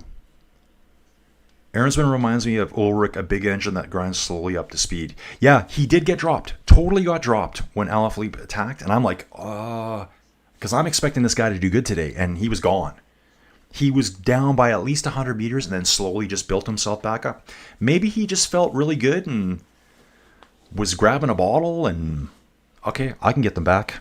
He's shown that he's a really good climber. He's got a second place and a first place finish on 2 really tough stages. Sepp Kuss out of the saddle here. Guys, 10%. They're actually riding at 17, 18 kilometers an hour. Little camera shot here. Looks like Alaphilippe is just working away from Aaronsman a little bit. Okay, Tudor. Own pace, own pace, own pace. He will die, he will die. That's what they're saying to him. So they're telling that to Alaphilippe, who's trying to get a bit of a gap on Aaronsman here right now. They think Aaronsman's going to fall apart. Aaronsman's back on his wheel now. I had a bit of a stutter there in my video. Ooh, what happened there? I think Aaronsman almost hit the neutral service motorbike in that replay. Aaronsman. Oh wow! So when that all went down, Aaronsman must have had his head down, looked up at the last second, saw the Shimano neutral service bike parked on the side of the road, and had to swerve out of the way. Looking back now, I can see Healy's on the move.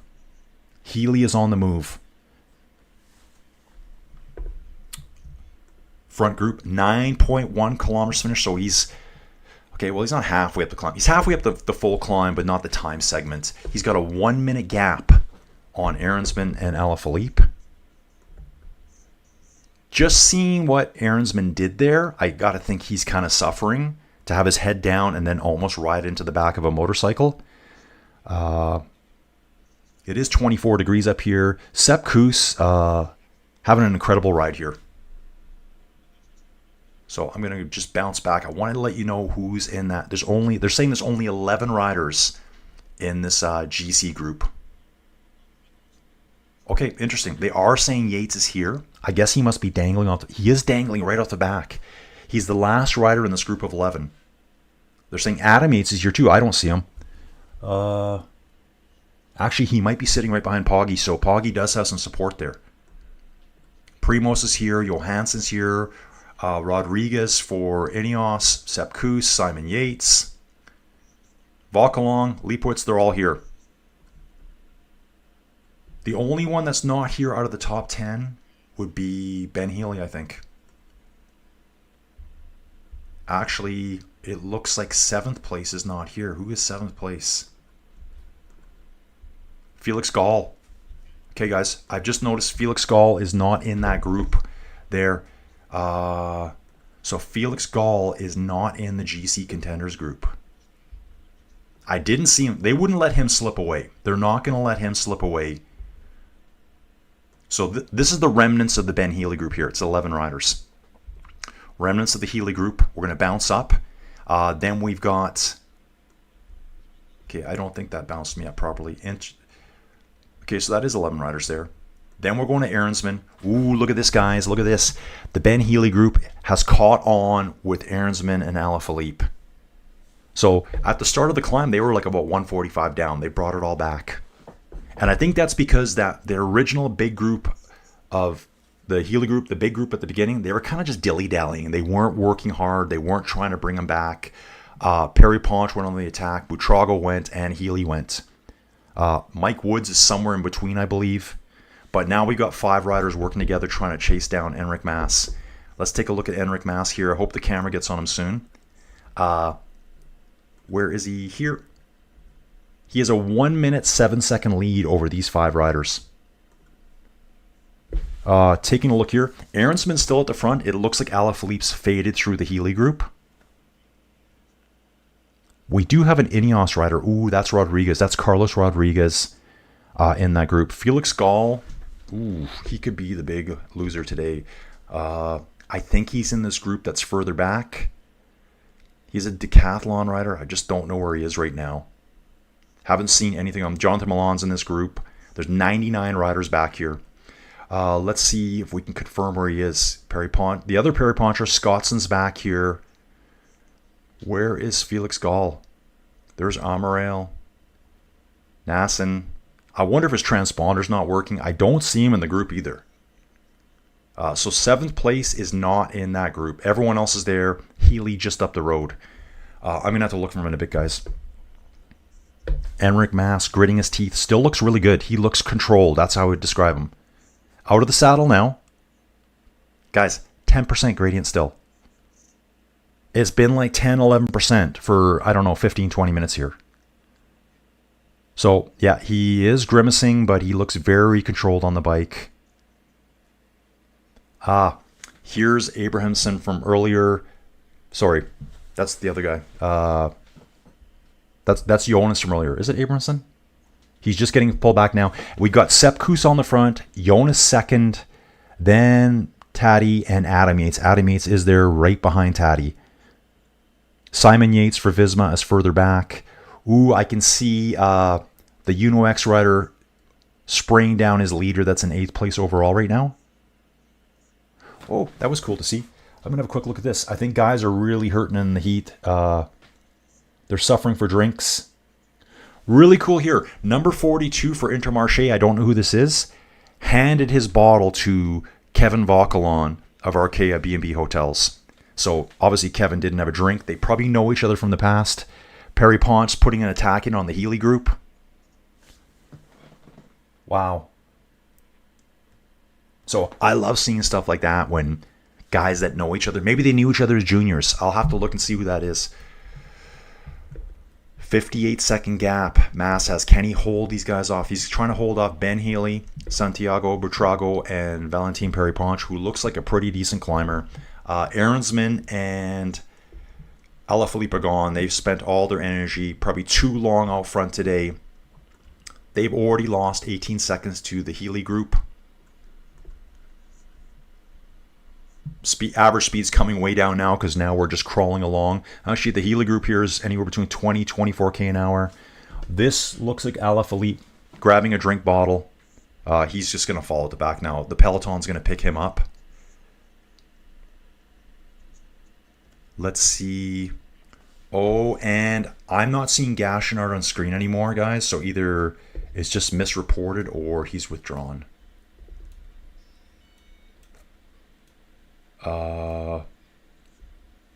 Nothing's been reported here, but he's not showing up anymore. Unless, yeah, there's no way he would have got with the green jersey group again. I don't think. Okay, Enric Mas, 7.2 kilometers to go, just out over a minute. Healy group is only 3 riders. Healy's 10th place overall. So Healy's trying to get any time he can out of that group. Oh, and looking at the camera here, Jonas is on the attack. Jonas and Poggi, the only 2 to go. I think they're bridging up to Aaronsman right here. I think Jonas has just caught Aaronsman. Jonas is going. Poggi's on his wheel. Jonas looks really good, guys. Jonas looks really good. Poggi does look controlled too. They're riding at 28k an hour.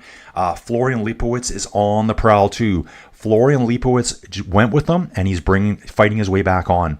Kevin Vauquelin now at the back. I think Kevin's suffering in the heat here. I don't think he even has a bottle on his bike right now. There's the number. I can't remember his name right now, guys. Sorry, I got to check this. Tobias Johansson. It's Tobias Johansson. Yes, it is Tobias Johansson. He's falling out the back. Okay, let's let this all settle down. It's crazy time here, what I'm seeing there on the screen. So let's take a look. Enric Mas, solo, 1 minute gap over the Healy group. It's 3 riders. Bouncing back, we got the Aaronsman group, which was Alaphilippe and Aaronsman. So who were we catching there? Campenart's group. Here's our front end. Here's our GC group. And actually, they don't have Lipowitz back on. Wow, this is good. Okay, so this is nice. Tadej Pocagar was in the Healy group all day. Now we got Jonas Vingegaard and Tadej up there together. Jonas put in a huge attack. Tadej just went with him. I saw Florian Lipowitz just off the back there. And I thought he was coming back. They must have accelerated again. The white jersey, there's Lipowitz right there. Oscar Only, Primoz. Remember him? He should have retired, right? I'm going to say that every time I see him. 6th place overall at the Tour de France. And Carlos Rodriguez is there too. On the front now, guys. Remember, this is slightly delayed. I'm going to try to get this as fresh as I can. 6.7. Okay, this is good. Wow, they're moving fast. Lead group. Mass is at 6.5 kilometers to go. It says that the chasers here, I think, are only 6.7 kilometers to go. So they're not that far behind them, really. Healy group, still holding him. So Mass is able to hold him off. The Healy group cannot catch him right now. Aaronsman and Alaphilippe says they're still together. I'm seeing attacks going on from behind too. Oh, this is Oscar Only chasing up there. And that looks like Lipowitz. Trying to get all these numbers figured out here. This is another UAE rider trying to bridge up. They're trying to get back on, probably to support their GC riders. I'm not sure if that's Primoz or not. Let's take a look at these gaps here.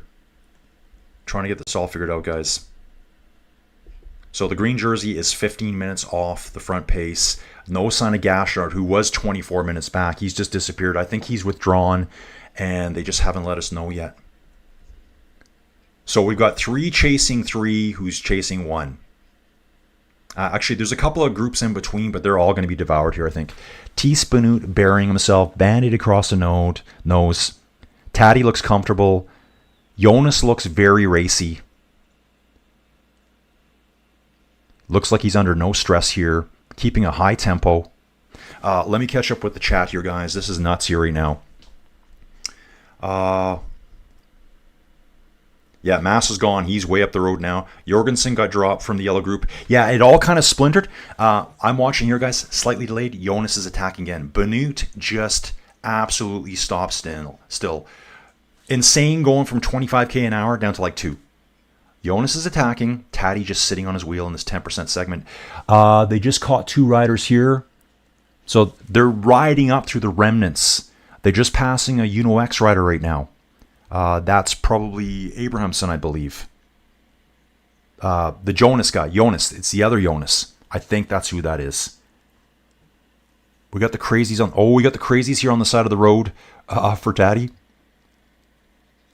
Yeah, so they're working their way up through the remnants of the Ben Healy group right now. And if you look here, you can see here on screen, Maillot Jaune, there's only 2 of them right there, yellow jersey group. Then they've got a Campenarts group ahead of them. There's 3 riders still surviving there. Then they've got the Aaronsman group, which I think is only 2 riders, Alaphilippe and Aaronsman. Then we're going to bounce up to the Healy group, 3 riders that went early, who got sick of waiting. And Enric Mas still going, guys. Did he go too soon? He's got 5.5 kilometers to go. He's got roughly 2 minutes lead over Tadej. I'm just saying 107. What is 107? 50. So he's got 2 minutes. He's got 3 minutes. It looks like on the yellow jersey. The yellow jersey, that's Tadej and Jonas are going to catch the Victor Campenarts group here right away. Campenarts, Mielberger, and Maurice. Just waiting to see that on screen here. Cameras are just locked in on these guys. They're not really showing a lot of Enric Mas at this point. Whew. Okay, yeah. Geraint Thomas enjoying his last ride up the Mont Ventoux for this Tour de France. Well, even yesterday he said that was my last rest day breakfast ever at the Tour de France. He's going to be going through a lot of those right now. Okay, so here's an Astana rider just being caught. Who would that have been? Who would that have been?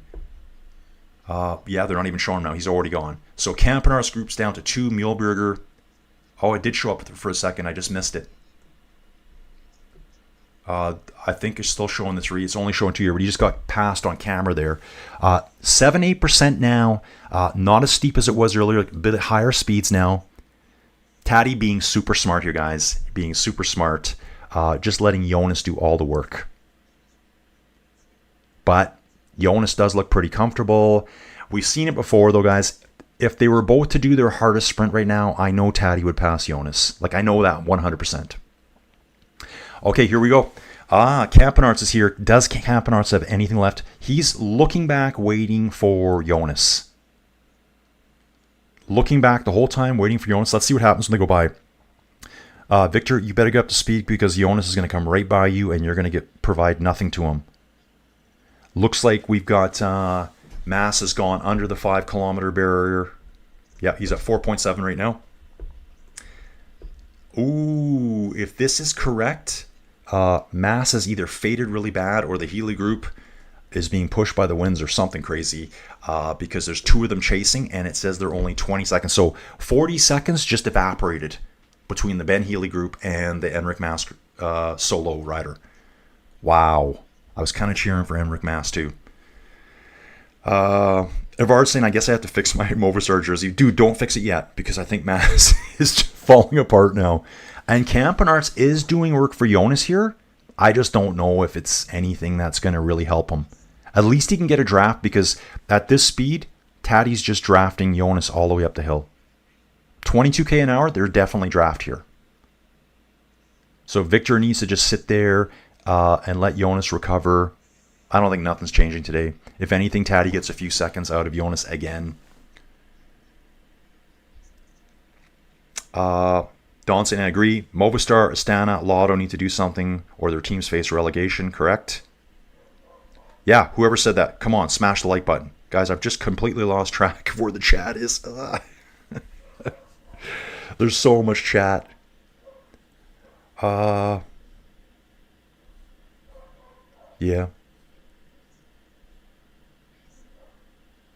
Come on, everyone, smash the like button. Yeah, thank you.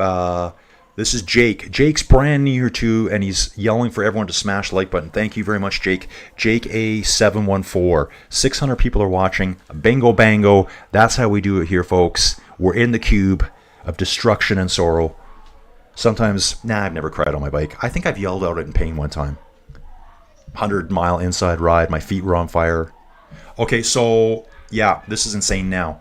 Enric Mas is still there. He's only got a 5-second gap over. The reason they're catching because Ben Healy is burying himself trying to get back on. I'm going to show you the map here, guys. If you hear the dogs, it's okay. They're all crazy. That means Joey Jojo has probably departed for work. No, it's too early for her. They're out of the trees now. Pretty soon there'll be nothing up here but a bunch of rocks on the side of the road. Yeah, they're coming out of it now. So Ben Healy's leading Perry Ponch all the way. Oh, I can see Enric Mas up the road. So the catch is like right away. I bet you they've made it now. Yeah, it's done now. They actually are with him now. Can Enric Mas react at all to this? I don't know if he can. I mean, he spent a lot of energy there. So then we got Alaphilippe and Van Wilder. So Alaphilippe's still hanging in there. Aaronsman's going to be back here probably with the yellow jersey now. Or he's gone. Campenarts, Maurice, Mühlberger, Vingegaard, and Pogacar. So this is interesting here because I think Maurice, I think they already passed him, and I think he's got back on somehow. Let's just let this stabilize. What was everyone's opinion on the car that struck the fan on the other day? Fan's fault, driver's fault, just good hard racing. Just good hard racing. Yeah, he was on a breakaway. I think the fan probably got in the way. The fans are way too close on the side of the road and just a little quick bump. And I mean, yeah, you don't want to hit someone, but Marcel is asking, can Mas? Yeah, Marcel, I thought he could. I thought he was gone. He's been caught by 2 riders right now. So he's with Perry Pontra, the other brother. This is Valentin Perry Pontra and Ben Healy. In fact, they have now just shed Enric Mas, I believe. He's not showing up with them anymore. That means he's probably a second behind them, maybe two. He's going to have to dig really deep for Movistar to try to do something special for them today. Yeah, announcing the replay. Ben Healy attacks. Perry Ponch goes. They did like a 1-2 combo, and Mass in the middle just went straight back. It's like they were accelerating. It looked like 50 miles an hour, and Mass wasn't even moving. So I don't know if they said something to each other, like, let's go, but watch the replay later when you can. I'll try to show you something. Don saying, nothing hurts my feelings more than when I am climbing up a hill as fast as I can and folks are passing us. Don, that's why I stay inside. Yeah, Tikala, Mathieu van der Poel is out. He left. He didn't even start today's stage. Who's this? ECBC. You think Aaronsman was going to win? I thought Aaronsman had a good chance today, but not anymore. He's gone. And I'm watching the replay. Jonas putting another dig in here. I think they're catching Aaronsman now. They went past him. Campenarts is blown. Jonas is attacking like a beast. 32k an hour. Poggy just stuck to his rear wheel. Jonas stopped doing all the work. That's all I can say. Jack Toner here. New dude. Love from East Coast of Canada. Love the commentary, dude. Thank you so much, brother. Jack, I don't get to the East Coast enough. I haven't been to Newfoundland. I went to Newfoundland when I think I was like 19 or 20 years old. Gander, Newfoundland. I hung out in Grand. It's Great Falls? Great Falls. Grand Falls. I worked out of a hotel room there, a motel room there for about 3 months, fixing seismic cables when I was a kid.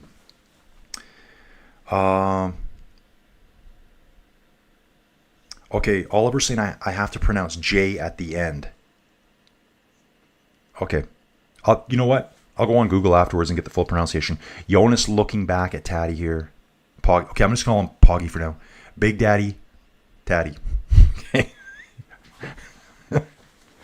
Okay, of our sprinter ride, what do I call the autoboost to the finish on these types of stages? Oh yeah, they're way behind. So the autoboost right now, the Gruppetto, 98 riders back there, guys. They are 17 minutes, almost 17 minutes back. I think Only and Lipowitz are riding together. I believe so. I think this is a replay of the double combo attack on Enric Mas earlier. Yeah, replay. Perry Pont goes on the right side. Then Ben Healy went. Oh, that was strange. That didn't look like a replay, actually. Well, I'll have to figure that out. Perry Pont's attacking hard. Ben Healy just hanging on here. Enric Mas riding solo. Gets a little question mark above his name. 2 seconds back. Enric Mas is right there. Oh, Ben Healy and Perry Pont are fighting like they're going for the yellow jersey, and it's the final stage. It's attack after attack after attack. It's just who can maintain it the longest. They're currently 2.3 kilometers to the finish. Up ahead, guys, we will see the Tommy Simpson Memorial on the right-hand side of the road. And I did want to say this earlier. There is another memorial there. Guys, you know what I should do right now? I should do this. Let's see if I can do this for you. I'm going to do this here. I'm going to come over to this one, spectate. And I shouldn't have done that because it's going to be very, very slow probably to reload right now. Here, I'm just going to go to Climb Finders. That reloads. Yeah, maybe there's some data issues there. I'm just trying to... So we are currently somewhere up in here. They will pass the Tommy Simpson Memorial. There's another memorial right there. There's another memorial right there for a guy named... it looks like his name is Pierre. This guy right here, the Gaul, Pierre Kramer. This story is actually mind-blowing to me.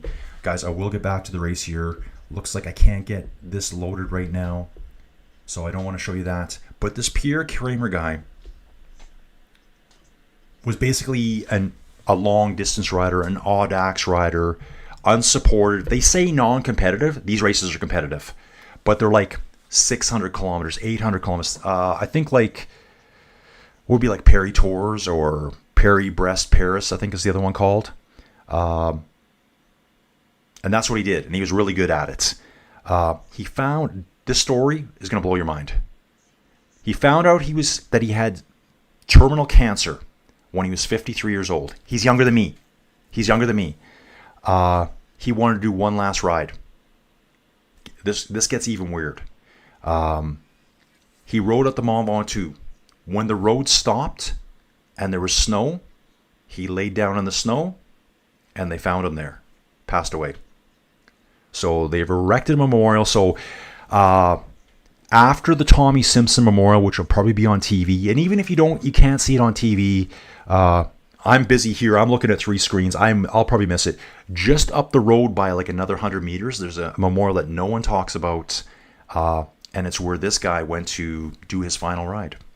So respect to him. They're now inside the barriers here. And wow, Enric Mas here, it looks like he's trying to come back up. Enric Mas is now back, guys.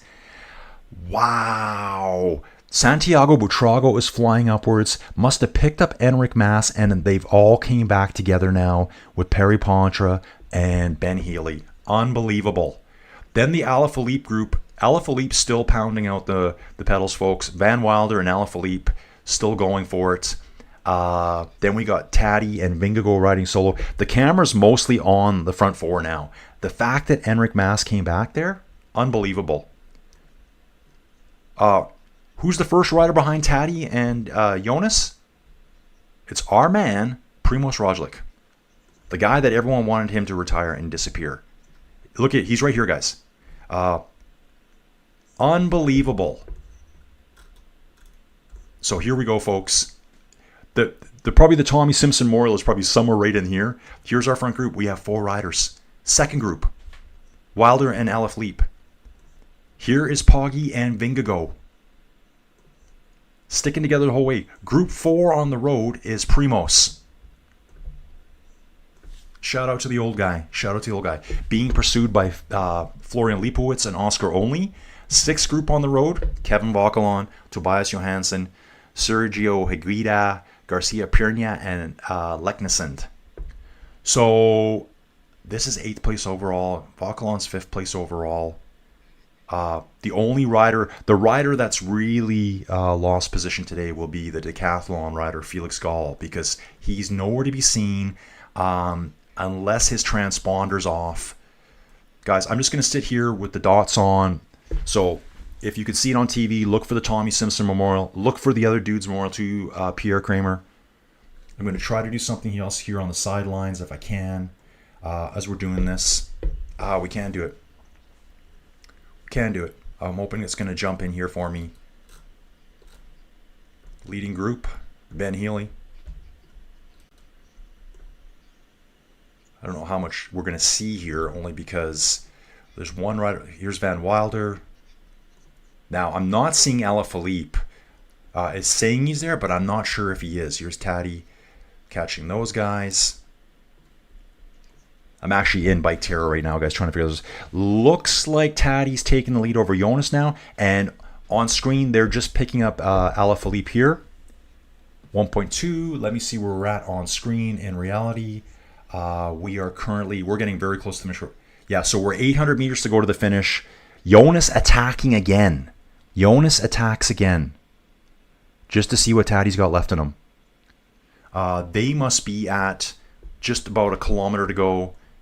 Enric Mas couldn't go with the front group, so there's 3 of them there now. So Buitrago did an incredible job to get back on here.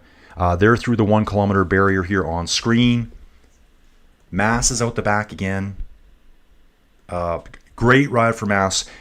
Whatever they do today, Movistar this is their redemption for the Tour right here. Jonas sitting on the front again with Pogacar here. Primož is 1 minute back riding solo. Then we're going to bounce back to the white jersey. Lipowitz and Oscar Only. Kevin Vauquelin, 5 riders here. Johansson, Higuita, Leknesund, and Garcia Pirnia. Then it's 14 minutes back to the green jersey group. So it's the elite of the elite at the front today, guys. Felix Gall is going to fall huge, I think, in the standings. Where was he? He just had a bad day. So this is the kind of thing that Visma is hoping will happen to the tadpole himself. So Felix Gall was 7th overall. Right now, I think he's losing like 10 minutes. I think. We're going to figure that out as we go along here, guys. And live tracking, let's see if I can get right back to the map here right now, guys. You know I'm delayed here slightly, so I'm going to have to just watch this come in here as I see it. And what I'm going to do is I'm going to leave it on here so I can't see who wins. They basically got one hard bend left. I'm watching it here now. 600 meters to go. 10% grading here. Yeah, I do know. They actually call this the Tempest Pass or something. It's right at the top. They say the winds are the worst here. Ben Healy. Who's here? Ben Healy, Van Wilder. Ooh, Van Wilder's here too. So he's been flying up the climb. He was with Alaphilippe. He's bridged back onto these guys too. So Van Wilder for Soudal. We got Perry Ponch for Soudal. Ooh, Soudal's on a mission today, aren't they? Right now, guys, they got a 50-50 chance of winning this stage. Buitrago and Ben Healy. I'm going to call it as I see it. I'm going to ignore that for now. Guys, I'm going to catch up in the chat in a little bit. We got a Soudal rider up front, Ben Healy sitting in second. Less than 500 meters, less than 400 meters to the summit here. I want to see this all go down. It is 10% through here again, so we're back in this steep stuff. We got one more big turn coming up in the future here. Soudal rider, EF, Soudal rider, and then the Bahrain Victorious rider. Just want to see that again. Yep. Is that Enric Mas back? That can't be. Can't be him. No, it's not. It's Buitrago. Buitrago, Soudal on the front. Guys, I'm going to stick with this one. I'm not going to look over here to see Ben Healy kicking in now. That looks like Perry Ponch on his wheel. Van Wilder, I think, is out the back. I'm just not sure who that is. Buitrago just holding on in third position right now. Maybe about a 5-meter gap, 10-meter gap. Ben Healy goes around the final bend here. Ben Healy leading around the final curve. Can he hold all the way? Oh no, Soudal is kicking. I think Soudal is going to get another little win at this Tour de France. Here we go. Perry Ponch goes over the top for the win. Almost loses control over the top. Ben Healy second. Buitrago third. And looks like Van Wilder will be fourth. Great finish for this dude. Gets over the final ramp. Coasts across the finish line. Further back, we got Tadej sprinting now at 250 meters out. Tadej sprinting, Jonas holding on. Tadej can hold the power longer than Jonas can. We're going to see Jonas slowly slip back here, I think. It's maybe a bike length. There's one last hard little ramp here after this bend, and then it levels off on the very top. Tadpole goes past Enric Mas. Jonas goes past him. They get to the very top. Tadej powers all the way through. Jonas lets off. There's going to be a time gap there. Probably like a second time gap. Wow. That's insane. Let's just bounce back here. So here we go, guys. This is what I didn't want to see as I called that Perry Ponch here. Soudal rocks. Great win for them. They've actually won a lot of stages this tour, guys. They're right up there, Soudal. Remember, Remco had a win. Unfortunately, had to leave. Tim Merlier already has 2 wins. I believe this is the 4th stage win for Soudal at this Tour de France. So, 16 stages. They've won 25% of the stages. Think about it that way. Ben Healy gets a 2nd place. Santiago Buitrago here. Awesome stuff. Then Van Wilder just came in behind them 14 seconds back. Then it was the sprint. 2-second gap. Jonas should have stayed on his wheel away. He was right there, and as soon as he saw the finish line, he was like, I'm done. Whereas Tadpole sprinted right through. Oh, yeah, here he comes, guys. So they passed Enric Mas right before the finish. Alaphilippe disappeared. I didn't see him finish. But here's the man himself, Primoz. And again, who wanted him to retire? 9th place, finishing just ahead of Lipowitz. It looked like Primoz was actually looking back for Lipowitz there, like, come on, dude, let's go. Helping him out. Back to the chat, guys. Sorry, I've really avoided all this right now. I'm going to have to spin forward a little bit here. Oliver, pronounced E as in Eric and J as in Jonas. Tadej? Did I just say today? Today? Tadej? Yeah, he was on his wheel all the way. Guys, 650 people watching. This might be one of the best streams I've ever had in my life. Thank you so much, everyone. June Passat again. Wait a few minutes. Poggy will spread it. Yeah, he did. What an epic view of the Mont Ventoux. Epic. Yeah, trying to catch up because I know I'm way behind now. Trying to call it. Ooh, I'm like half an hour behind in the chat. I'm sorry, everyone. Yeah, Kim Lassalle. I'm so happy for Enric Mas. And he did do good. I mean, a 7th place for Movistar on one of the hardest climbs. I mean, yeah, it was just one climb. That's an awesome showing for them. I think we're going to see more of Enric Mas on Thursday and Friday.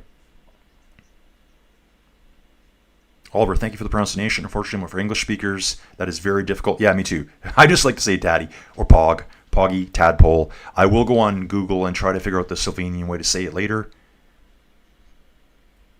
You can hear Urska say his name and then, okay, that's from Jimmy Gaver.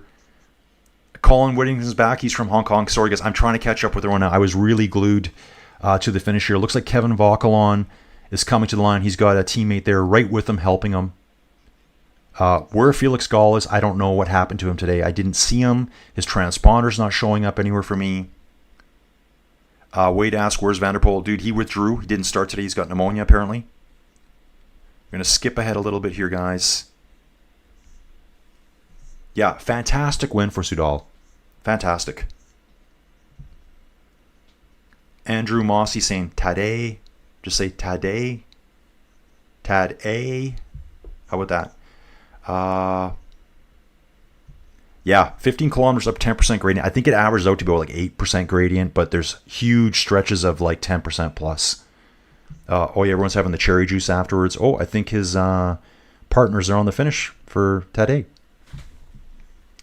Let's see the next rankings on today's stage. There's Mühlberger. He was in that mix. He was a survivor of the Ben Healy group. There's Ahrensman, who I thought had a good chance of winning today. Maurice was up front. Maurice is one of the 2 Alpecin riders that bridged all the way across and got back to the Ben Healy group. Oscar only looks like he faded a little bit at the end here. I think there's going to be some changes. Oh, wow. Here he is, Felix Gall. So I think there was something wrong with Felix Gall's transponder because I never saw him. His number was, he was 7th place overall and he finished 17th. I got to think that something wasn't working right. Let me catch up, guys. Let me catch up. Great stuff. I'm going to look at the poll again. Still 55% saying that Poggy still already won it. And that's cool. Well over 600 votes there in the poll today. Yeah, Robert here. Poggy has his girl at the summit. Oh, dude, I love it. Robert's got the best comment of the day.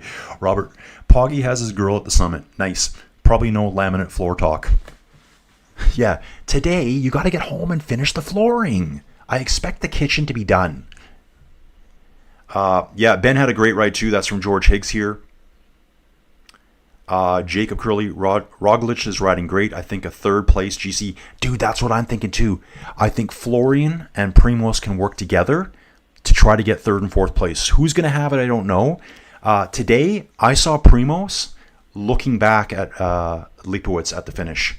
Like looking back, like guiding him, like as the team, the road captain, right in that final ramp. So Florian did a great job too. Here's the final classification. I'm going to read this from here. So for today, Perry Ponch, Ben Healy, Buitrago, Van Wilder, Pogacar, Vingegaard, Enric Mas, Julian Alaphilippe, Primoz Roglic, and Florian Lipowitz. Top 10 there, folks. What I will do here is let's go to the general ranking. Individual. Is this today? Oh, wow. Here we go, folks. Things have changed. Yeah, so I'm going to guess that Felix Gall's transponder was not working at all today. Or maybe it was. Let's have a look. So he is finished. Felix Gall. I'm going to go back to this one here, guys. I want to see where he finished. It says he finished 14 minutes back. That can't be right. Next rankings. So there's Jonas, Tadej, Florian, Primoz, Mühlberger. Where did Felix finish? So he finished 17 minutes back. Sorry, 17th place at 3:33 back. So there was no way. I couldn't even find him in the green jersey group. So I knew he was floating around somewhere. I just had no idea where. Roglic has moved up. And Ben Healy has moved up 1. Felix actually remains same. Tobias Johansson remained in 8th place. Let's go look at that now. Now that I'm confirming that over there, here's your general ranking. Individual, Tadej picked up 2 seconds on Jonas there because he finished just ahead of him. Florian sits in 3rd. Oscar's in 4th. Kevin Vauquelin drops 1, and Primoz moves up. So, guys, impressive. Red Bull Bora Hansgrohe has 2 riders in the top 5. Then Kevin Vauquelin has fallen to 6th place. Felix Gall did stay in 7th. So he finished 3.5 minutes behind, but held his position. Tobias Johansson has held 8th. Ben Healy has flipped spots with Carlos Rodriguez there. So, and he got a big lead back because at the start of the day, Carlos only led by, I think, 20 seconds over Ben. Now Ben's almost 3 minutes ahead of Carlos Rodriguez again. So they're fighting for these top 10 positions. Don't think they aren't. So we're going to see Carlos and Ineos come back out probably on stages 18 and 19 and try to take something back from him. If you look at this closely too, look at the gap between Primoz in 5th and Oscar in 4th place. It's 38 seconds. Do you think Primoz is satisfied with 5th? I don't. Then and there's a huge gap. Look at the gap between Kevin and... okay, not as big as I thought. I thought it said 18 minutes at first. Looks like that's 13:20 back, and Primoz is 11:42 back. So there's something to play for there as well. Jonas, give him credit. Attacked, and looked good all the way. Tadej just sat on and countered every move.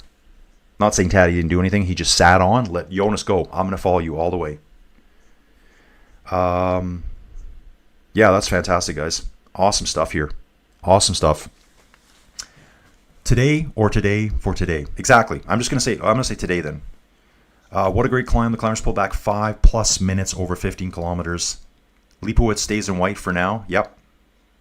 Brett Rogers, I'm just happy that Visma tried. That's all we need, to be honest, to see our heroes make an attempt at greatness and then the effort they achieve it.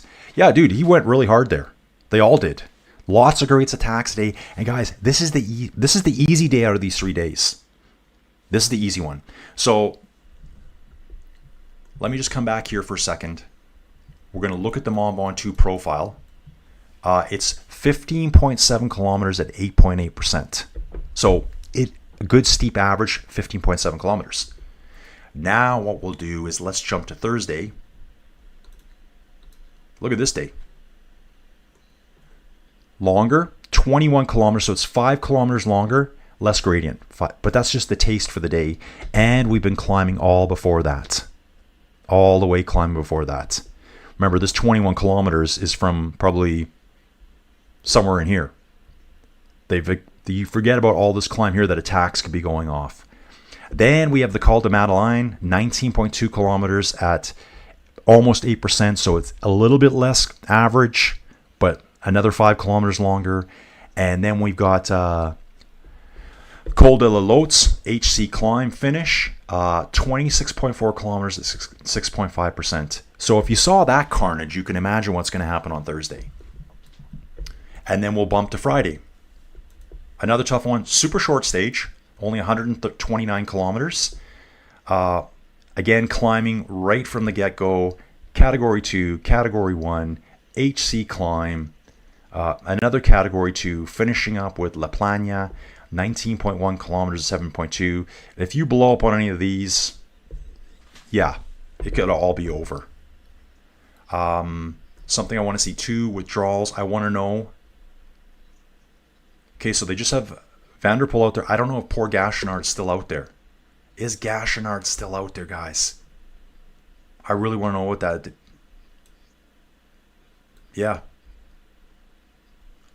Here's the broom wagon. Live tracking. Is anyone still there? The broom wagon's finishing. So is that the actual broom wagon moving there? Yeah, they didn't actually say anything about it. Go back to the race here and see if we got any comments. Yeah, Perry Ponch. Yeah, he had a huge sprint at the finish there against Healy. Here it is. That's so close. So it was super close. Arms in the air, celebrating.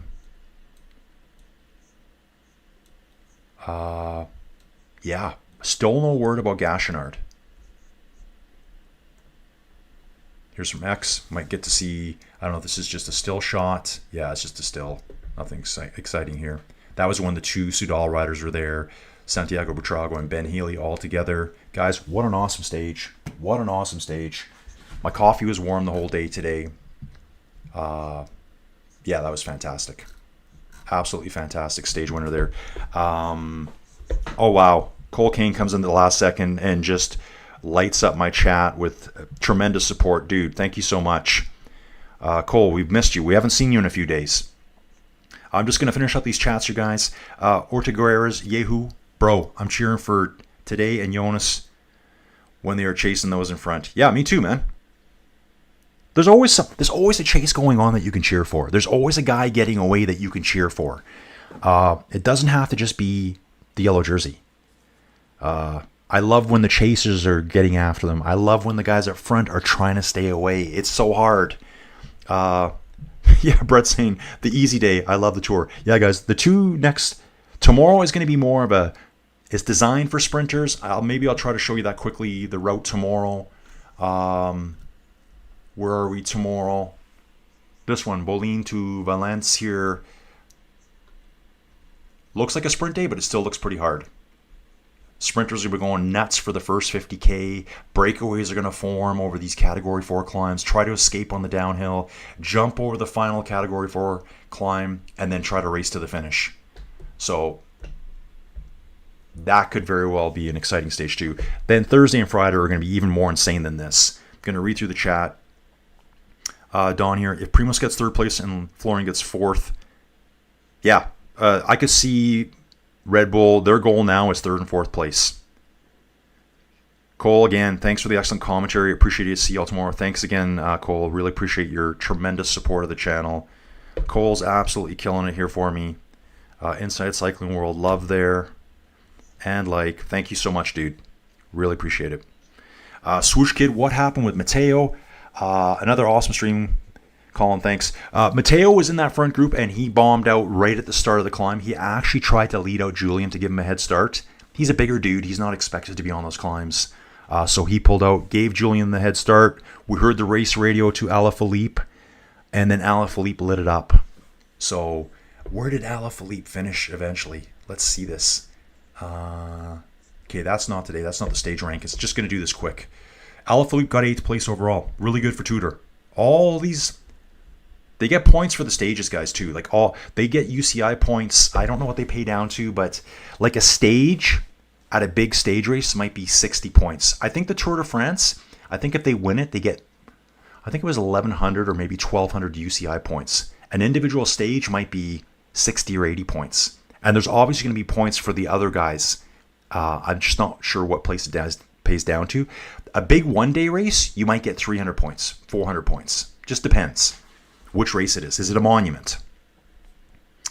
Any predictions for stage 18 and 19? I think Gall has a chance to win one of those. Yeah, and I'm sorry, guys. I had no idea where he was.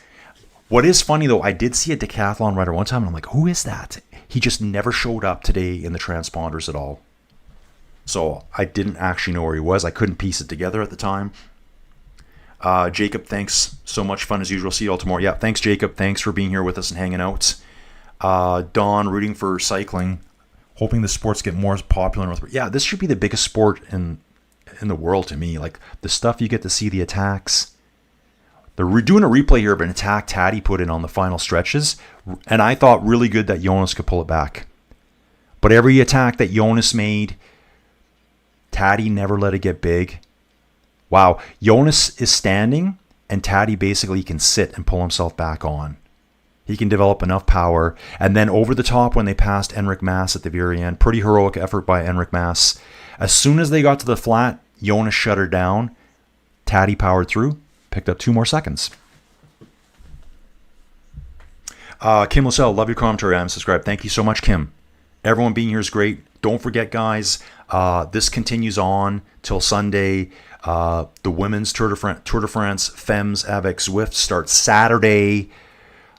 No matter what happens, I will be starting the women's coverage on Monday morning. So if you guys want to watch that too, that'd be really fun. Lots of celebrations at the finish here. It looks like an EF rider, congratulating Perry Ponch. They must have been teammates somewhere in the past. Obviously not on the same teams right now. Yeah, yellow jersey stuff. All the celebrations are going to be at the top, and then they got to get off this mountain and move on with the tour. Thank you, Willie. He says, great stream. Appreciate it. Thank you too, Kim. See you tomorrow, Colin. This week I am rooting for Poggy. Next week I'll be rooting for Demi. Oh, yeah. Dude, it's going to be so much fun next week. I can't wait. I'm really looking forward to getting right in, deep diving into women's cycling. There's so much going on. I did watch a lot of the Giro Donne. I thought that was really exciting. And I'm trying to find other stuff to watch right now. Hank Bohanna here. Thanks for another great cover of the tour. You're welcome, guys. You guys make this happen for me. I'm going to jump off now, guys, and start my day. And I got to get my bike right away, or else I've got a feeling I'm not going to ride at all. So, again, thanks for everyone being here. I'll get the hair even crazier tomorrow, and we'll go from there. And hot coffees all around. Okay, guys, thanks for watching. See you soon.